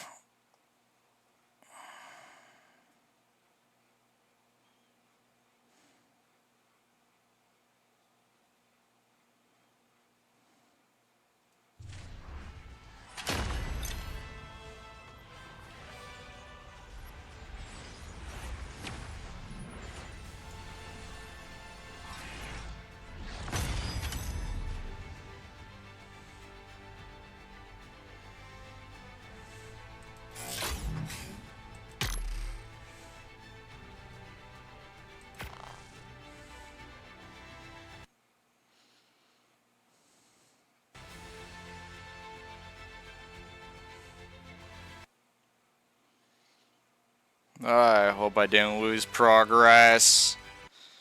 That's gonna be annoying.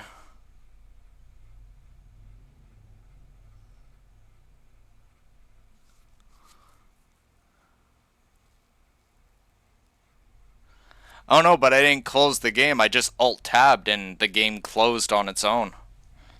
Like it literally just doop. I actually just uncovered the primary reason why I keep getting all sorts of ridiculous frame rate issues in when I go to the center of the map. I was unaware that it was even a thing until I actually found a literal fucking anomaly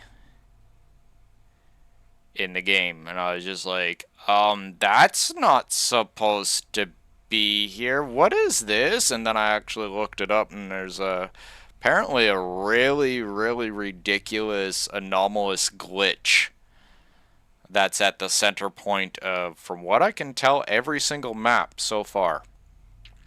It's not a good thing either. Right? Like, this is something that Wildcard needs to address sooner rather than later, because, like, oh, if it's still a thing by the time Aberration comes out, we have some serious problems.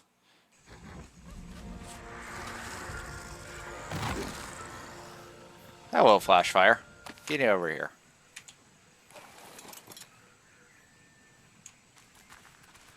No, I found a ridiculously large pile of bodies.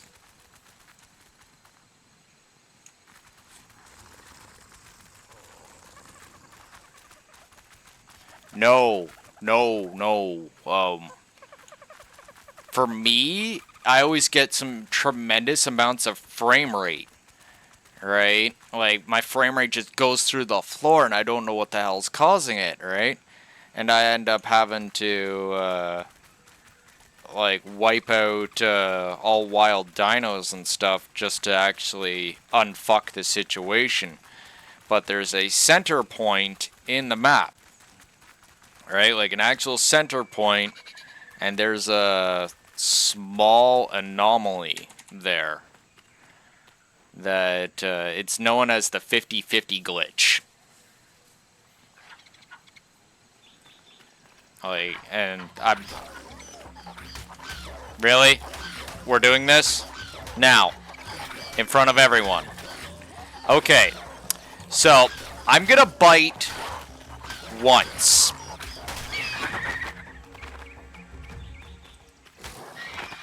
You got a freebie. Like, holy crap. I'm gonna bite once. It's like, y'all can have your free shots. Everyone get your free shots in. All right, everyone got the free shots? All right, my turn.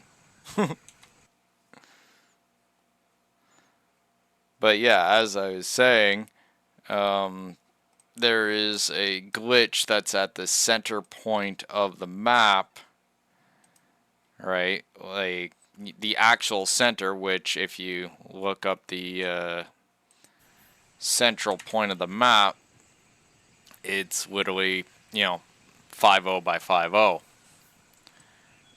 Alright, see, you got 5 up here, and yeah, it's way high up in the air, and apparently all sorts of anomalous shit can go down there. And it's just better to stay away from that spot until they fix it. The only reason I noticed it and became aware of it is because, and this is something that I was discussing with another viewer about a week or so ago, right? There was a player marker in the center of the map that wasn't mine. A player marker in a single player game.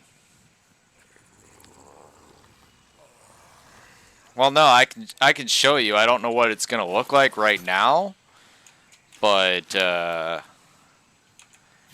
it's some shit.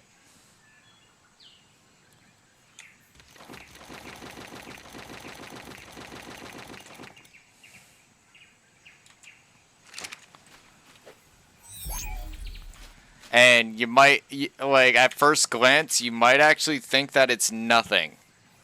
But according to the stuff that I've actually read on, like, Reddit and like, a couple other forums, a lot of crazy shit can go down. Everything from microraptors to spawning to alphas coming out of clean fucking nowhere. The only reason I noticed it is because there's a massive pile of bodies. Like humans. Just pile of bodies. Like, we're talking, like, a football team's worth of fucking bodies here. Alright, just all frickin' just dead. I had Summer here freaking munching on some of the bodies just to find out what the hell they were. And, yeah. The player, I got a whole bunch of engrams. Yeah. Yeah, that's actually exactly it. Let's see if I can spot it out here. Okay, we're near the point. You might notice a object floating in the air. That's your telltale that you're there. And frame rate, it could very well start going down like fucking crazy. So, fair warning on that too. Oh. I just had a jump in my frame rate, so it's definitely going on. How the fuck is it? Should be right on top of it almost.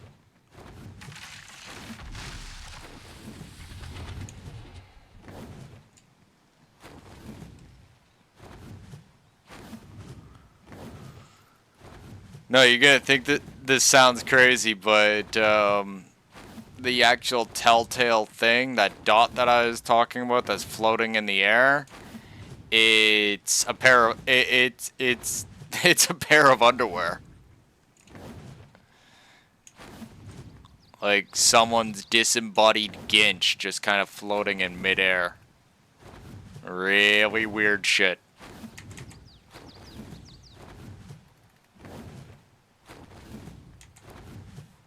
Yeah, that's what I said too. I'm like, oh wow, so that's actually a thing.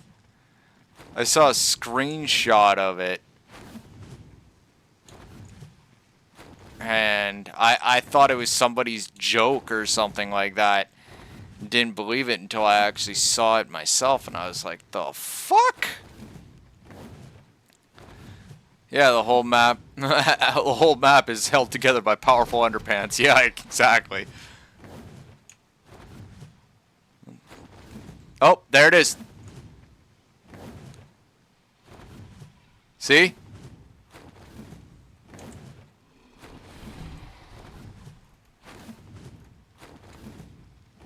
There they are. I'm not I'm not fucking around. I'm like, this is real. And at this place, this crazy anomalous floating underpants, right? All manner of crazy shit goes down.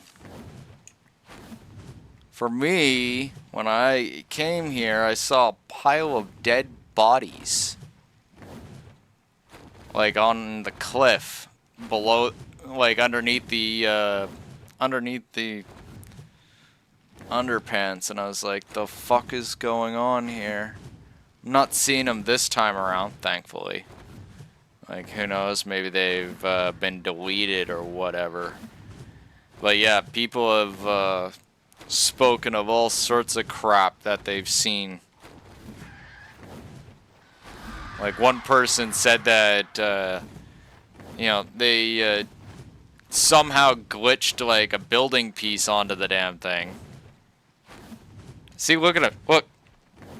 They're flying up towards the underpants. Look at that. What the fuck?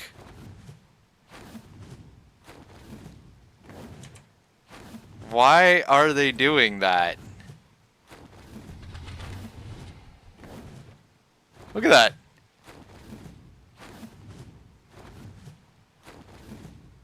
Arca tries to stand on top of it and falls off. What the fuck?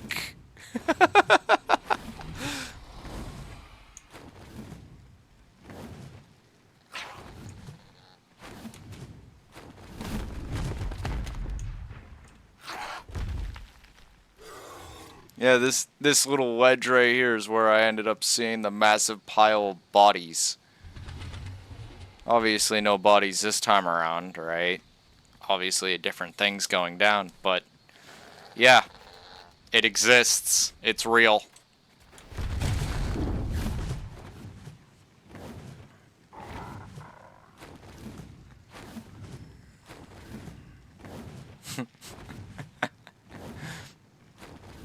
I don't know what to say about it. It's just like, I had to look it up, right? Because I saw the pile of bodies, right?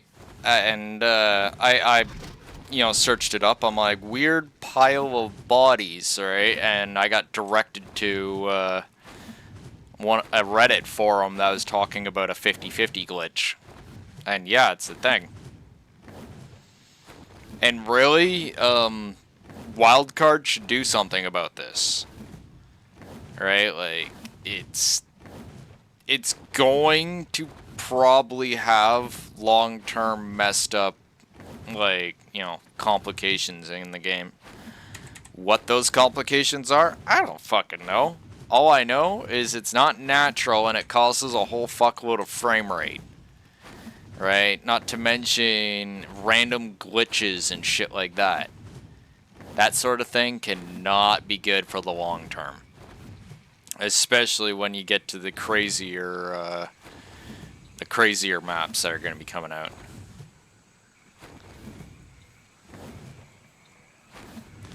I don't know. It's there. It's real. What we do with it, like, I don't know. There's people out there that have actually quit playing the game altogether because it's caused glitches so much for them that they're just like, I'm going to stop playing until Wildcard fixes this. And I don't blame them either. Right, like, everyone has their own opinions, right?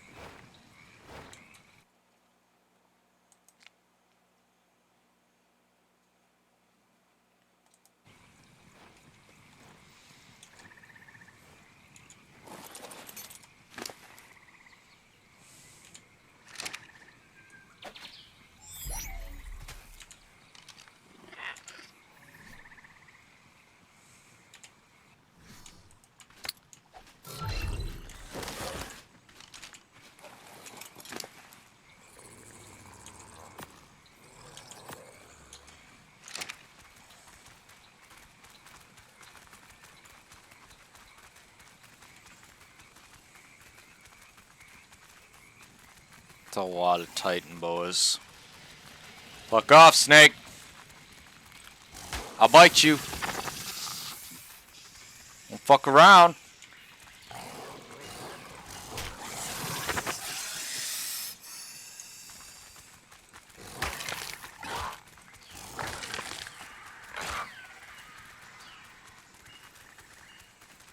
Me? I do this.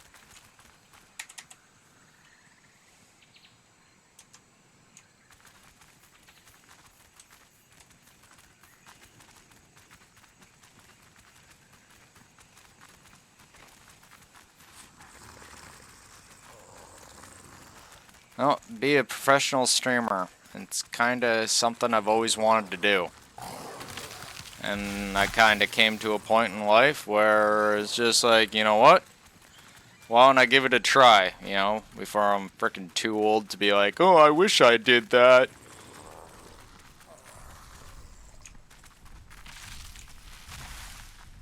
Huh, there you go.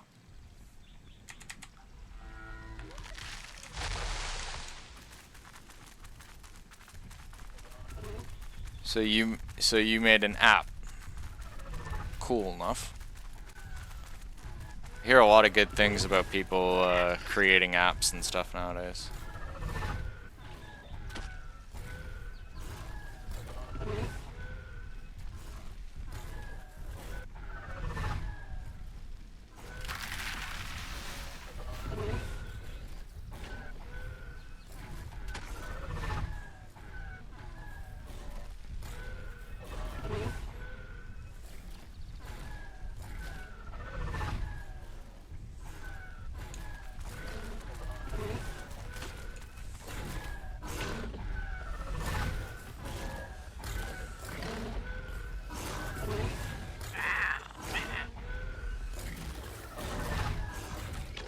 Oh. Oh, okay, cool enough.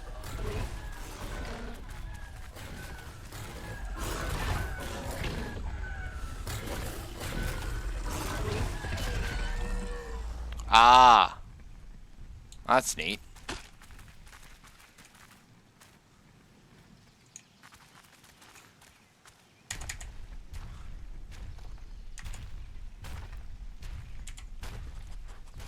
Sniff.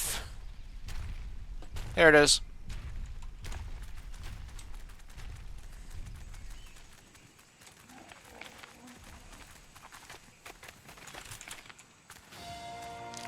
Elasmosaurus remus pisa is typically found in the deep oceans and has a strange role in the oceanic food chain.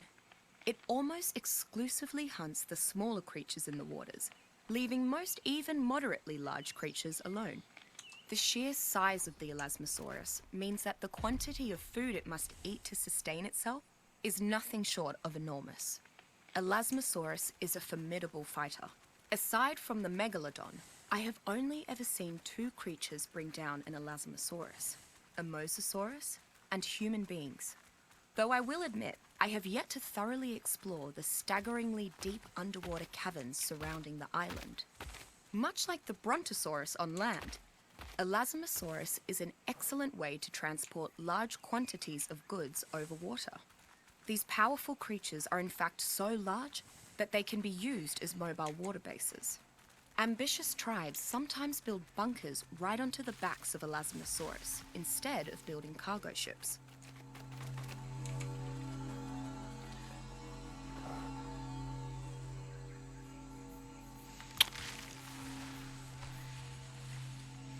Oh, that is a Gigantoraptor. Usually, usually peaceful for the most part. You don't see them hunting or anything like that, but they're highly territorial.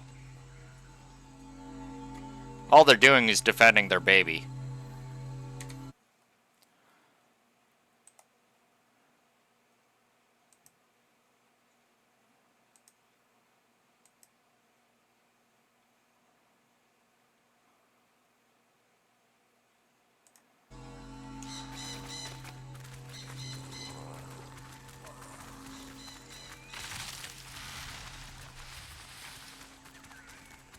Like, I could get close to show the baby, but, Yeah. It's only gonna end up in me having to kill freaking the mom or run away and all that stuff. And, you know, that's just kind of needless. I'm not looking to tame a Gigantoraptor. Which, side note for you,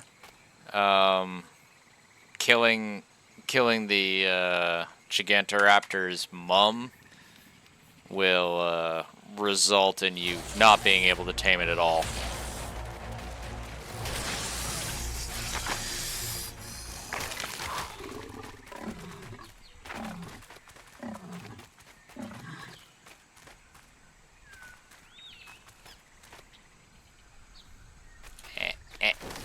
There we go.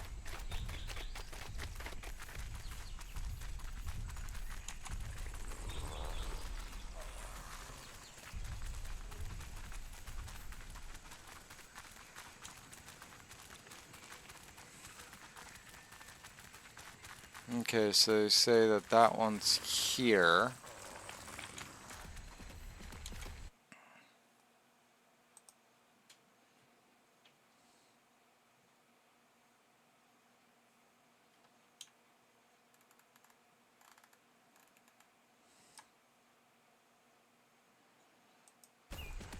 It says that there's another one nearby. But I'm only detecting one.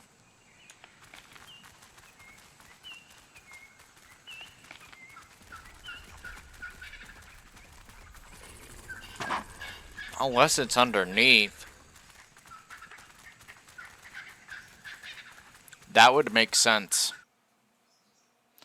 Take a fine look at this. Yeah, it's in the underneath. I know where it is. I think I might already have it. Let's take a look here.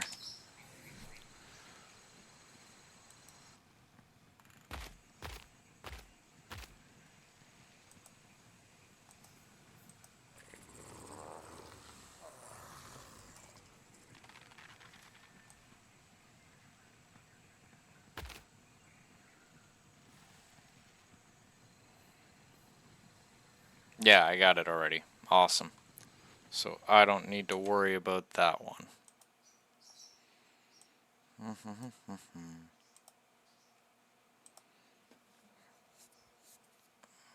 All right.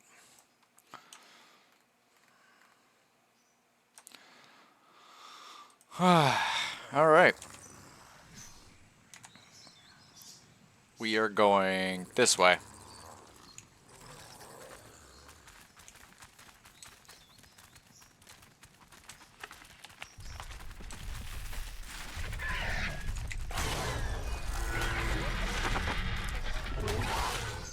Alright. Won't be swinging nothing at me.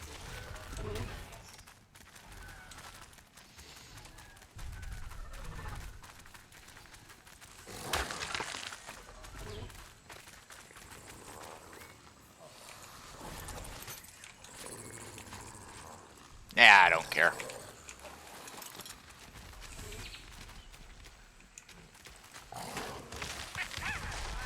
Fuck you looking at?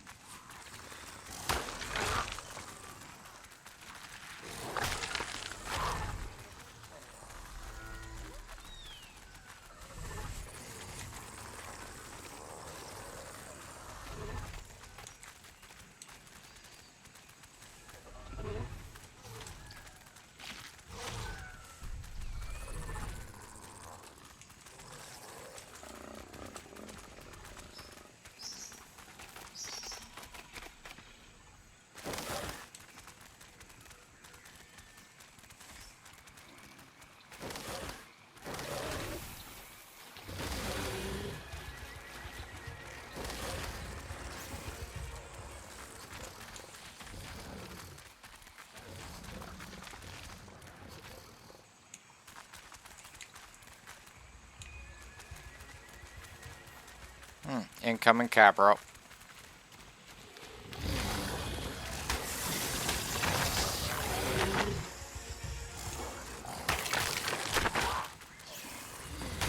Oh, shit!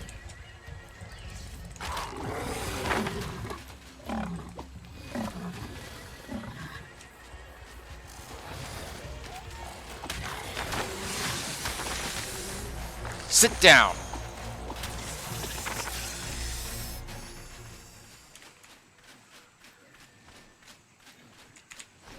Good dog.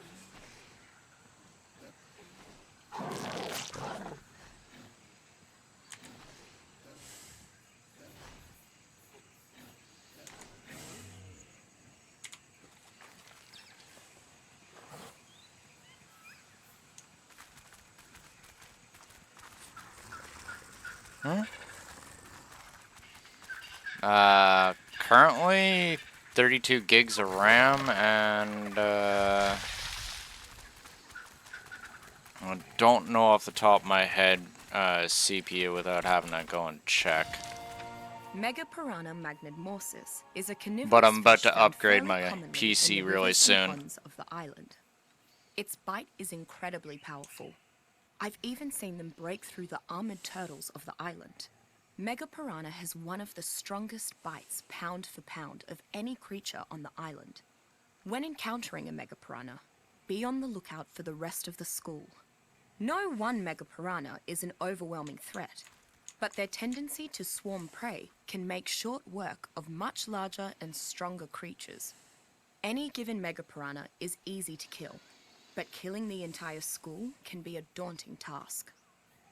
Like some creatures on the island, a tamed megapiranha is best suited as a guard. Their high metabolism makes them require more food than many other creatures, but they are very adept at hunting their own food, particularly the coelacanths.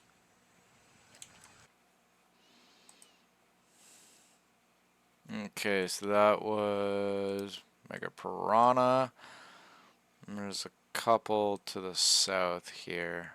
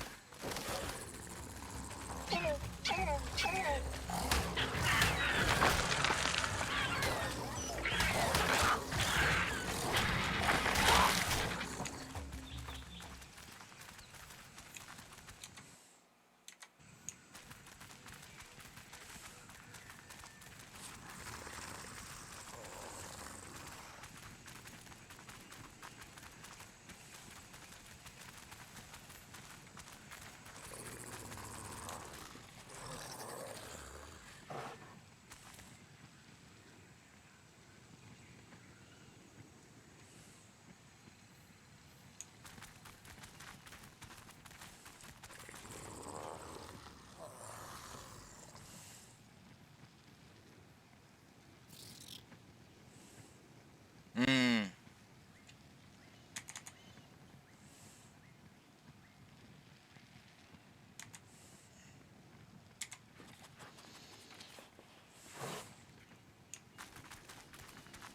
Yeah, you need to have a fairly decent system, or even a moderately decent system to be playing ASA.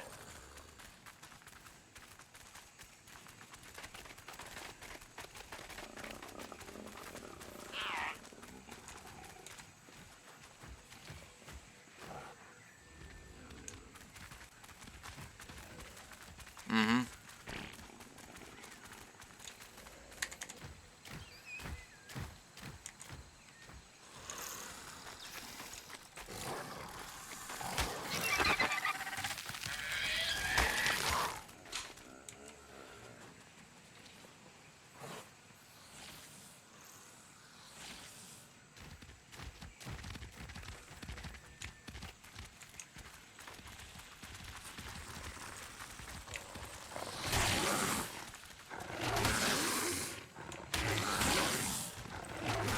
Alright, everything needs to stop running into me.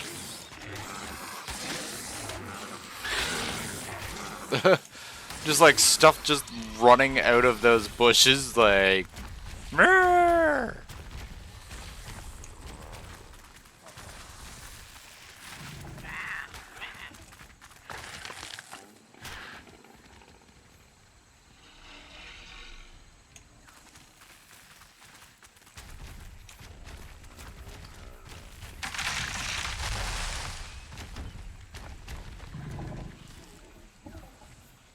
Parasaur just walking up like, sup?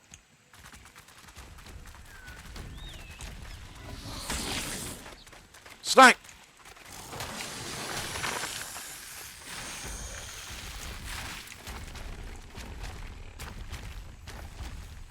Gotta love parsers.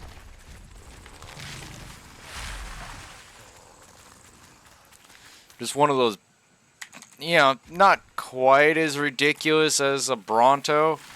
Actually, I would argue that parsers could be a little bit more ridiculous, actually, than a Bronto. Reason why I say that is they can go places that Brontos can't. And because they can go places that Brontos can't and even move a little bit faster than a Bronto, yeah, a pissed off parser is way more likely to chase you further than a Bronto. Bronto will give up after, like, you know, a couple hundred feet.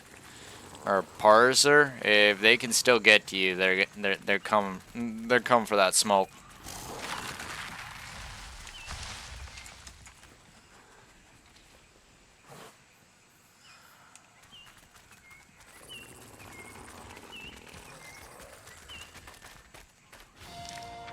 Among the most vocal creatures on the island, Ichthyornis piscoquis actually appears to be a relatively normal seagull. It primarily eats fish, and its distinctive cries can be heard echoing over across the island's many beaches. As you might expect from a seagull, Ichthyornis will flee at the slightest provocation. Ichthyornis is a versatile and opportunistic hunter. Its primary form of attack is to dive into the top layers of water and impale its prey. However, since its food source can be unpredictable, Ichthyornis has developed a keen ability to steal food from unsuspecting travelers. Their affinity for shiny objects leads them to sometimes knock tools and weapons out of the hands of unsuspecting survivors. But Ichthyornis is too small to actually fly off with them. Ichthyornis surprised me by being a very loyal and very social creature once tamed. It likes to ride on its owner's shoulder and bring that person treats, in the form of fish, of course, which its beak grip enhances with extra healing vitamins. The personality of Ichthyornis reminds me of a house cat hauling a trophy prey back home, except it brings extra healthy fish instead. I do both. Like, I remember where a lot of these Explorer notes are, but the map that I'm using, which, yes, I have a map up, it's outdated. It's outdated. They don't have an actual map that gives you every single location of every single Explorer node on the island. Like, I haven't been able to find one at this point. So I've been just using an outdated map and using a direwolf to sniff out exact locations, because some of these locations have moved a little bit, and some of them are just not even there anymore.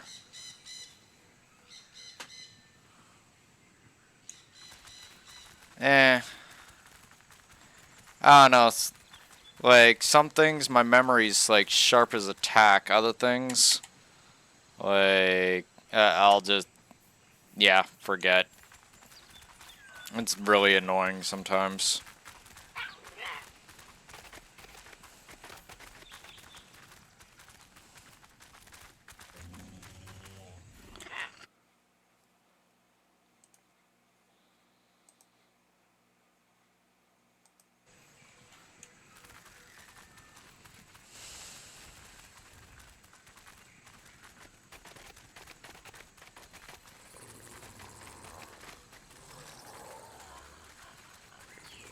Like, it's actually kind of insane how much Ark knowledge I've managed to, you know, remember.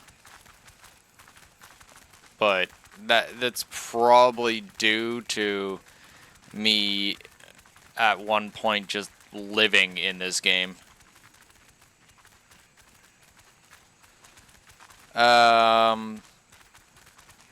It's not so much that I had a falling out with my tribe. right? Like some members of my tribe I've had a falling out with, other ones we just don't talk anymore, right? Yeah. You could say I had a falling out with my tribe, but it's a little bit more complicated than that. Like, we still talk here and there, some of us. Others, they're full on they're full on excommunicated by everybody, where other people, you know, we have internal spats and stuff like that. It's what happens when you like have a group of ass kickers that have been working together for probably too long. Familiarity breeds contempt.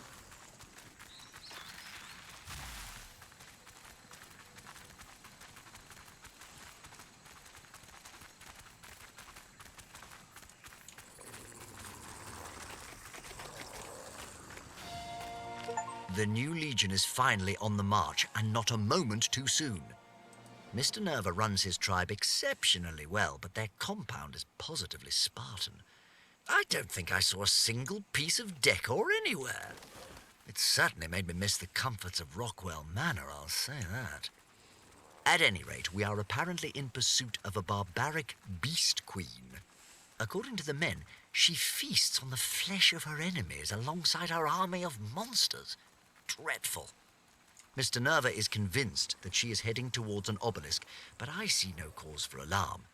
No mere heathen could hope to uncover its secrets, and certainly not alone.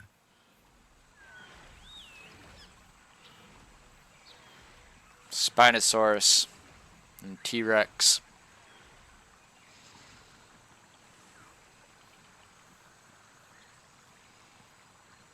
Few raptors.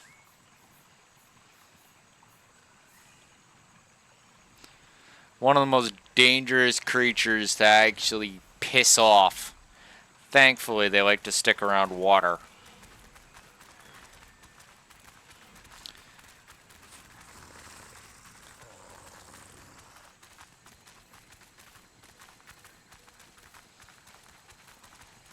And trying to outrun one of these motherfuckers? Oh. Have fun. Hope it get, like, pray that it gets stuck on something.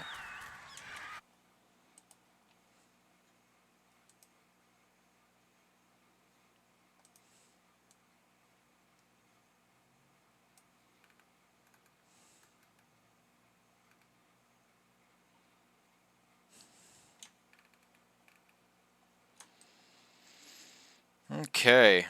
We've got about 60% of the Explorer notes.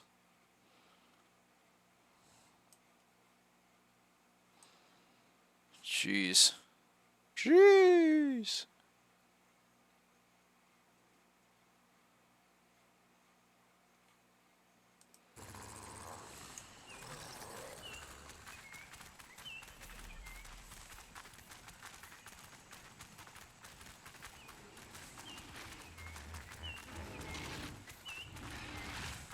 What time is it?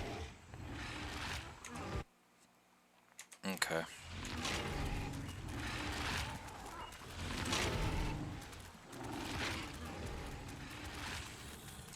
What's the stream time? Okay.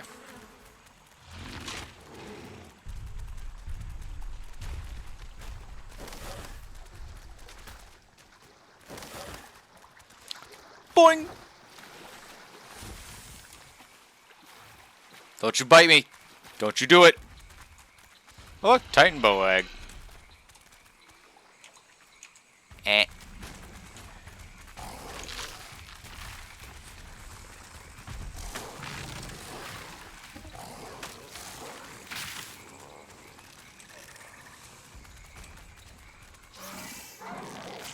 Oh.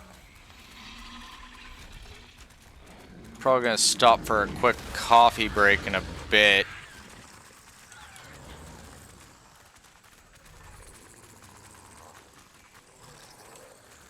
Just trying to get to a location where I can switch mounts out here.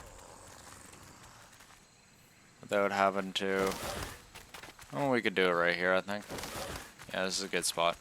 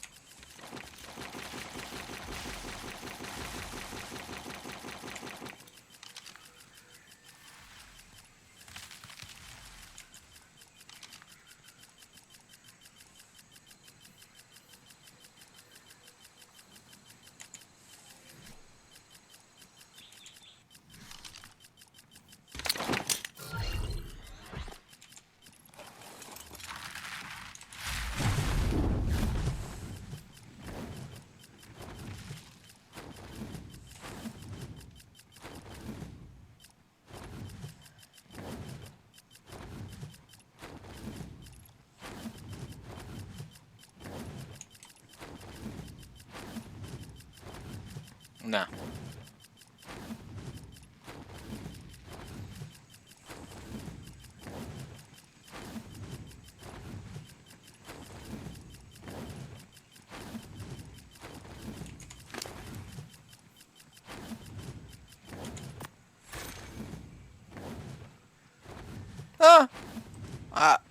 Excuse me?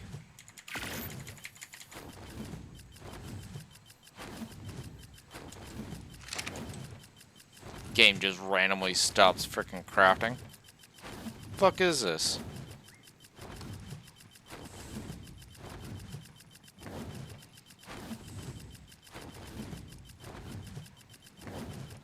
When's the last time I fed the cat?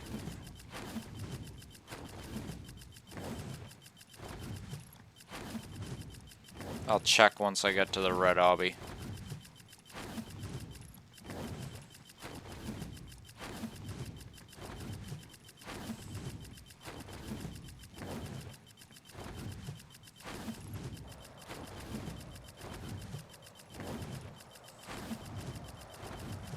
Yeah, it's been with us the whole time.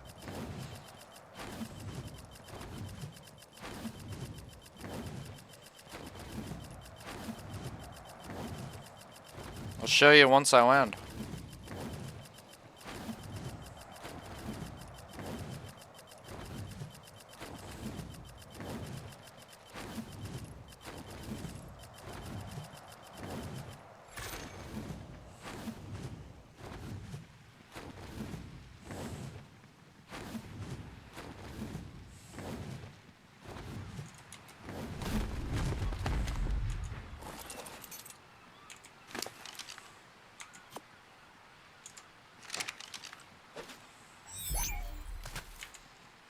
Yeah. I'm never truly, like, without my arsenal. You know, shit were to really go bad. I got a spare.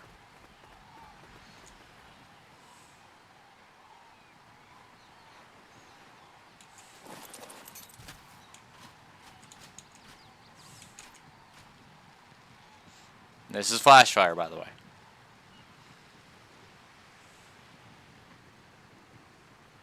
No. Check it out. Flash fire, right? Then we switch positions.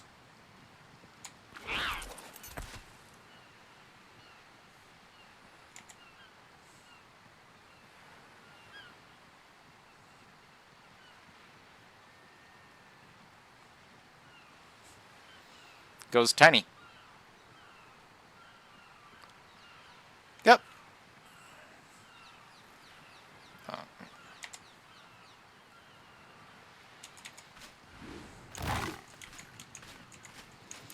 Tiny kitty. Big kitty. For real. Fireball kitty. Oh. Yeah, just don't let it touch water or that happens.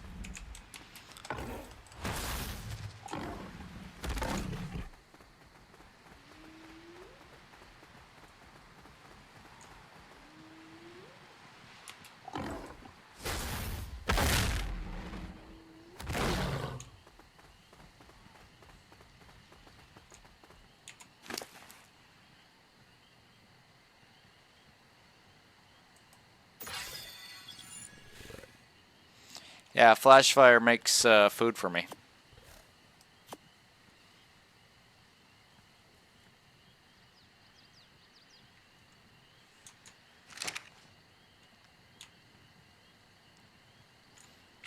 Yeah, flash fire's got like a whole bunch of abilities. Like it's got the flame leap, right? If it can fill up its meter, it can leave behind a trail of fire, or take all that fire and increase its damage, right? Like, or and you know, of course, miniaturize itself and go on your shoulder, which is really useful if you're playing in a vanilla sense. Like you're playing a vanilla game. This little thing, right? Like in a vanilla game, you can't use cryopods without a cryo fridge nearby, right? Which is why I use the configurable cryopods mod, which allows me to use cryopods without a fridge nearby, right? But say you're playing on official or something, the pyromane's really useful because you're always going to have a cave mount, right? And you don't need to cryopod it, you just have it sitting on your shoulder. It has reduced weight, right? So the stuff that it's carrying is not going to like seriously weigh you down too badly, right? When you switch positions like this. And yeah, area that it can't get through, fine. Switch positions. It rides on your shoulder, you get out your sword and shield, run through that area, chop up a few things. As soon as you're in a place where it can fit, switch positions again and let it frickin' wreck the shit out of the room. Like pyromanes. People talk a lot of shit about them, but, you know, probably because it's like one of the first actual DLC creatures out there. And, you know, so people are, or besides the Oasosaur, I guess. And so people are bitchy about it, but honestly, my personal opinion, people need to stop bitching and shut the fuck up. This thing's awesome. Oh, not to mention, it works also like an otter, right? So you'll notice this. Well, it's not hot enough in this area for me to actually have an issue. But if I was in a hot area, right, and I didn't have flash fire on my shoulder, my character would immediately notice it. Where I put flash fire on, and you have that whole cuddled by fire buff. You can't see it on my bar because my little fuck, what's the word? Screen is covering it up. But yeah, I suppose you could actually do this. No, it still doesn't, because it's on me, not it. But yeah, this thing will protect you from heat and everything. Like when it's in its small form, it'll make you resistant to heat. But when it's in its big form, it makes you pretty much almost immune to heat. It's actually really fucking crazy.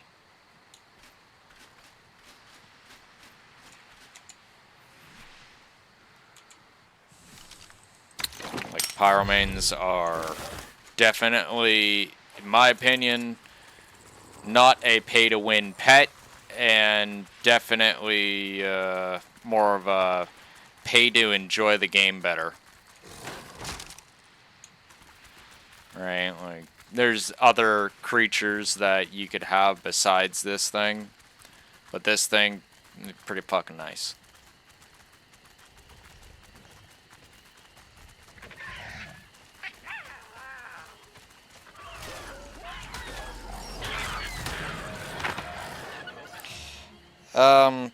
Technically, yeah, it's a Batman shirt, but I think it's actually, I think it's more, Jokerish than anything. Because it's like the bat symbol with a big, wide, toothy grin. You know? Like, so I think it's actually more of a Joker thing. But yeah.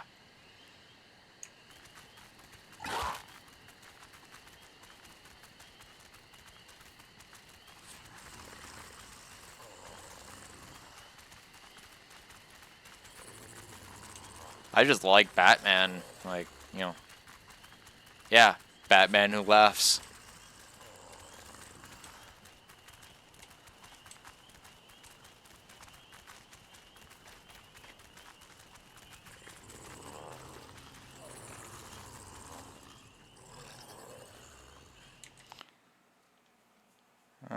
We are down by the Red Obby. The Red Obby.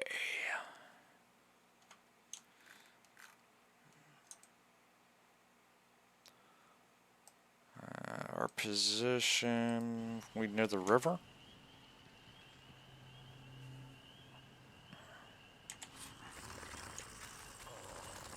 Oh, yeah? Yeah, I used to play a lot of the comic book games and stuff like that, but I just kind of stopped. Right? Like, I'm more into the comic books than I am into the games.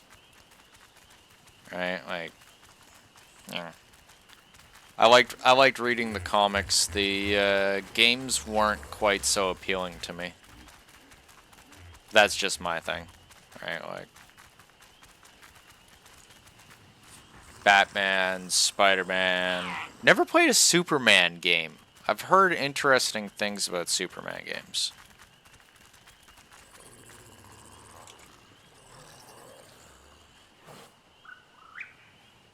Hmm?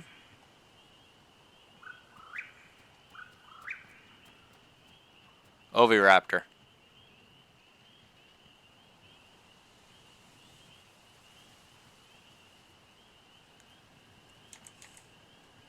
Or Ioraptor? Yeah. Small critter. That way.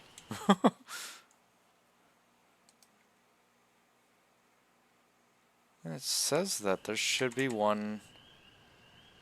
Oh, I'm a little bit too high up. Okay. Or too far north. Should be one around. Ooh, that's not a good sound. Pachyrhinosaurus midisora is a medium-sized herbivore found almost everywhere but the island's mountains. It is generally calm and ignores all other nearby creatures unless it is attacked. Pachyrhinosaurus possesses a particularly unique survival skill. When threatened, its massive nasal boss releases a chemical into the air that calms other nearby creatures, making them less likely to attack it. Affected creatures are sometimes hungry enough to ignore the effect, and humans seem immune to it. Conversely, it can seemingly invert this phenomenon at will and coerce creatures into attacking it. Pachyrhinosaurus is an excellent starting mount for anyone new to taming. It is fairly easy to train, can carry enough to be a simple pack animal, and is not as deadly as some of the larger herbivores. Additionally, Pachyrhinosaurus can release its unique chemical on command to protect itself and its rider from nearby predators, or draw attention if desired, making it a potential lifesaver in a pinch.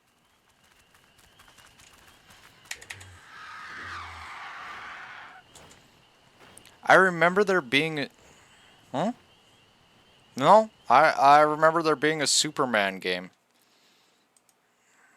Though, like, you know, maybe it's just because I'm old.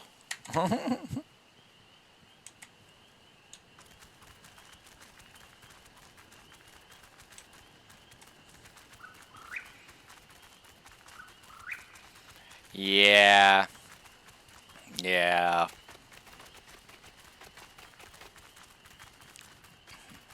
'80s.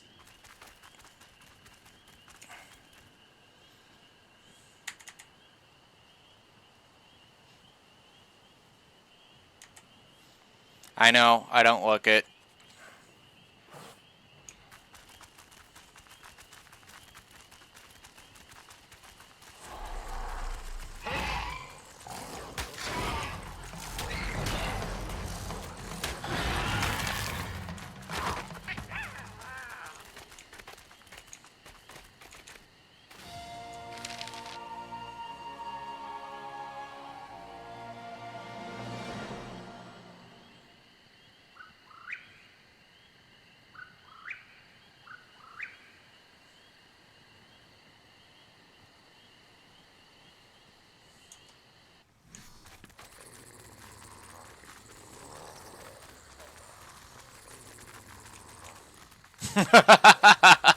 Jeez. Sheesh.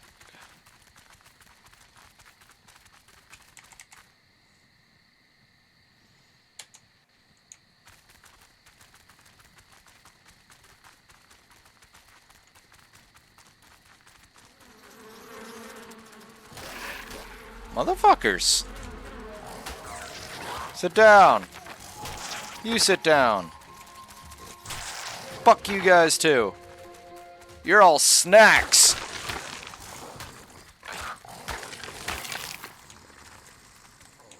Fuck off.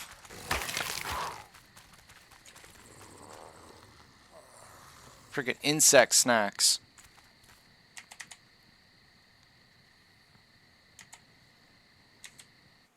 Always thought it was funny how the dog is always quick to eat the bugs. Okay, so got that one. Got that one. And this one. Nerve number 26. Should be just up here.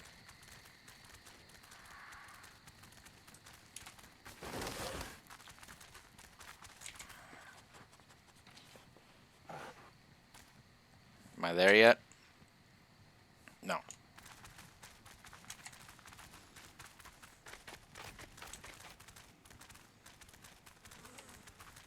Alright, try again. There it is.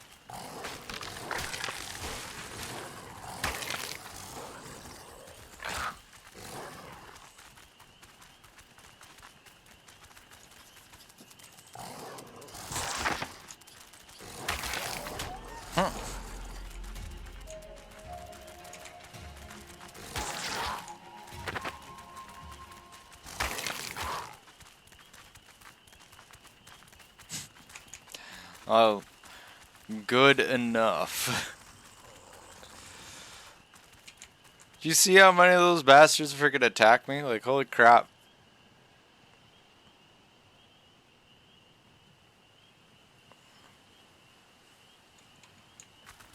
This motherfucker think he getting away. Look at that. That ass back here. Freaking whole, like, anthill of freaking giant ants freaking start attacking me. They're like, we're the boys! And they're just like, y'all need to fuck off. Mark. Okay, next one. Mega theorem. I think I might... Excuse me.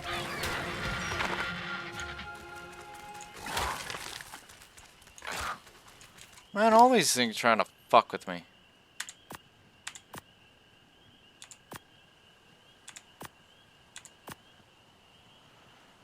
You got like this thing, that thing, the other thing. Everything wants to have a bite of this damn direwolf. Okay, next one. This one, thankfully, as far as I know, has not moved at all. Because I remember seeing it when I was flying by. You don't want any of this. And you did. He did!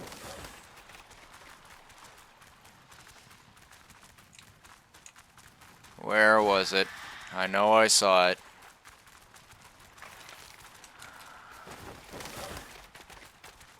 Oh, good, I did grab it. Awesome.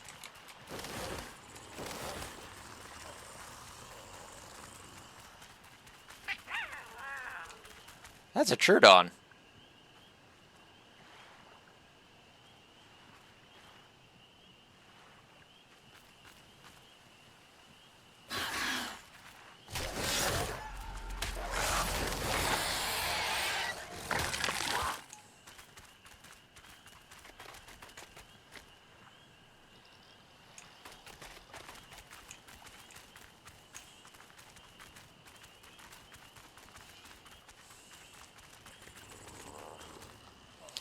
I gotta make another educational video updated on those things.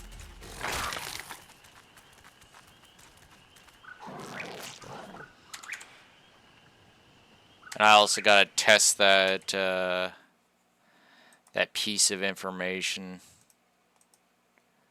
one of my tribe members came across, because if Trudons truly have been nerfed, then that means that one doesn't have to raise their fortitude too high anymore. Which means that my guide is slightly outdated and people would be wasting needless levels.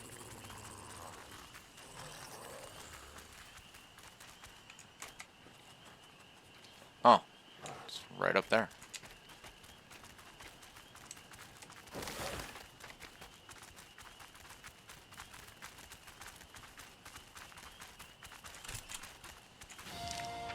The Eutyrannus saevis is believed to be related to the Tyrannosaurus rex, but it is noticeably different upon first glance.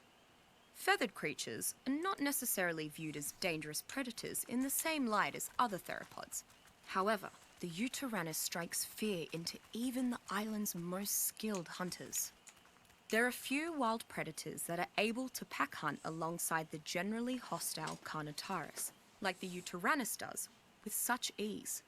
It is also the only creature I've seen to consistently induce a state of panic in opponents with its roar. Upon hearing it, most creatures in the area will flee for safety. A domesticated Eutyrannus can be a powerful offensive or defensive addition to war parties. With its mighty roar, it can induce fear in opposing creatures. Meanwhile, Eutyrannus can be trained to develop a confidence-boosting battle cry, which counteracts enemy attempts to induce fear, while also bolstering the resolve of allies, and may even draw wild Carnotaurus to its aid. These unique leadership qualities make the Eutyrannus a versatile and, at times, a necessary creature to have on your side during large-scale confrontations. Okay, I'm just gonna put some commentary on that one. I don't fear the Yuti. I respect it, but I don't fear the Yuti at all. Yutis are big, fluffy, cuddly dinosaurs to me. Not something to be feared. Like, they're big and angry, right? But if you have decent armor and a decent sword, you don't need to worry about Yuti and the Carnos that come with it. In fact, those Carnos and that Yuti need to worry about you. Especially if you have like a even remotely decent flight mount or something like that, then that fucking thing's useless. Like, oh man. How many times I've literally just kind of float in the air on the back of a griffin or something like that, and I'm just sitting there shooting my rifle down at the Yudi, and yeah, as long as you're out of range of the Yudi's roar, fucking thing's useless.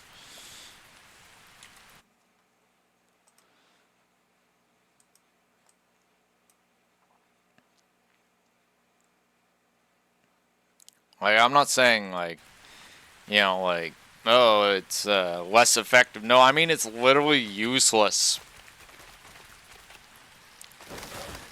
Like, its roar is its fear roar is a directional cone. Right? That's its area of effect. If it was a full-on AoE, you know, maybe there'd be an issue. Right? But it's not.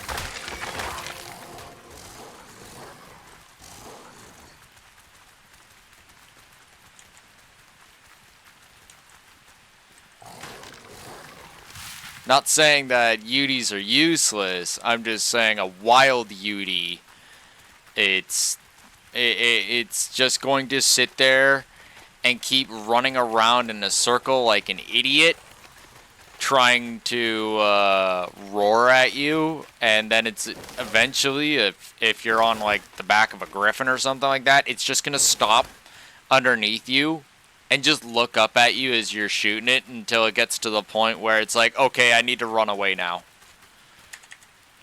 That's it. You know, nothing, oh my god, it's a Yudi.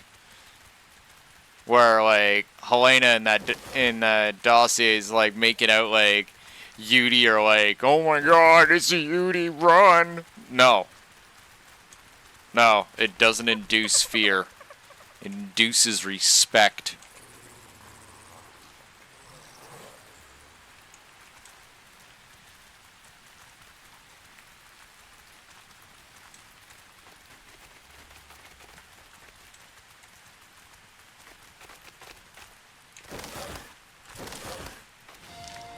While Kentrosaurus ethiopicus is considerably smaller than its close relative, Stegosaurus regium, it is much more formidable in matters of self-defense. In fact, it is arguably the pound-for-pound champion of not only the Stegosaurus, but when encountered in close-knit fighting packs, ranks atop the island's herbivorous dinosaurs in general.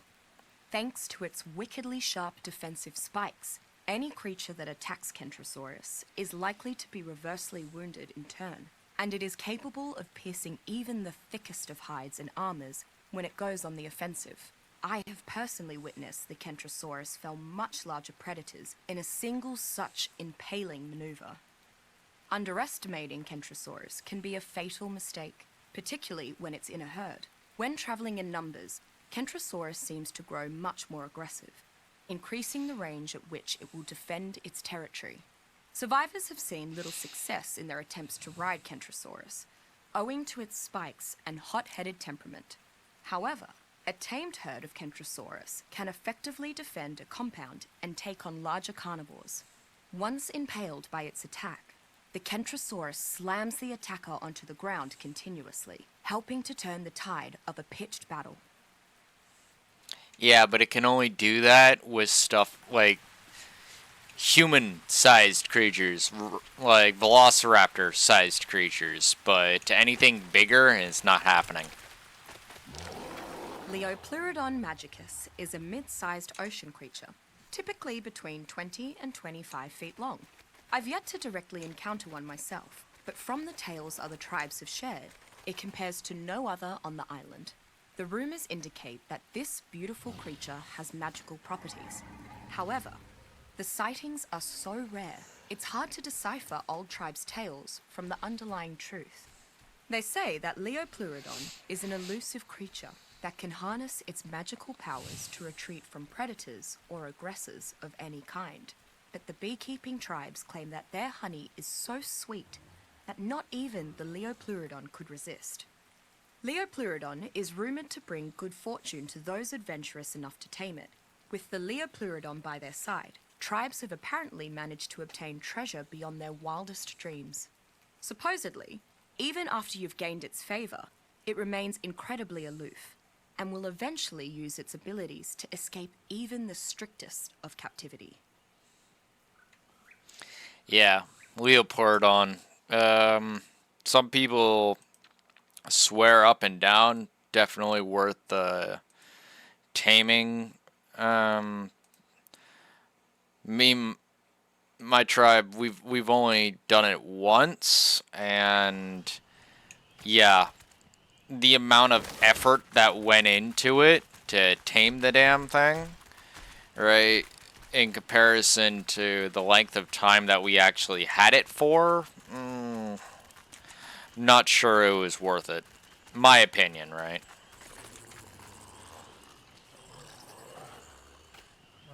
Some people, they probably have different opinions of it, but yeah, like, and even then, when we actually like managed to tame the damn thing, and we didn't get that much better loot. Smilodon brutalis is a solitary hunter, generally found in cold, lightly wooded areas.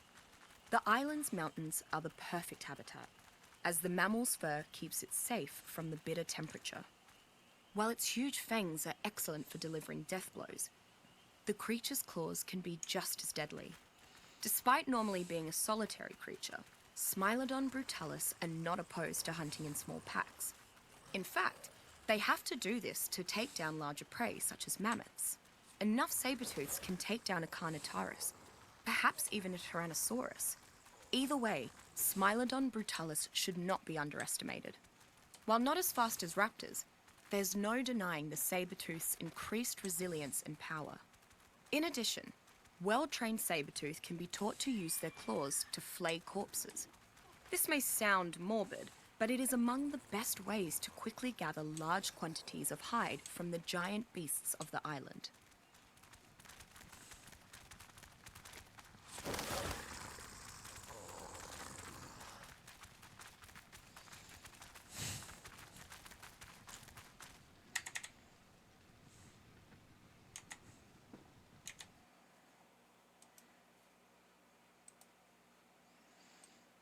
Okay, next one. Way further up north. Well, not way further, but pretty far.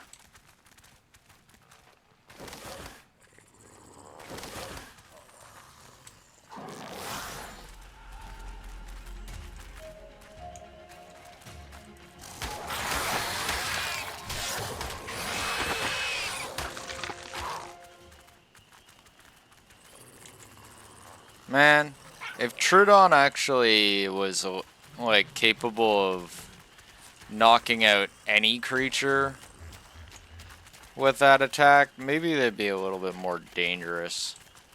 What the hell is that thing doing here? Shouldn't be this far up.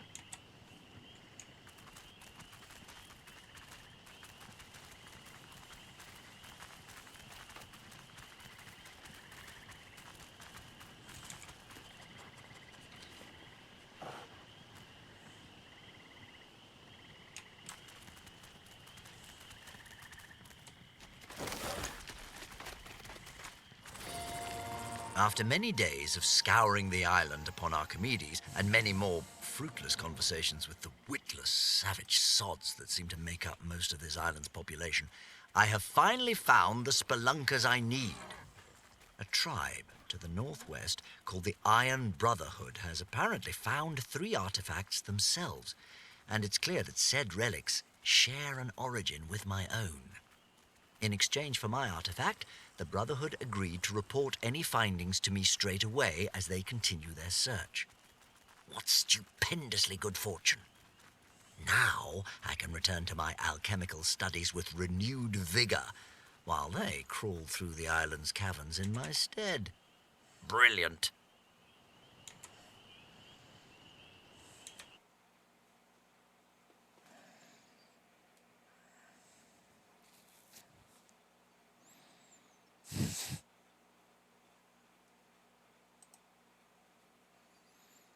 Okay, next one.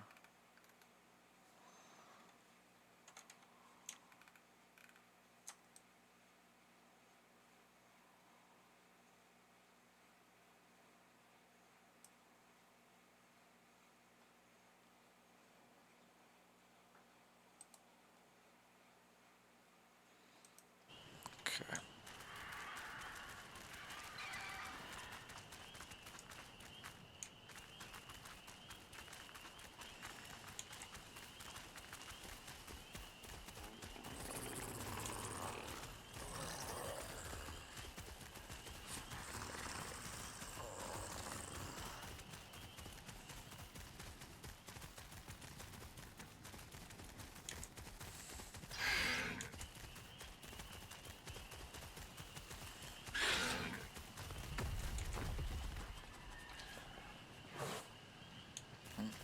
Something just dropped a frickin' Bronto. No, wait, no, that was a parser.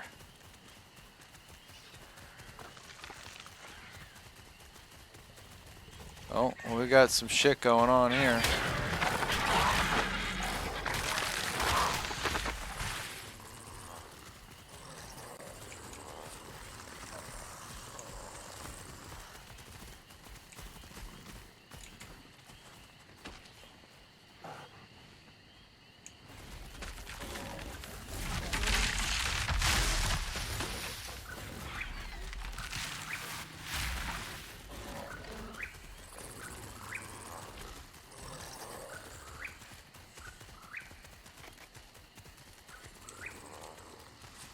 Onic.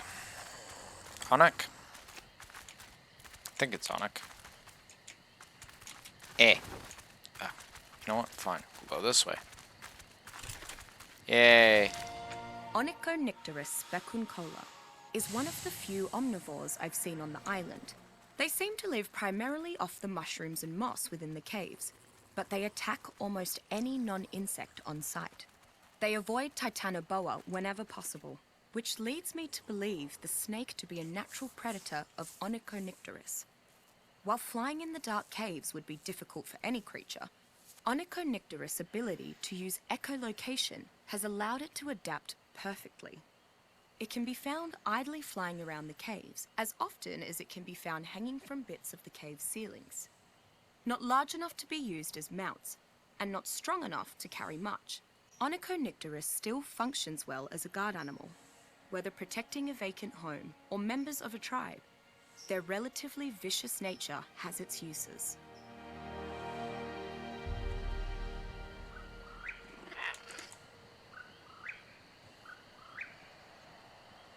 Okay.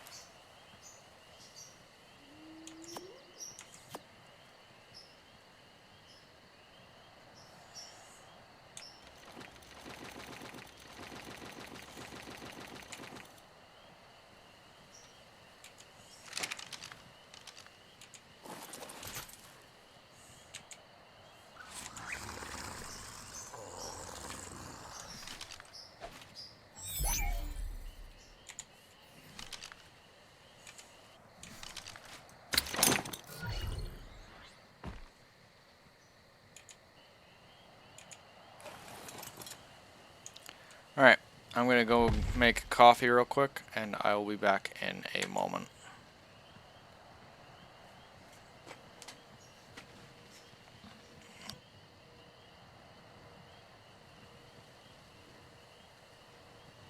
Sounds like there's a drop near me.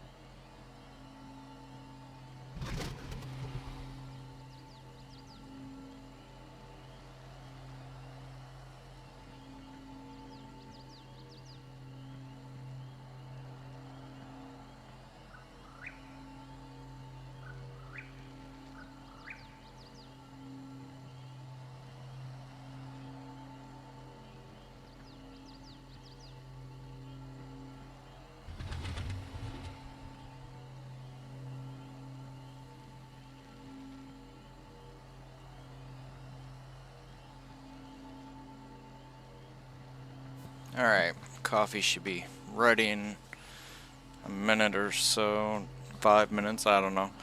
But in the meantime, let's see if we can't, the fuck?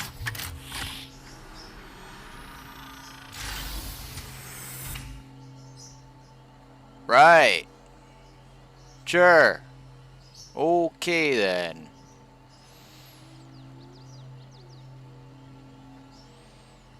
I bet you I could get that if I worked really hard for it. But anyway.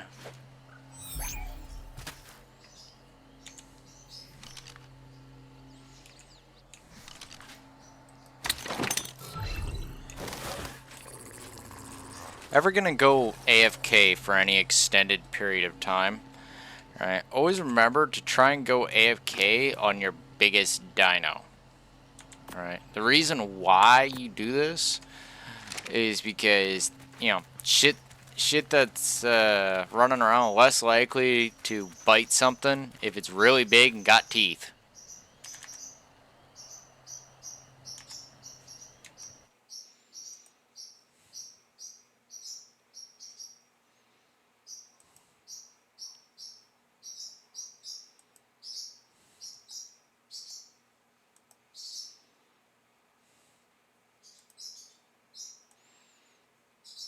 Okay.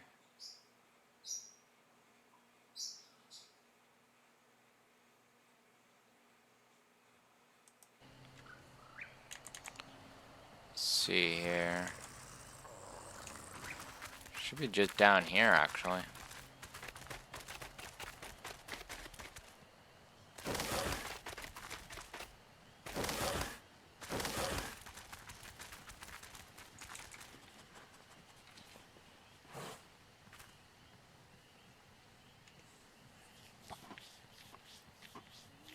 Fuck. Okay, yeah, that's the first one.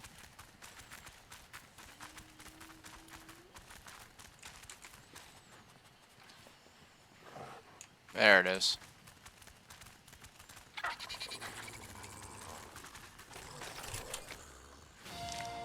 Moschop cebu mutante in the wild is a lazy, cowardly creature that typically lives in the island's forests, primarily making its home among the great redwoods of the western regions. It survives by being extremely flexible in its eating habits and completely averse to fighting. It never starves, since it can eat just about anything. It runs at the slightest provocation, but is still often preyed upon. What makes Moschops particularly interesting is what it can be trained to do with its eating habits. With a versatile palate and tough teeth, Moschops can be tamed for a unique ability. Over time, it can be accurately taught exactly which things to gnaw, increasing the likelihood of harvesting the specific resource its master desires. For example, teach it to prioritize chewing prime meat, and prime meat will be easier to harvest from the flesh it consumes. Likewise for rare plants materials, and so forth. Just don't expect Moschops to protect you though. Even after taming, it will quickly flee when enemies are nearby.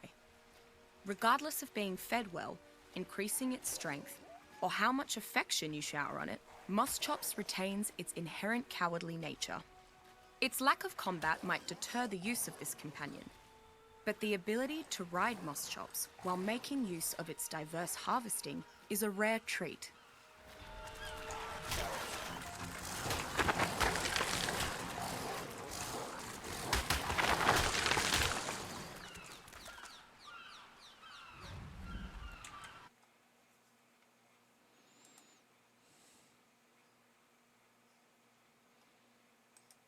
It says that there's...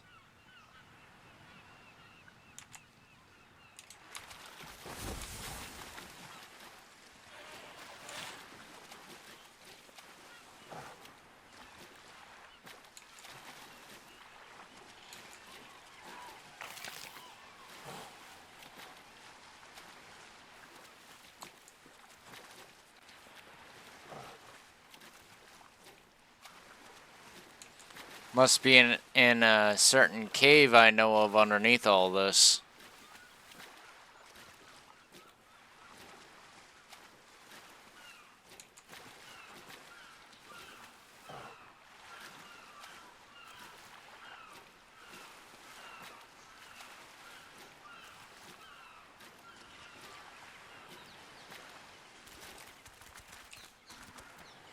Alright, back in a moment.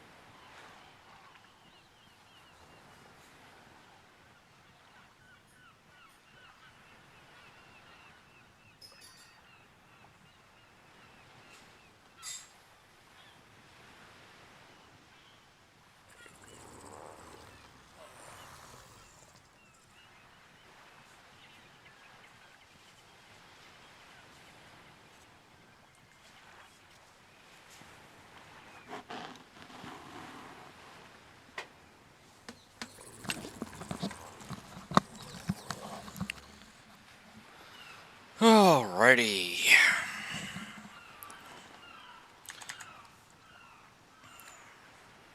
Yeah, because it said that there's something. This one. Yeah, it's in.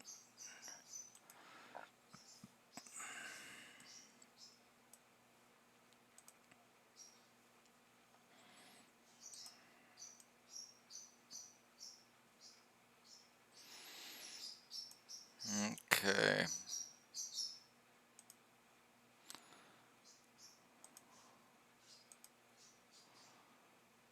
I think I have Nerva 15 already. Yes, I have Nerva 15, so that one we don't have to go to.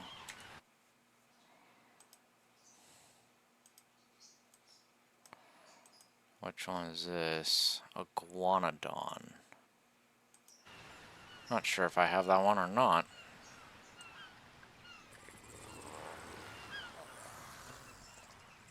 Nope, no I don't. Alright. So that's the next stop. And it's down here-ish.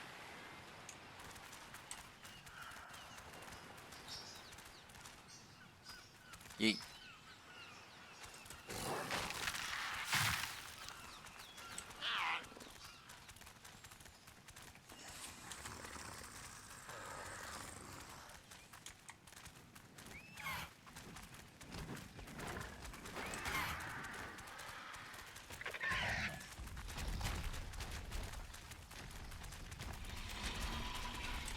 Stack!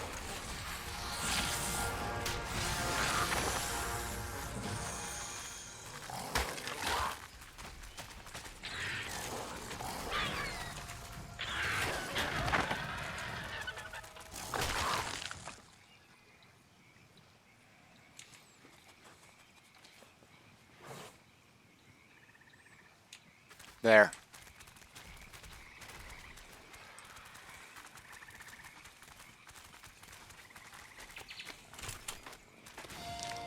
Of the many creatures I've yet encountered on the island, the Iguanodon vicissitudinous has the distinctly versatile capability of switching its primary method of locomotion according to its momentary needs. Primarily a rather lethargic bipedal herbivore native to the island's many grasslands and forests.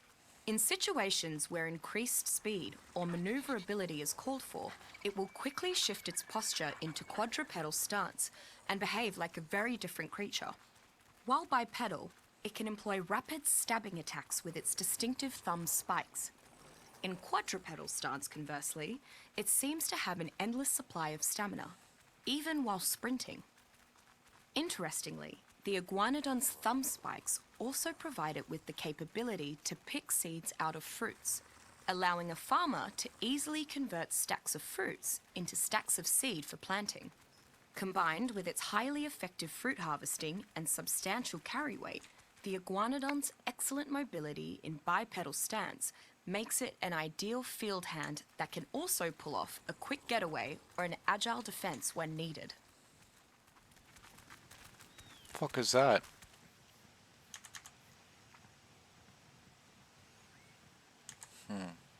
Questions for later, I suppose. That's marked as collected. There's one down here.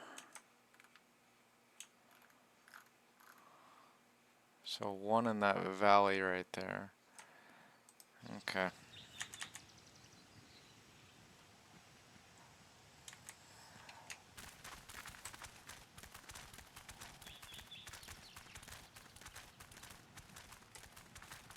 Oh, a tickle chicken.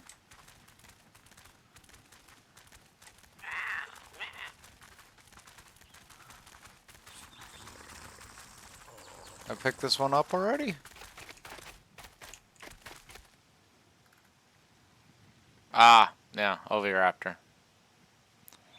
So we can mark that one as...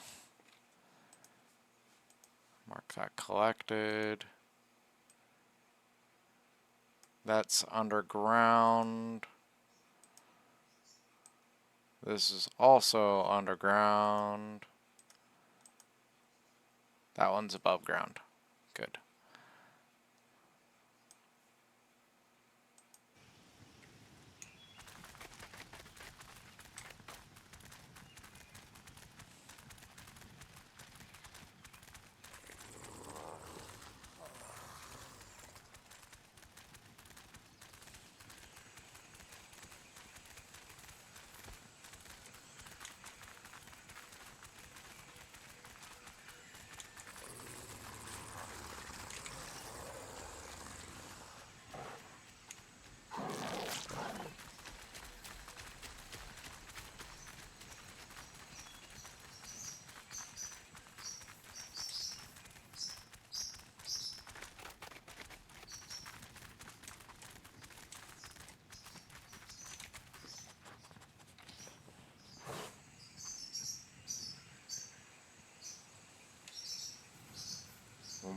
What?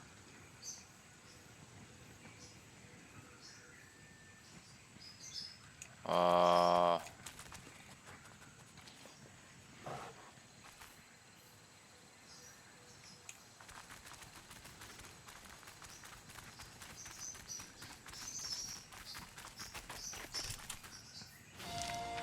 Raphis replicare, more commonly known as the dodo bird, is quite possibly the dumbest creature I've ever seen in my life. It wanders around the beaches of the island, pecking berries off bushes and being eaten by all manner of carnivore. Without the dodo, the whole island's food chain would disintegrate. This subspecies of the dodo has developed an unbelievably clever way to sustain itself. They mate constantly. I'm fairly convinced that they reach full maturity within a week of being born. This is the only trait keeping them populous on the island. While it can be done, there is almost no reason to domesticate a Raphis replicare. It cannot carry enough to be a beast of burden, it does not provide much food, and it's too stupid to show companionship. It could work as a last-ditch food source though, so I suppose keeping some around for lean times has a certain logic.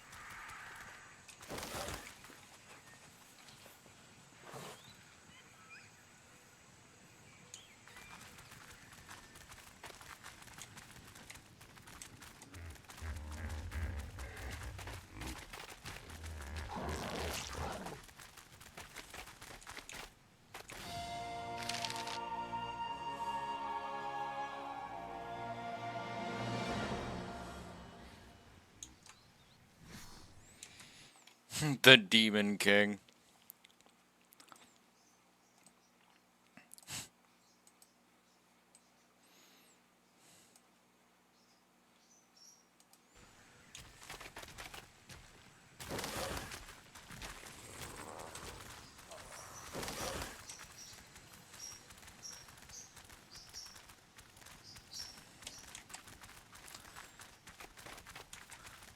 Should be actually entitled Mayin Finds a Giga.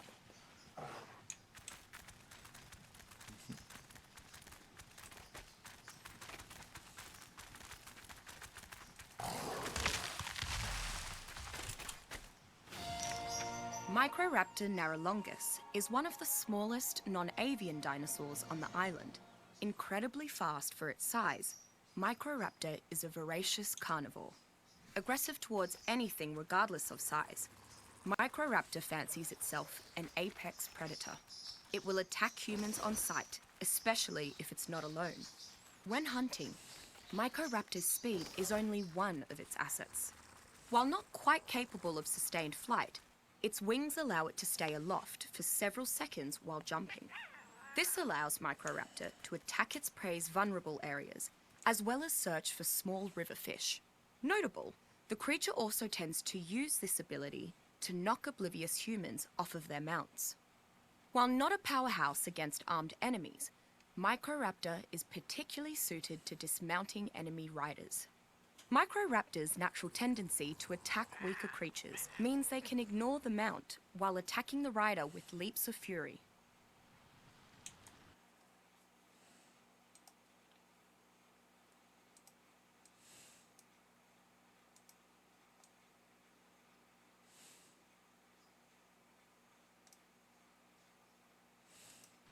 Right.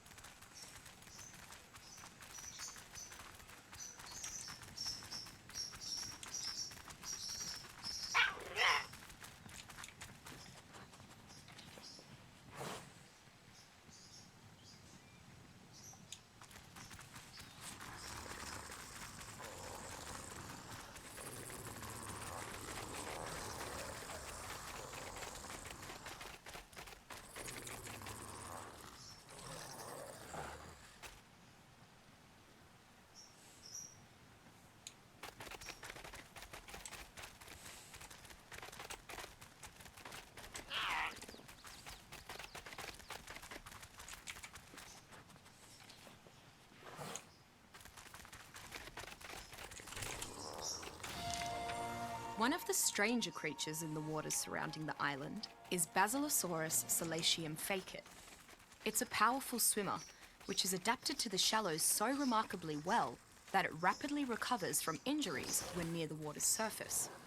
Conversely, it's vulnerable to deep water pressure, which slowly causes it harm. Basilosaurus is usually closely followed by other predatory creatures, as its eating habits leave plenty of scraps for scavengers to consume.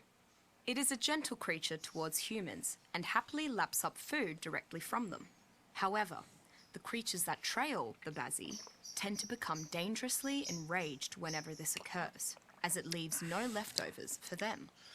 Despite the hassle of engaging with its ornery followers, many tribes still attempt to tame the Basilosaurus, as its mammalian, warm-blooded circulation provides a rider with perfect comfort from both heat and cold.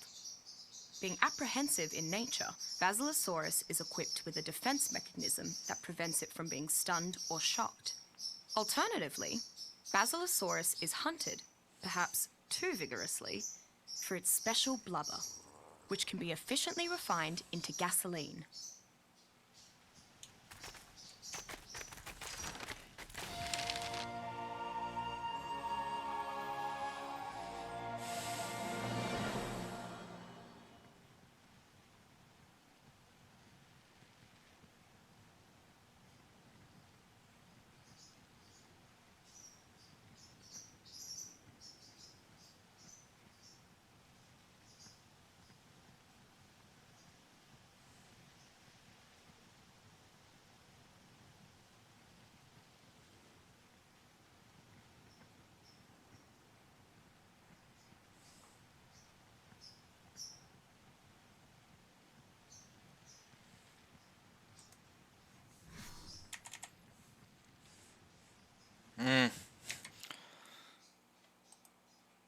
Such intoxicating innocence.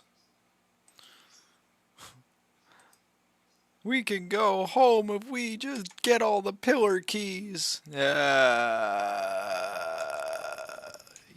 and no.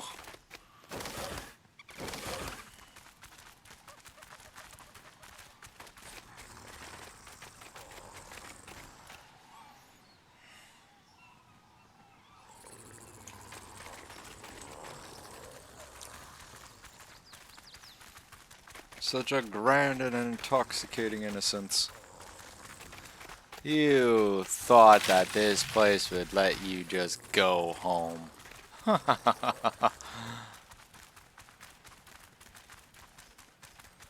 Trust me, speaking from experience, you may not want to go home when you see,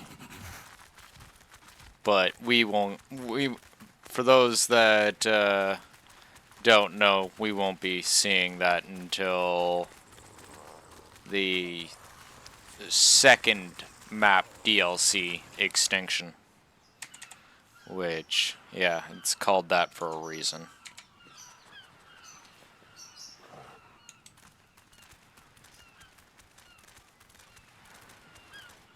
Oh, the damn thing. Ah.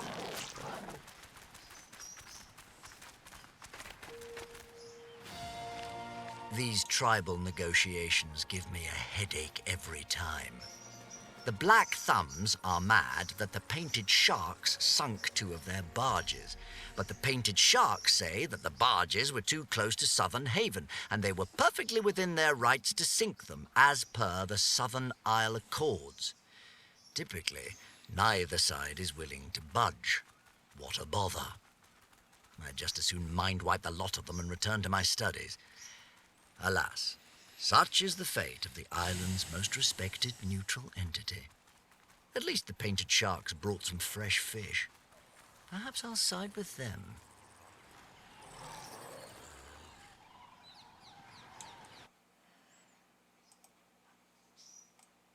Rockwell's the admin.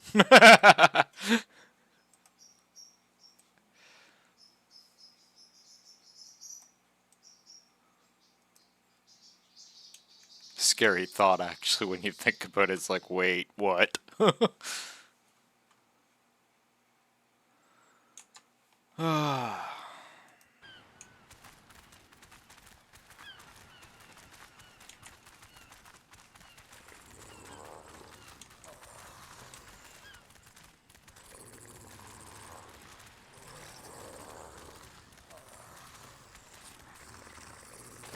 Boing. Boing.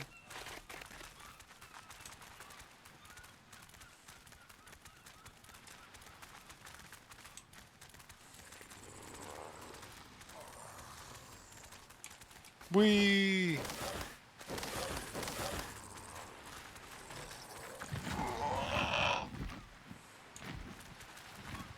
It's a very yellow looking pterodon.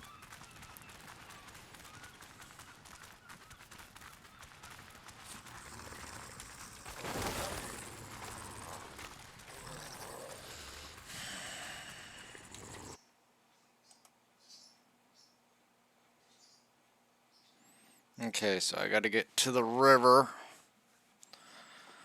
And then... Ugh.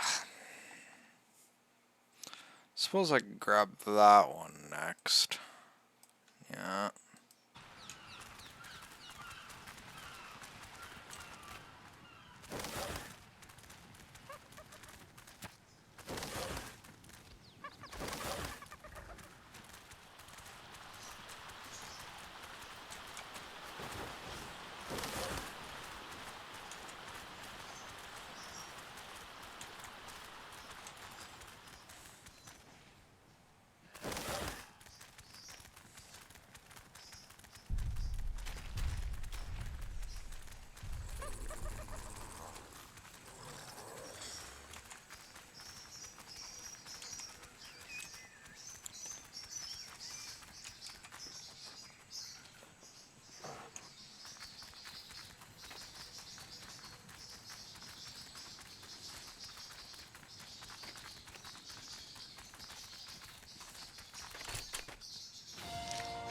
best adjective to describe Canis maxdyris is scary. This pack animal is a cunning and brutal predator, capable of taking down prey of nearly any size. In addition to being a vicious hunter, it is the size of a small horse, meaning even the largest predators aren't necessarily safe from the packs. Unlike most creatures on the island, Canis is a dedicated pack hunter and rarely hunts alone.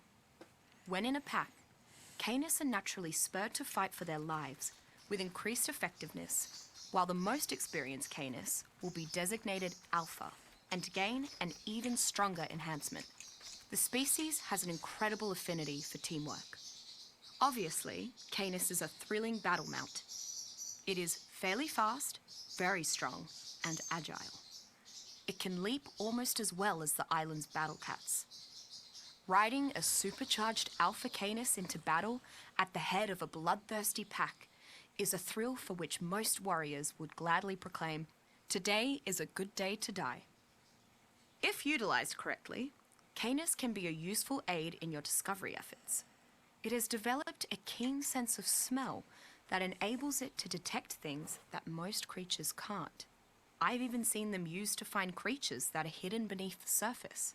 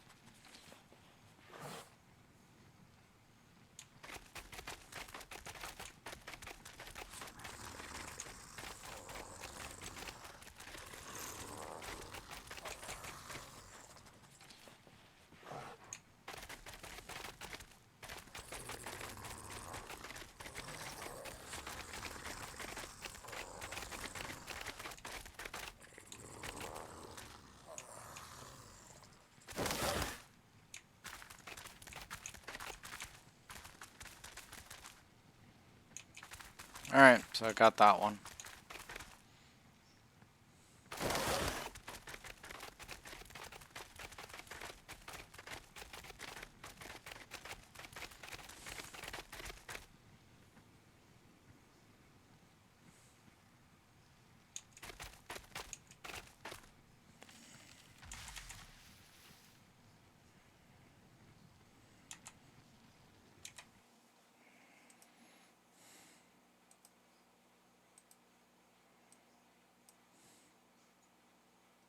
Okay.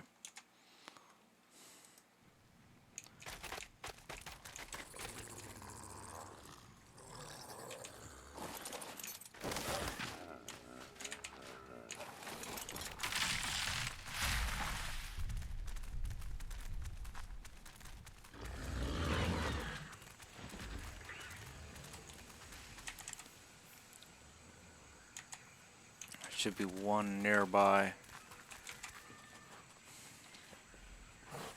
There.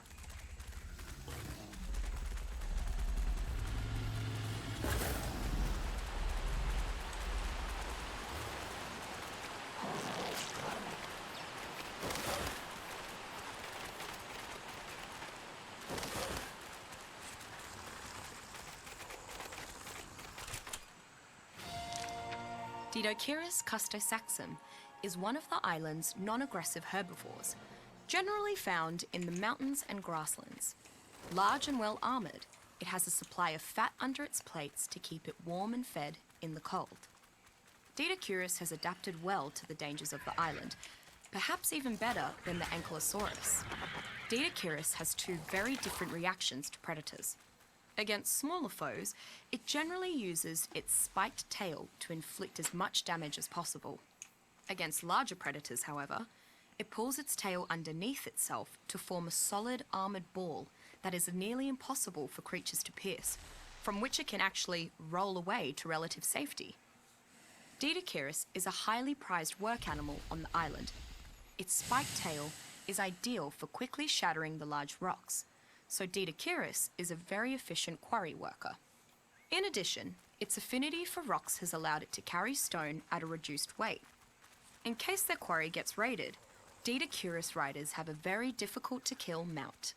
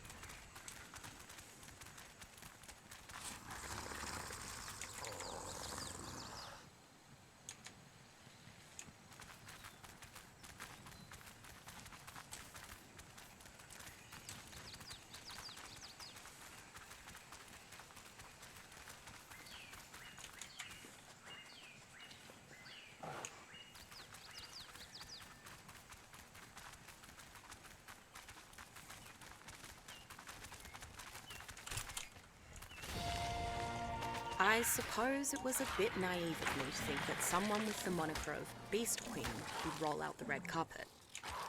I guess I got used to all of the friendly treatment that being an associate of Rockwell's earned me. Well, she did let me stay at least.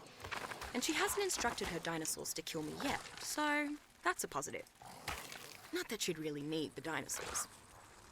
If that glare of hers gets any more intense, I'll probably just burst into flames on the spot. Struth, I hope she eases up. Sifting through raptor excrement with someone watching is harder than you might think.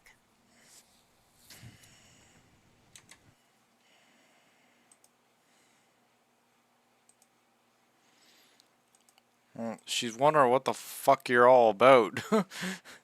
It's like random person, like you just follow me on this. You're a survivor on an island filled with monsters, dinosaurs, and all manner of fucking things with teeth. Alright? Every day is a literal frickin' struggle for survival for you. But that's not the half of it. On top of that, out of nowhere, you end up coming across this individual that's literally playing with poo. What else are you gonna do but stare? That's gonna capture some... It's gonna capture some attention. Right? In most cultures, right, you find an individual playing with poo, that's the first sign of insanity.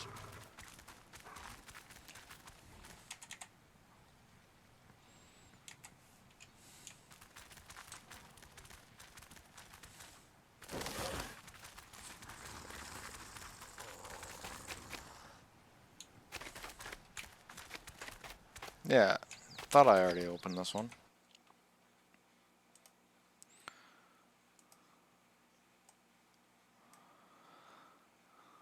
Like, you see a person playing with excrement, you're gonna be wondering if that person is alright in the head.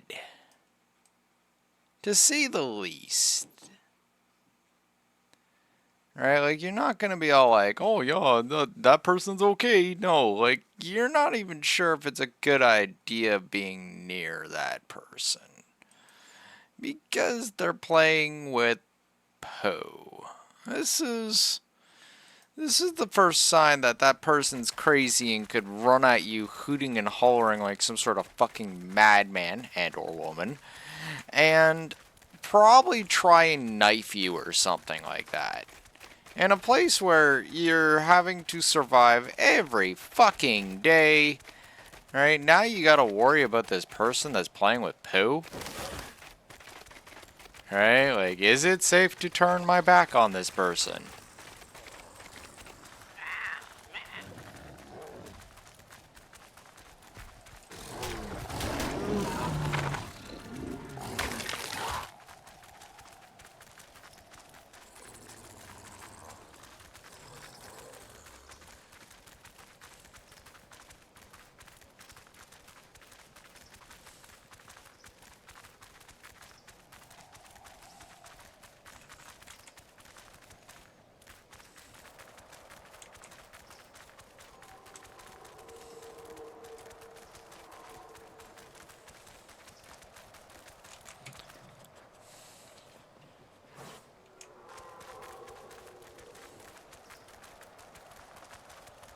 Uh, 15 levels.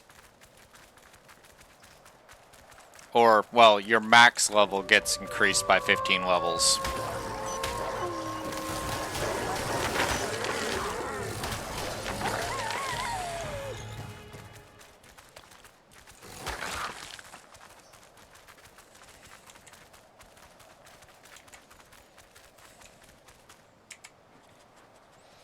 So it's definitely something that you want to get done.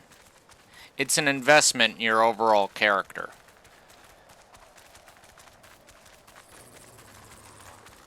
A lot of things can happen to your character during the arc, its arc career. You can lose your entire base. You can have all your tames die on you.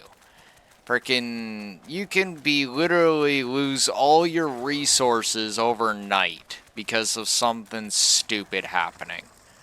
But one thing that can't be taken away from you, your levels. Your levels will always be there. And if you actually put in the effort to get those levels and set yourself up, it gets to the point where, yeah, you don't need to worry too much about anything. Gear, that can be regained. animals, you can get a new one. Alright?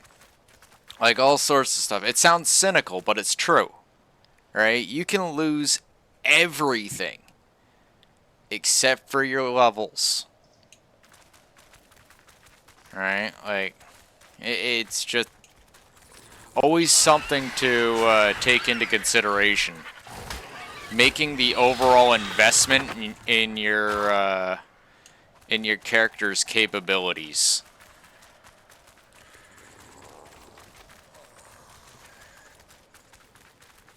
And it's an investment in your character. Especially if you're like one of those people that are planning on playing for long term.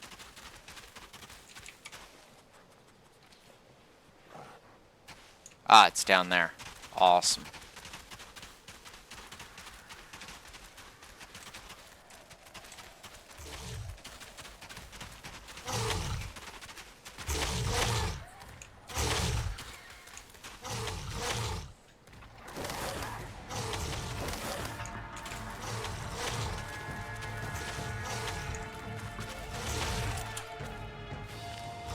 Well, the Howling Wolves are quickly tracking down the artifacts. But after hearing about what happened to the Iron Brotherhood, that's as far as they'll go. It's understandable, but it leaves me in a tight spot. If a giant spider and I get in a scrap, the spider's winning for sure. Even with Athena on my side, I prefer to avoid danger, not confront it. My aim's piss poor, and I've got fists like marshmallows. If I want a fair go at actually surviving whatever happens when the obelisk activates, I'll need backup. Negotiation notes. Don't mention feces. Don't look directly at the glare. Bring chili. Unburned.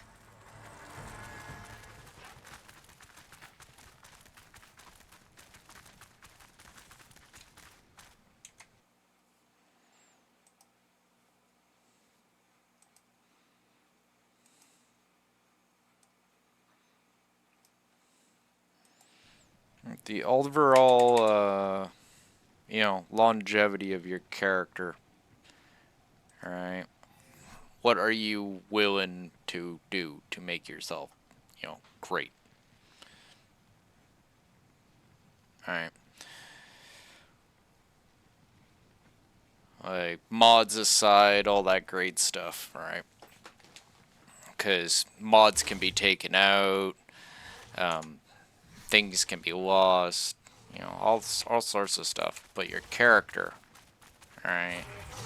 Those levels, that hard work that you put into it, that's what's gonna matter in the long run. So, getting the Explorer notes, hellishly important. More than most people ever know.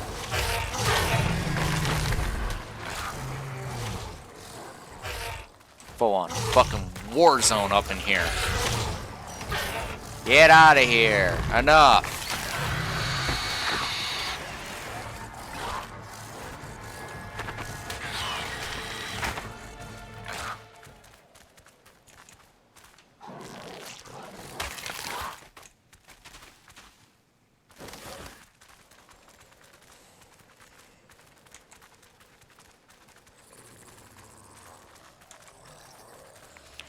Okay, now,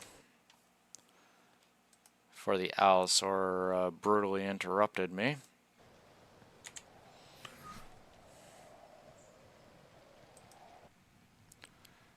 It's Megan 16 over there, and I already have it. So, mark that as collected. Alright.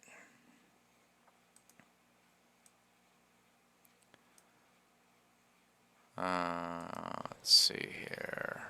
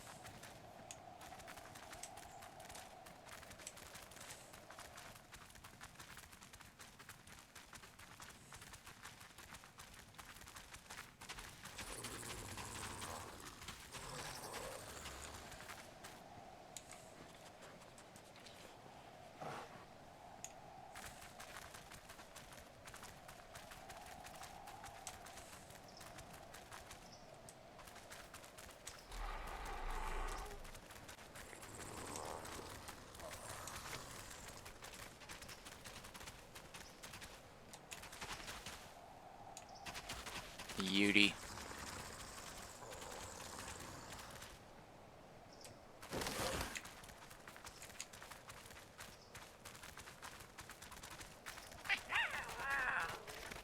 Dead on.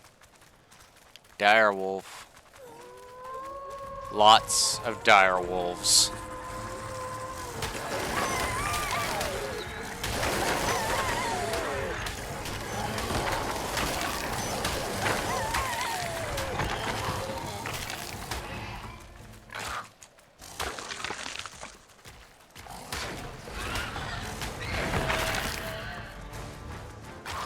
And a Carnosaurus. Or Carnotaurus, I should say.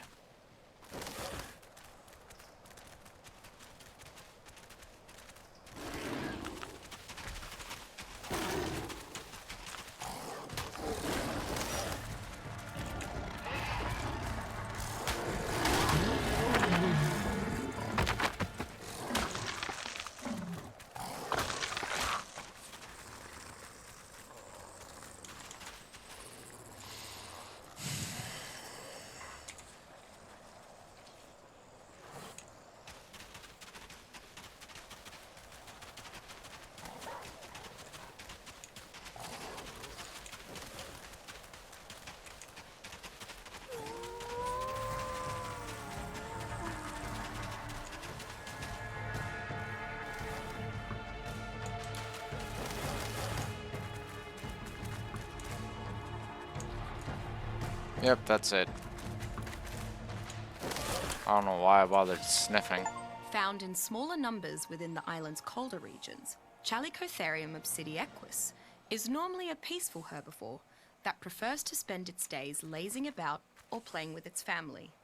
It is very territorial, however, and the entire family, young and old, will turn against an encroaching creature at just the slightest provocation.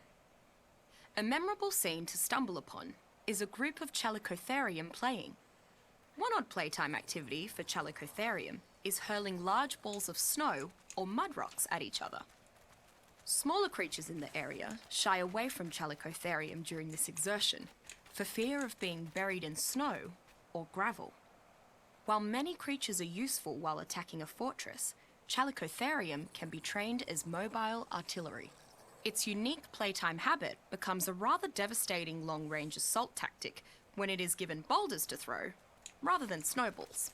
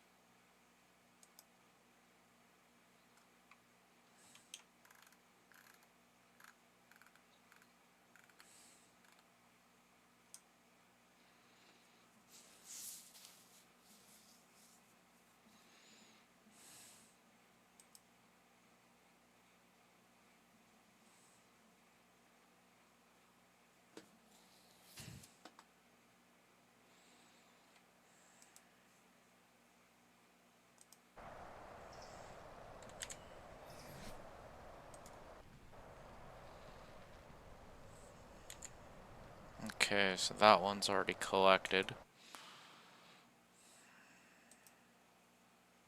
What about this one?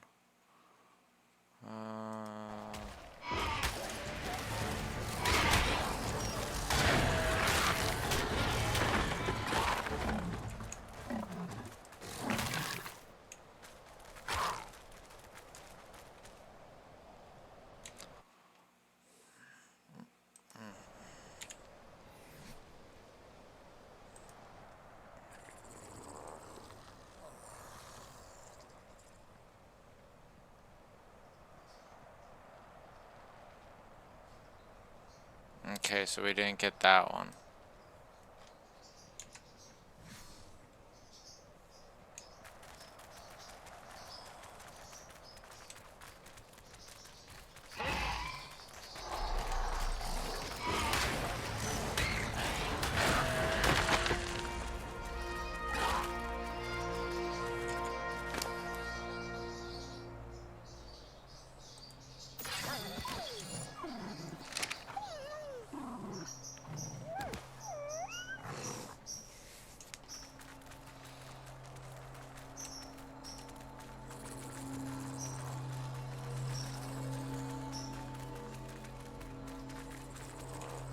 Curiosity.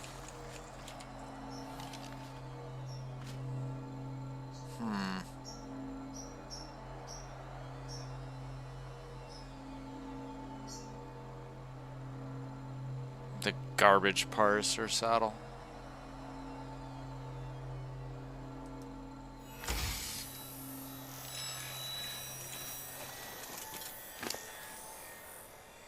Maybe I can break it down.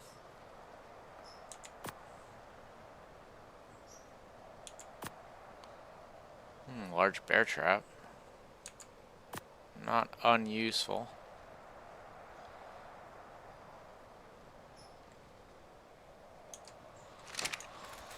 Alright, moving on.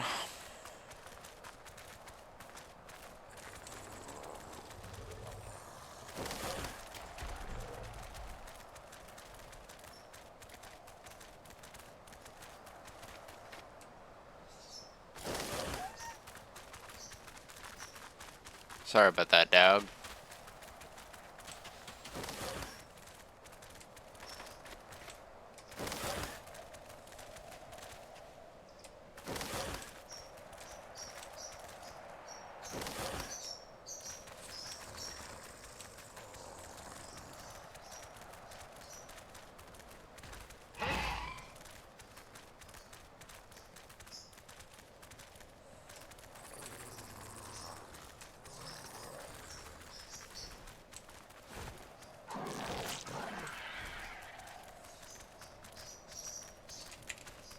Whoa, easy there.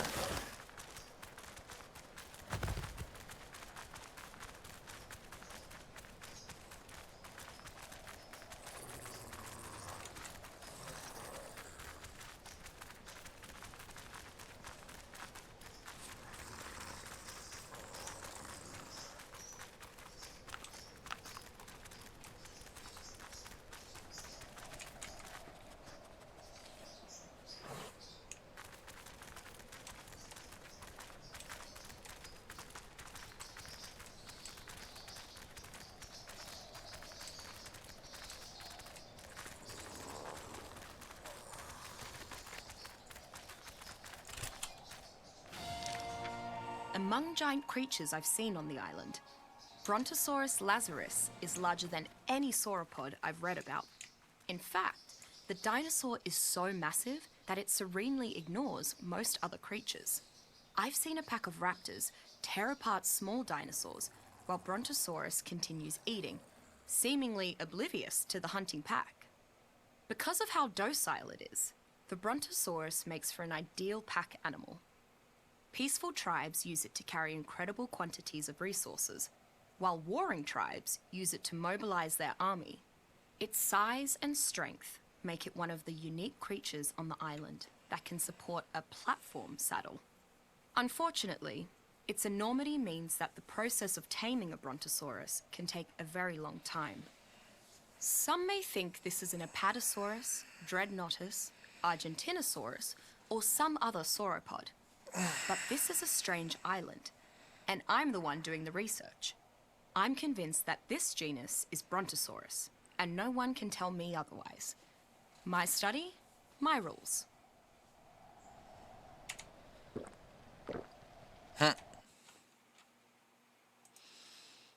Well then.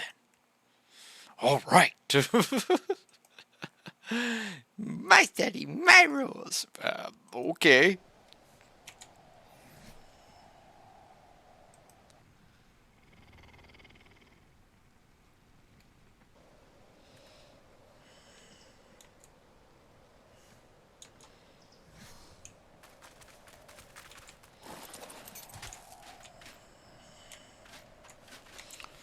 We're gonna have to pull out the Wyvern for the next bit. Just because there's so much mountainous terrain to cover. It'd be silly to just keep floating around on the direwolf in this sort of terrain. Especially with all the crap that's here. It's not a good idea. Like one, all it'd take is one Yudi. And with the speed that this direwolf moves at, it could get really bad.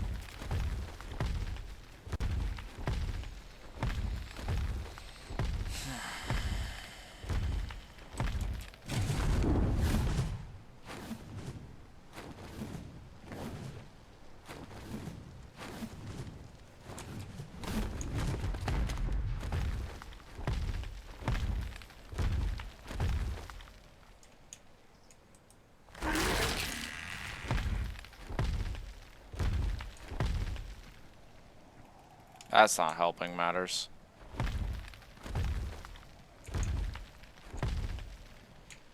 Can I pick it up, please?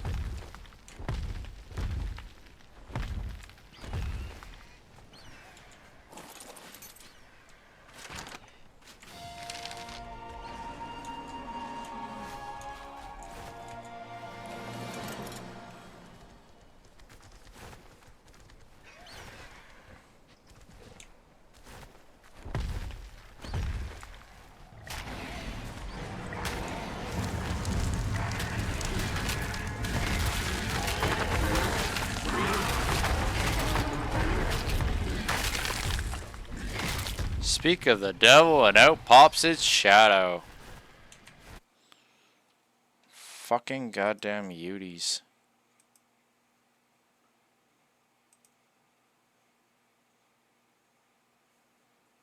Damn. Huh? Again, I look away for a moment. Enough.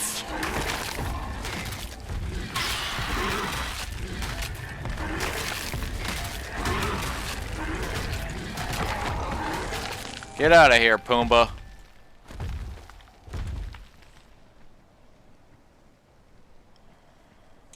Alright.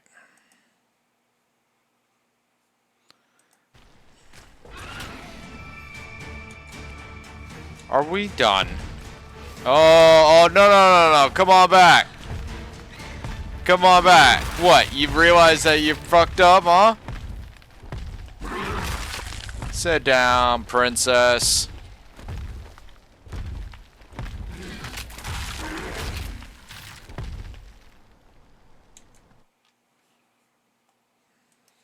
Fucking unruly. Fucking. It's just like big ass. Fuck Carnotaur's like, I'm a boss! Bites the waver. And just like, I may have made a mistake. Just like Waver lights it on fire, is running away. It's like, I made a mistake! I made a mistake! Oh, shit.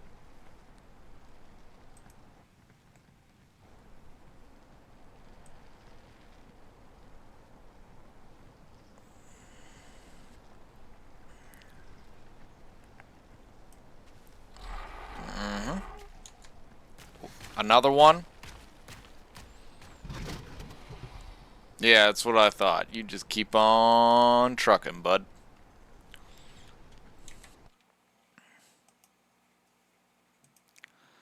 Mark as collected. That's May in 27. I know I've picked that one up. For facts, I know I've picked that one up. Let's see here. Really? Okay.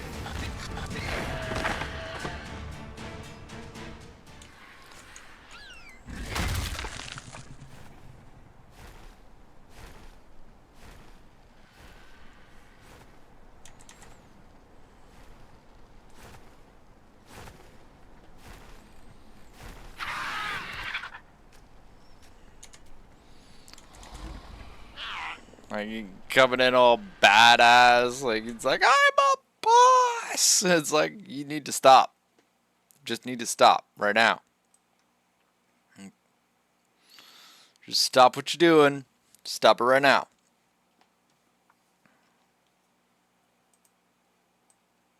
What you're doing may result in death.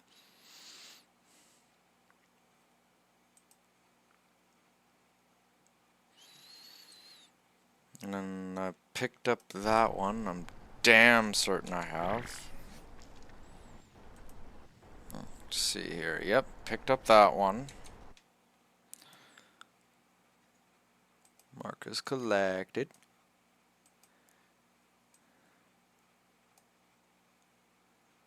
Alright.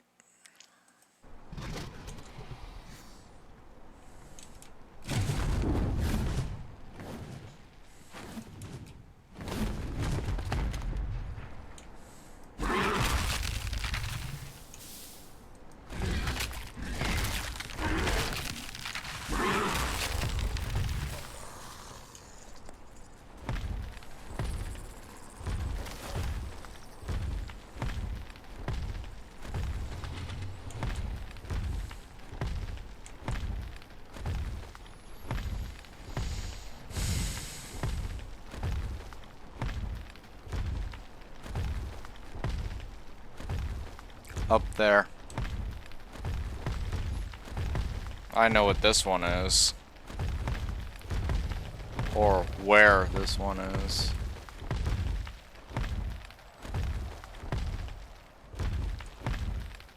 Ah, thankfully they have not changed this one at all, it looks like.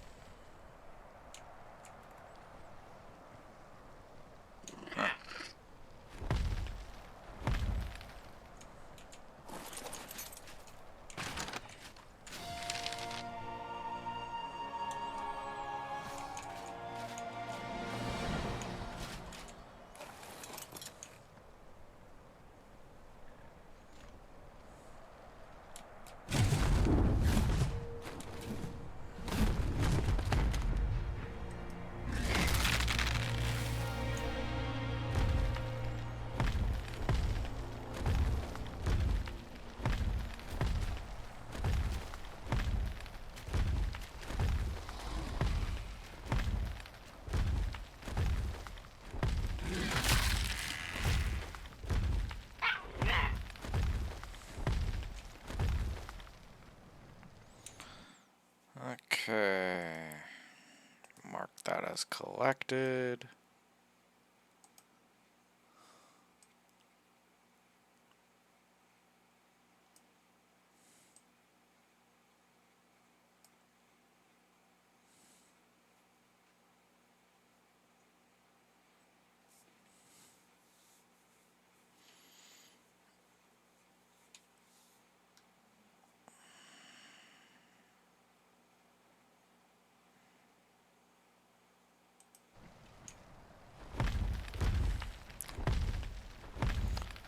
Thankfully, it looks like a lot of these are the same.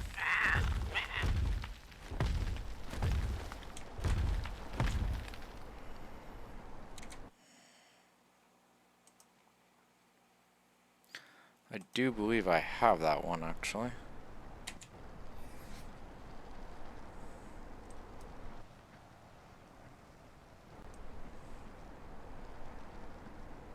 No, I do not.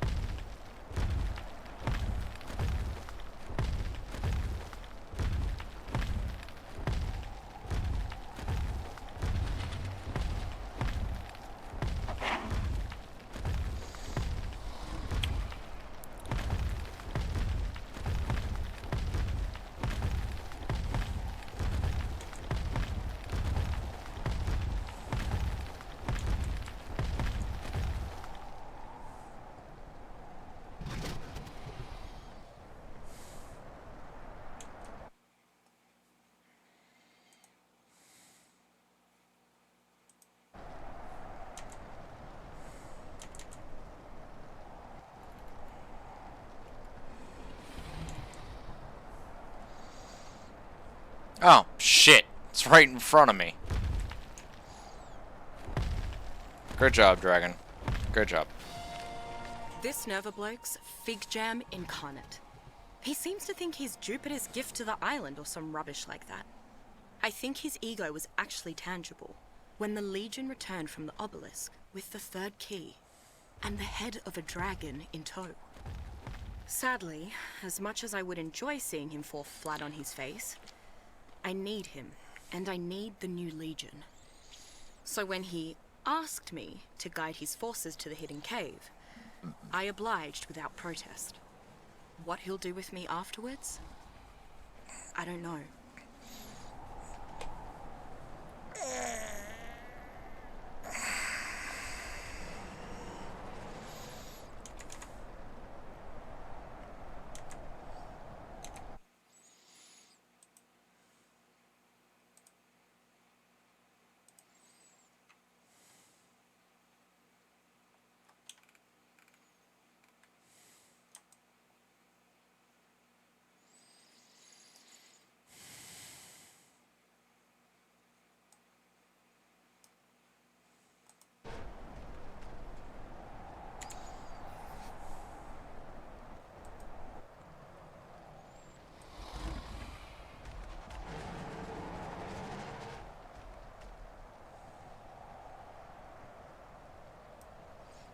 Okay.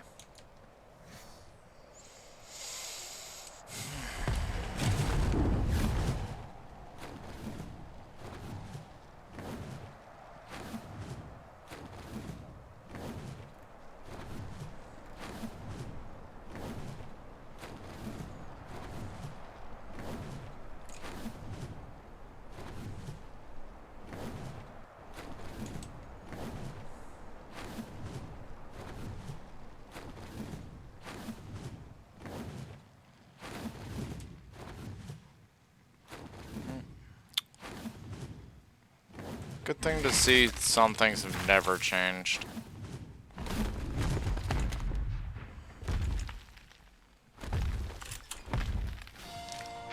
Unlike many of the herd animals on the island, Ankylosaurus crassicutus tends to live in small family units. I believe they can afford to stick with smaller groups because of their incredibly thick skin, for which they're named. Despite not being among the largest of the island's herbivores, Ankylosaurus is one of the more difficult creatures to take down. Its thick, armored skin seems to make it more than a match for several of the mid-sized predators that would otherwise hunt it. Reckless carnivores are just as likely to hurt themselves on Ankylosaurus spikes as they are to get hit by its tail. Without a doubt, the best trait of a trained Ankylosaurus is its enormously dense tail. This tail is powerful enough to quickly shatter the resource-laden rocks of the island. One of the wealthier human tribes on the island utilizes a squad of ankylosaurs in its mines and quarries. The creature's affinity for metal enables it to carry raw ore at an effectively reduced weight.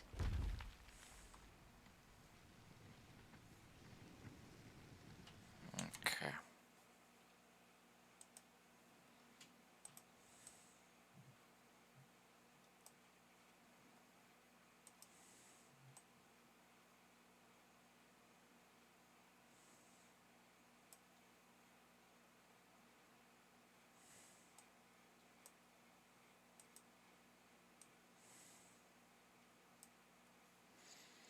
It'd be a lot easier if, one, it was the daytime, and two, there's less fucking cloud cover.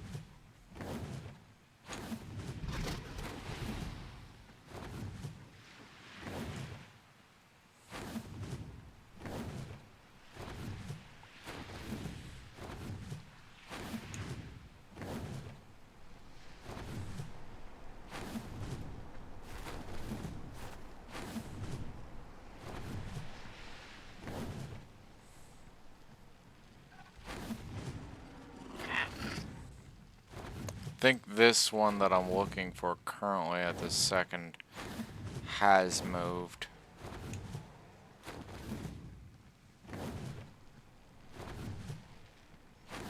Again, cloud cover is...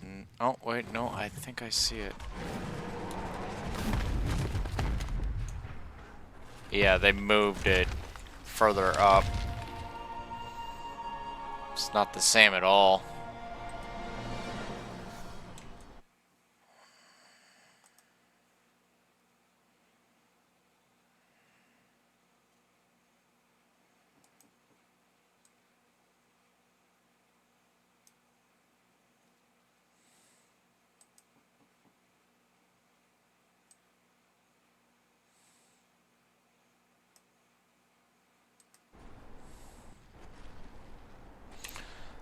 It's a time of day.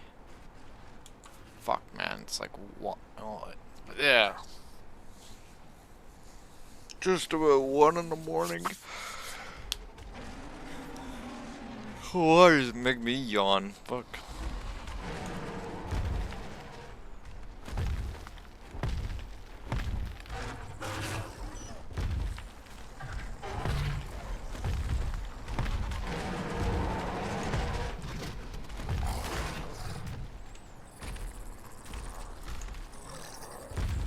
Kind of funny to watch.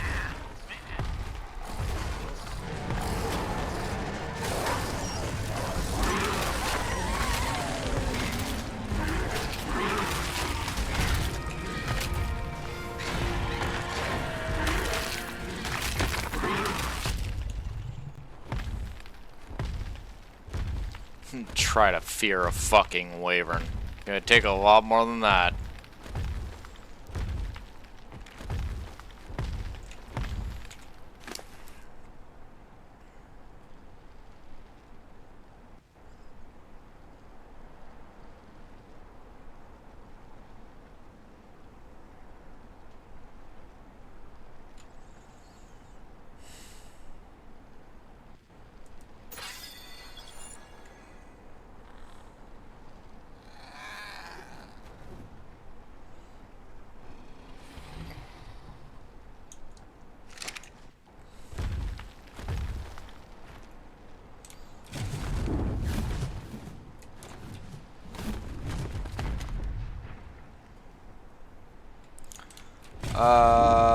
Can't see shit.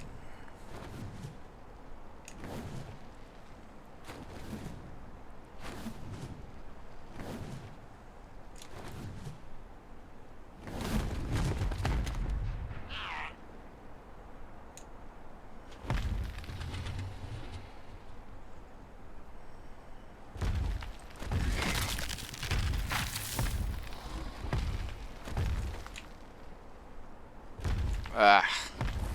Fine. Whoa, don't do that.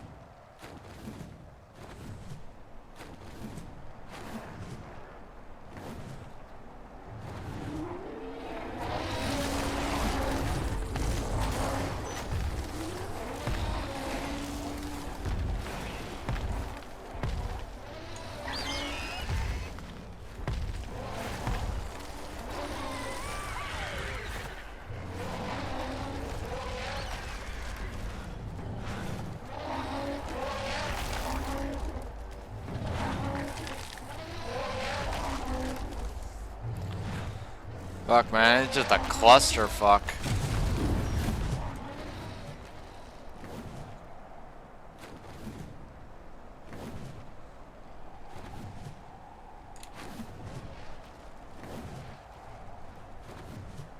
Can we land, please? It's like turning around on its nose.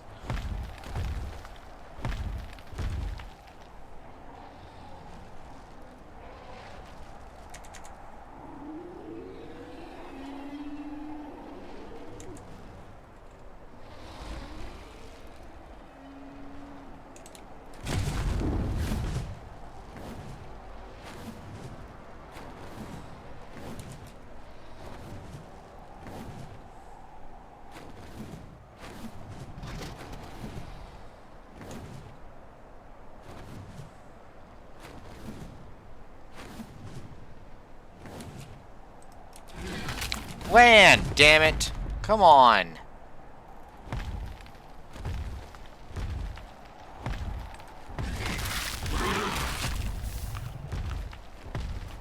Okay, now I know where I am. Move, stupid, before you become dinner.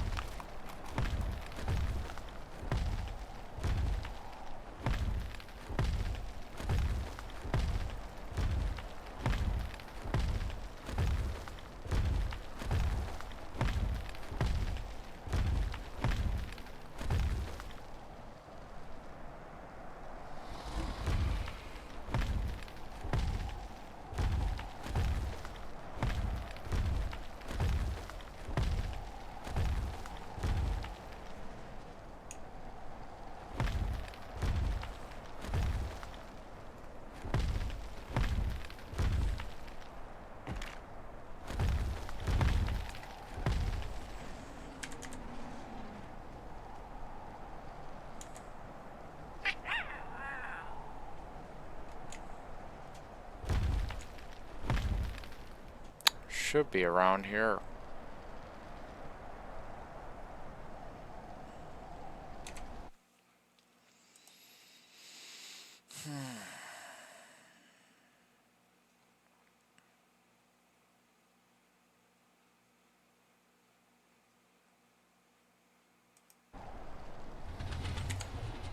$22,719.2.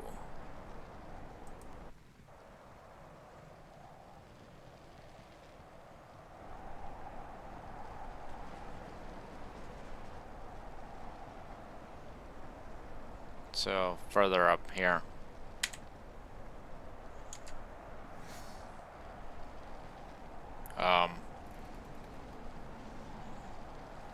Just can't even see properly.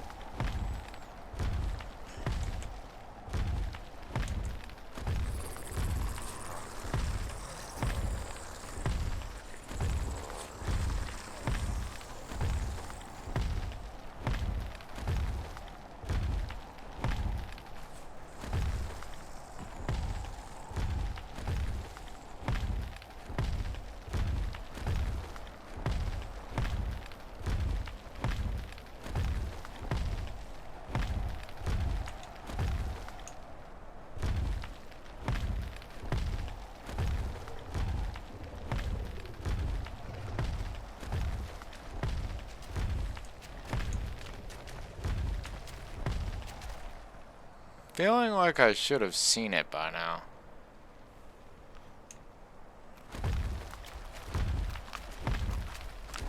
Move your big ass.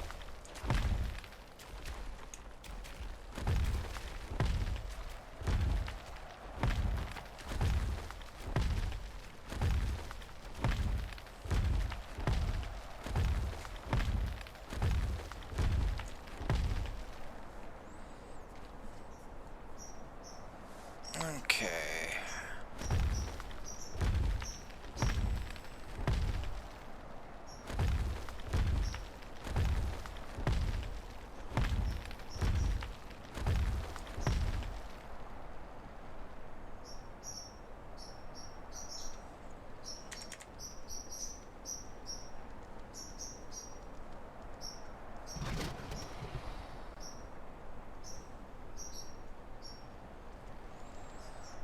Okay. Um.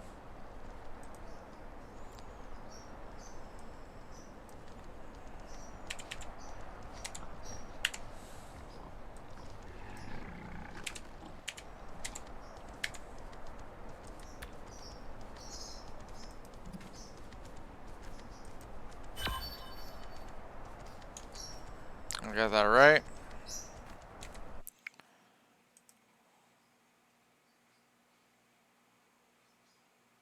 Oh, 22-7, 19-2.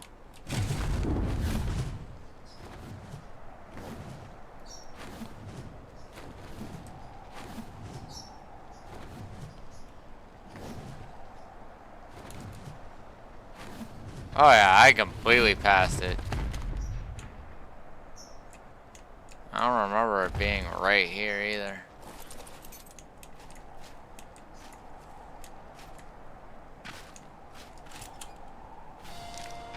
Gigantopithecus fibrirator is a strange creature. It is usually quite passive, but it has a very short temper when it comes to its own personal space. Once another creature gets close, this gentle giant quickly becomes a rampaging beast. Best to give them a wide berth. I have occasionally seen Gigantopithecus jumping to grab vines that it can traverse and swing on, but otherwise, it seems most happy to lay about, picking berries from plants lazily. In addition to being at home picking berries, a tamed Gigantopithecus can be taught to harvest the fibers found on many island plants as well. It appears to be entirely content to pick at plants all day, eat the berries, and carrying fiber resources for its tribe. Playful once tamed, Gigantopithecus seems to enjoy throwing the creatures or riders it's carrying into the air. It probably feels that this activity is a game, but clever brigands can use this game to vault over walls and small cliffs.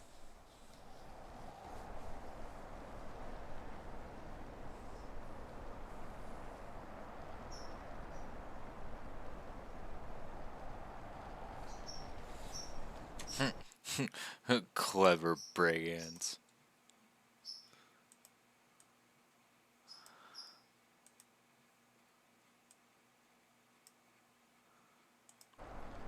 Really not helping matters with all this damn frickin' shit weather. Shitty ass cloud cover. Not to mention the dark.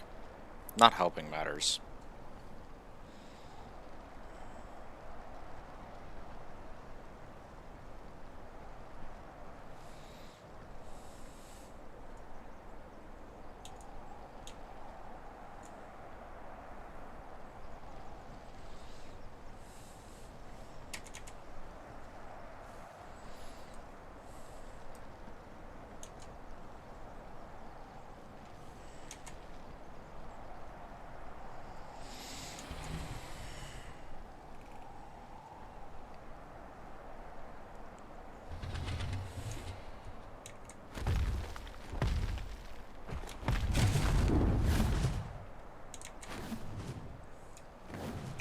Game.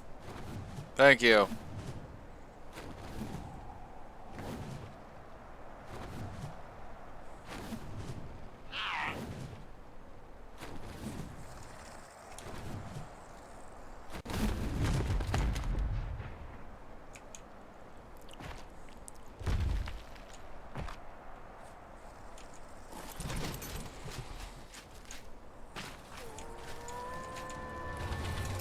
Really?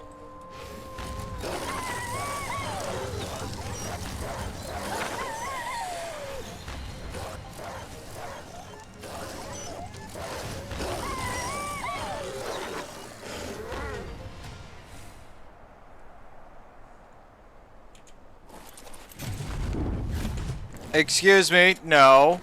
No. You will have some decorum, missy. Land. Land, or I'll fucking get out a goddamn bullwhip and make you land.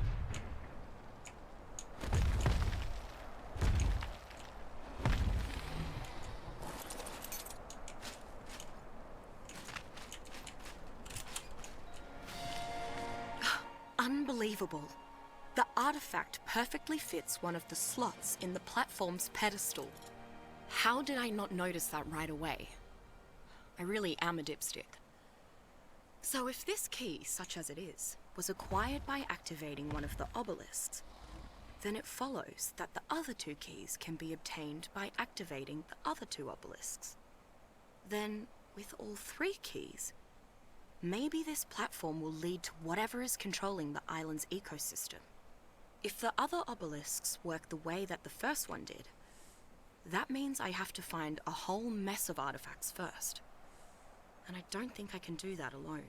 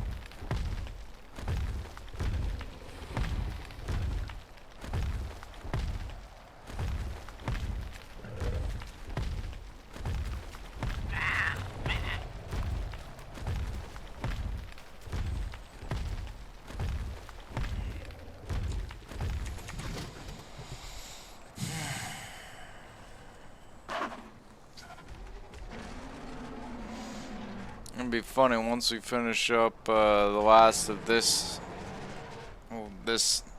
like area here. That'll be this sector, and then all we'll have left is this bit here, and then it's down to yeah, dungeon cleanup and underwater shit.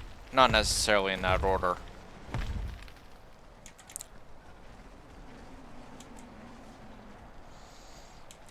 There should be one.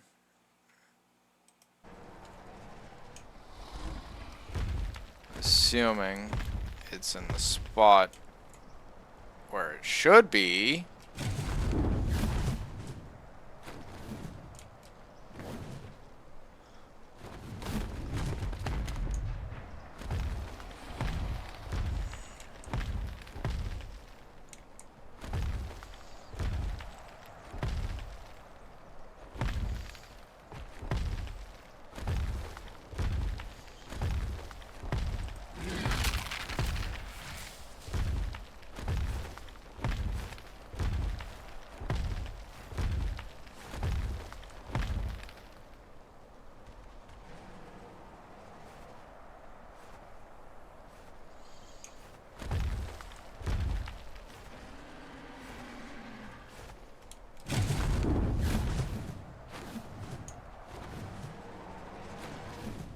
Yep, there.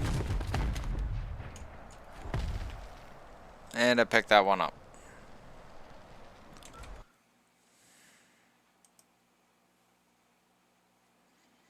I don't know why I didn't bother just checking my my explorer notes. Yeah. Okay, so we'll check that one off the list.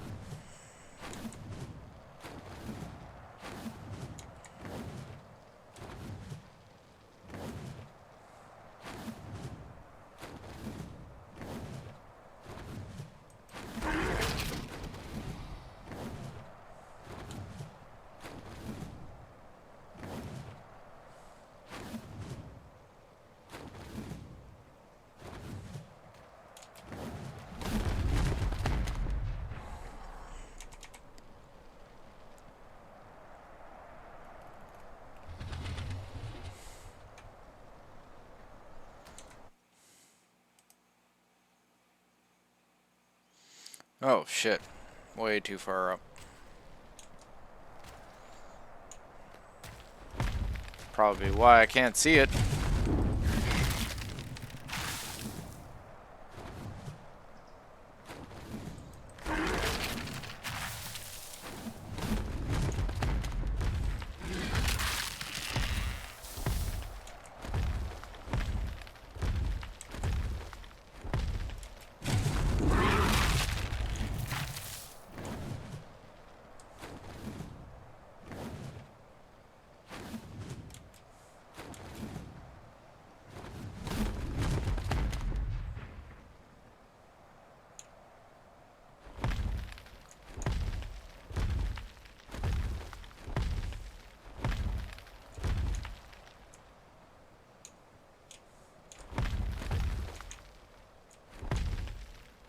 Oh, fuck's sakes, game.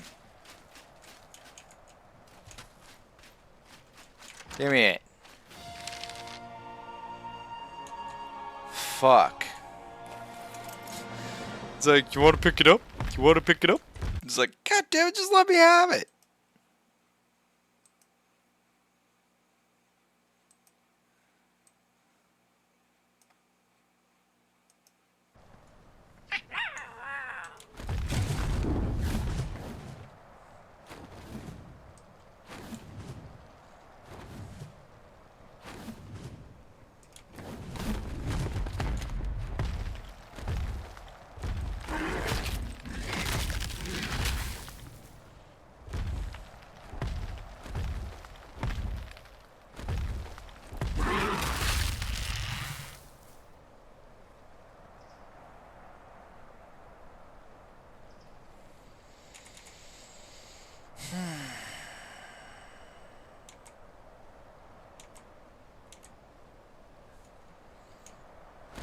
Might have picked this one up already.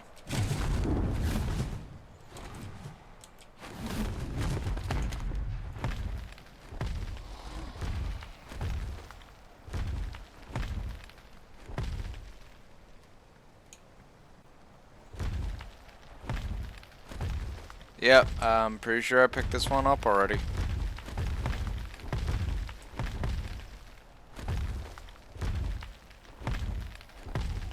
Yep, I picked this one up already. Okay.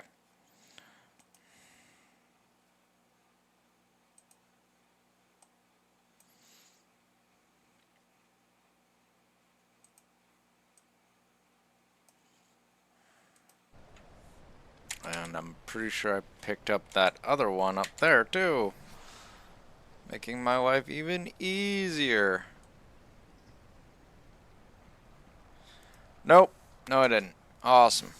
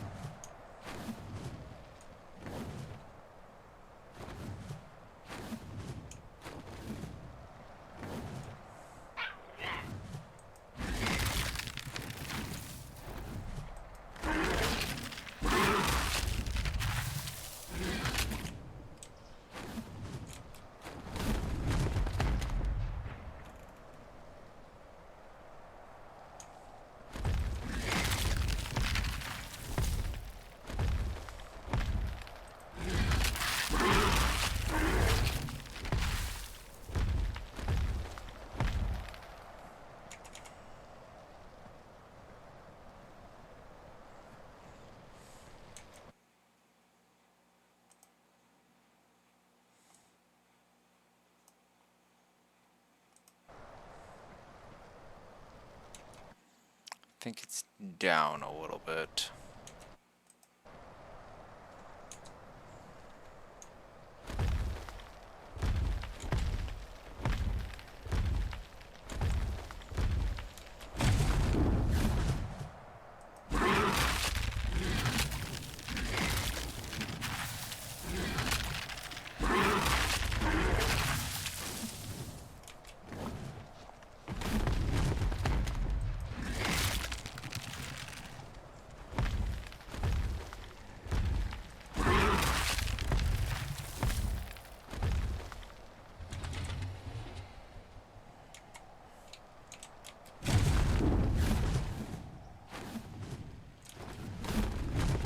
Yeah, I thought I picked this one up.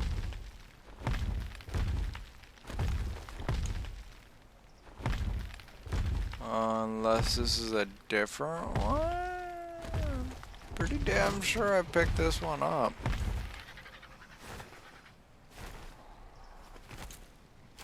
Fuck you think this is? Get the fuck out of here.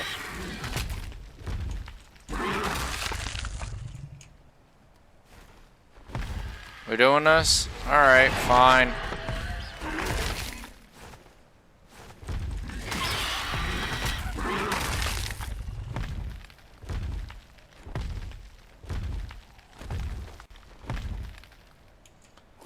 Alright, let's go poke around.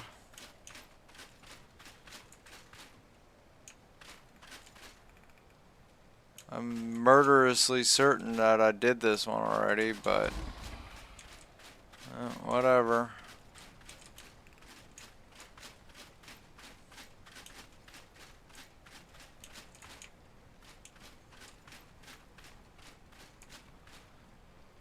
I don't know, what do you think, Ember?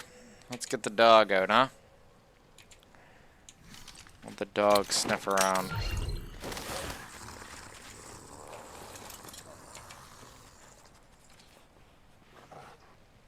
Hmm? Oh, fuck off.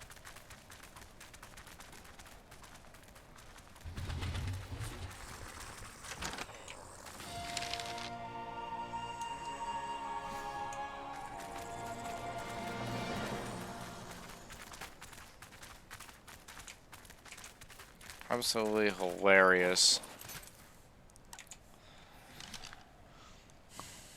We're gonna stash it under a rock. That'll make it harder to find. Fucking rude. Just straight up rude.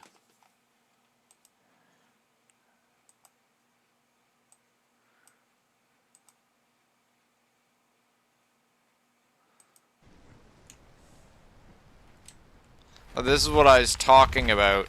Some of these were just sitting out in the open, right? Others, you know, didn't even have a ruins. Where others that they've done now, they've taken them and stashed them frickin' in corners and under rocks and all sorts of shit like that. Fucking ridiculous. Like, just fucking ridiculous.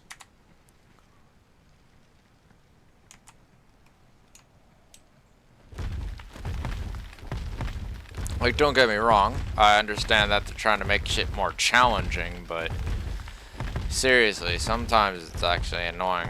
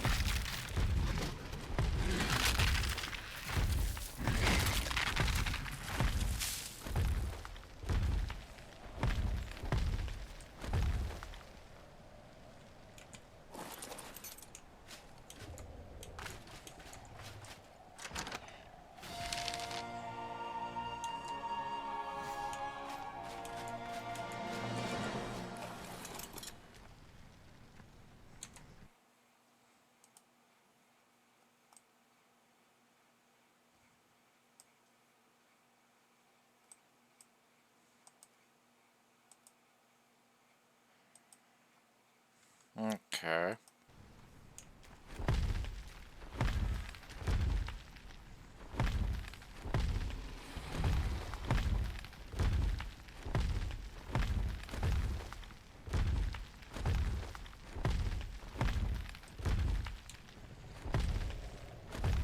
There it is.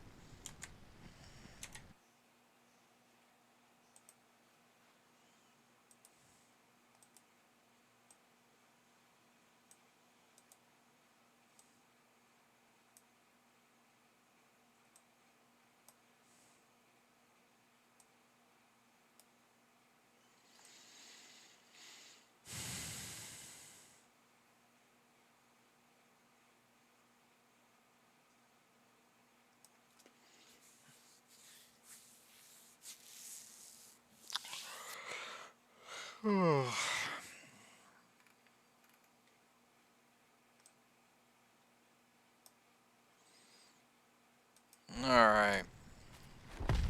Last one of the sector. And then I'm gonna be taking a break. Probably rest my eyes for a bit, and then I gotta go run out to do some errands.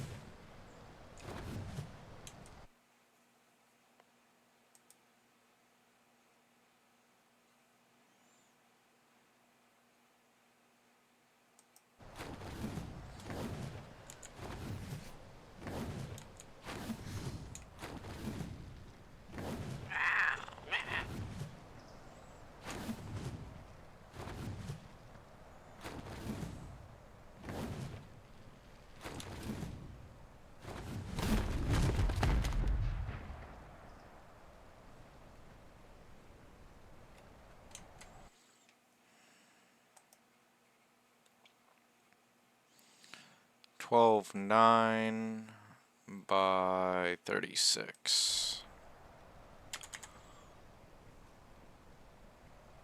Should be here. Oh. It's...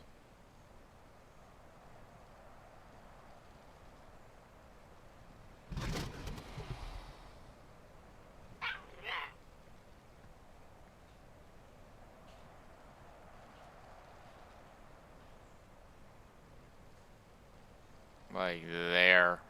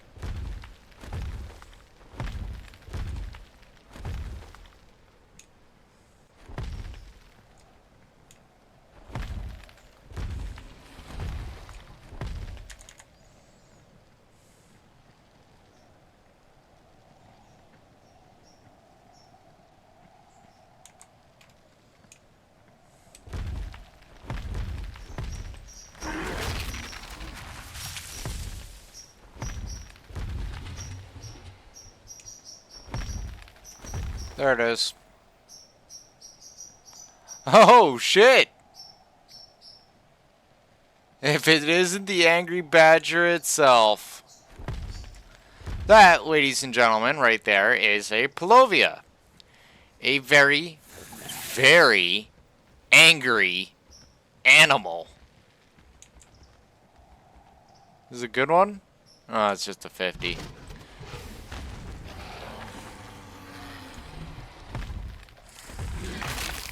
That sort of thing.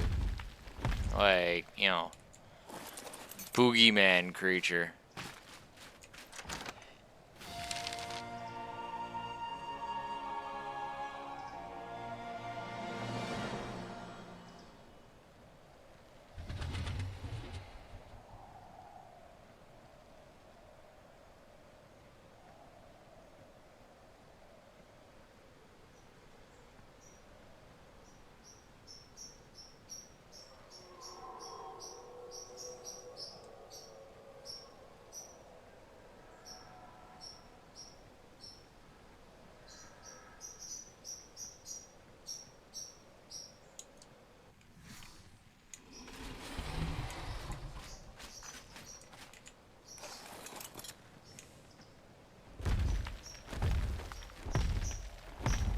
Alright.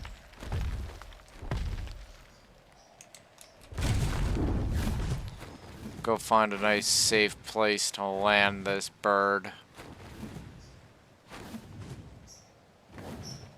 Actually, no, this is a good enough spot right here. Shouldn't be too bad.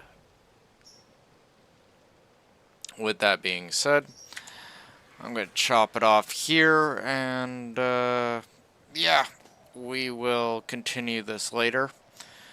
And of course, if you like what I do and all that great stuff, want to help out, like, subscribe, leave a follow, all that great stuff. All the love and support is greatly appreciated and helps me go a long way. With that being said, I will be continuing this all later this evening, or afternoon, evening. Yeah, depends on how long it takes me to get all my errands and stuff done. Until then, I will talk to you guys later. Take care. Bye-bye.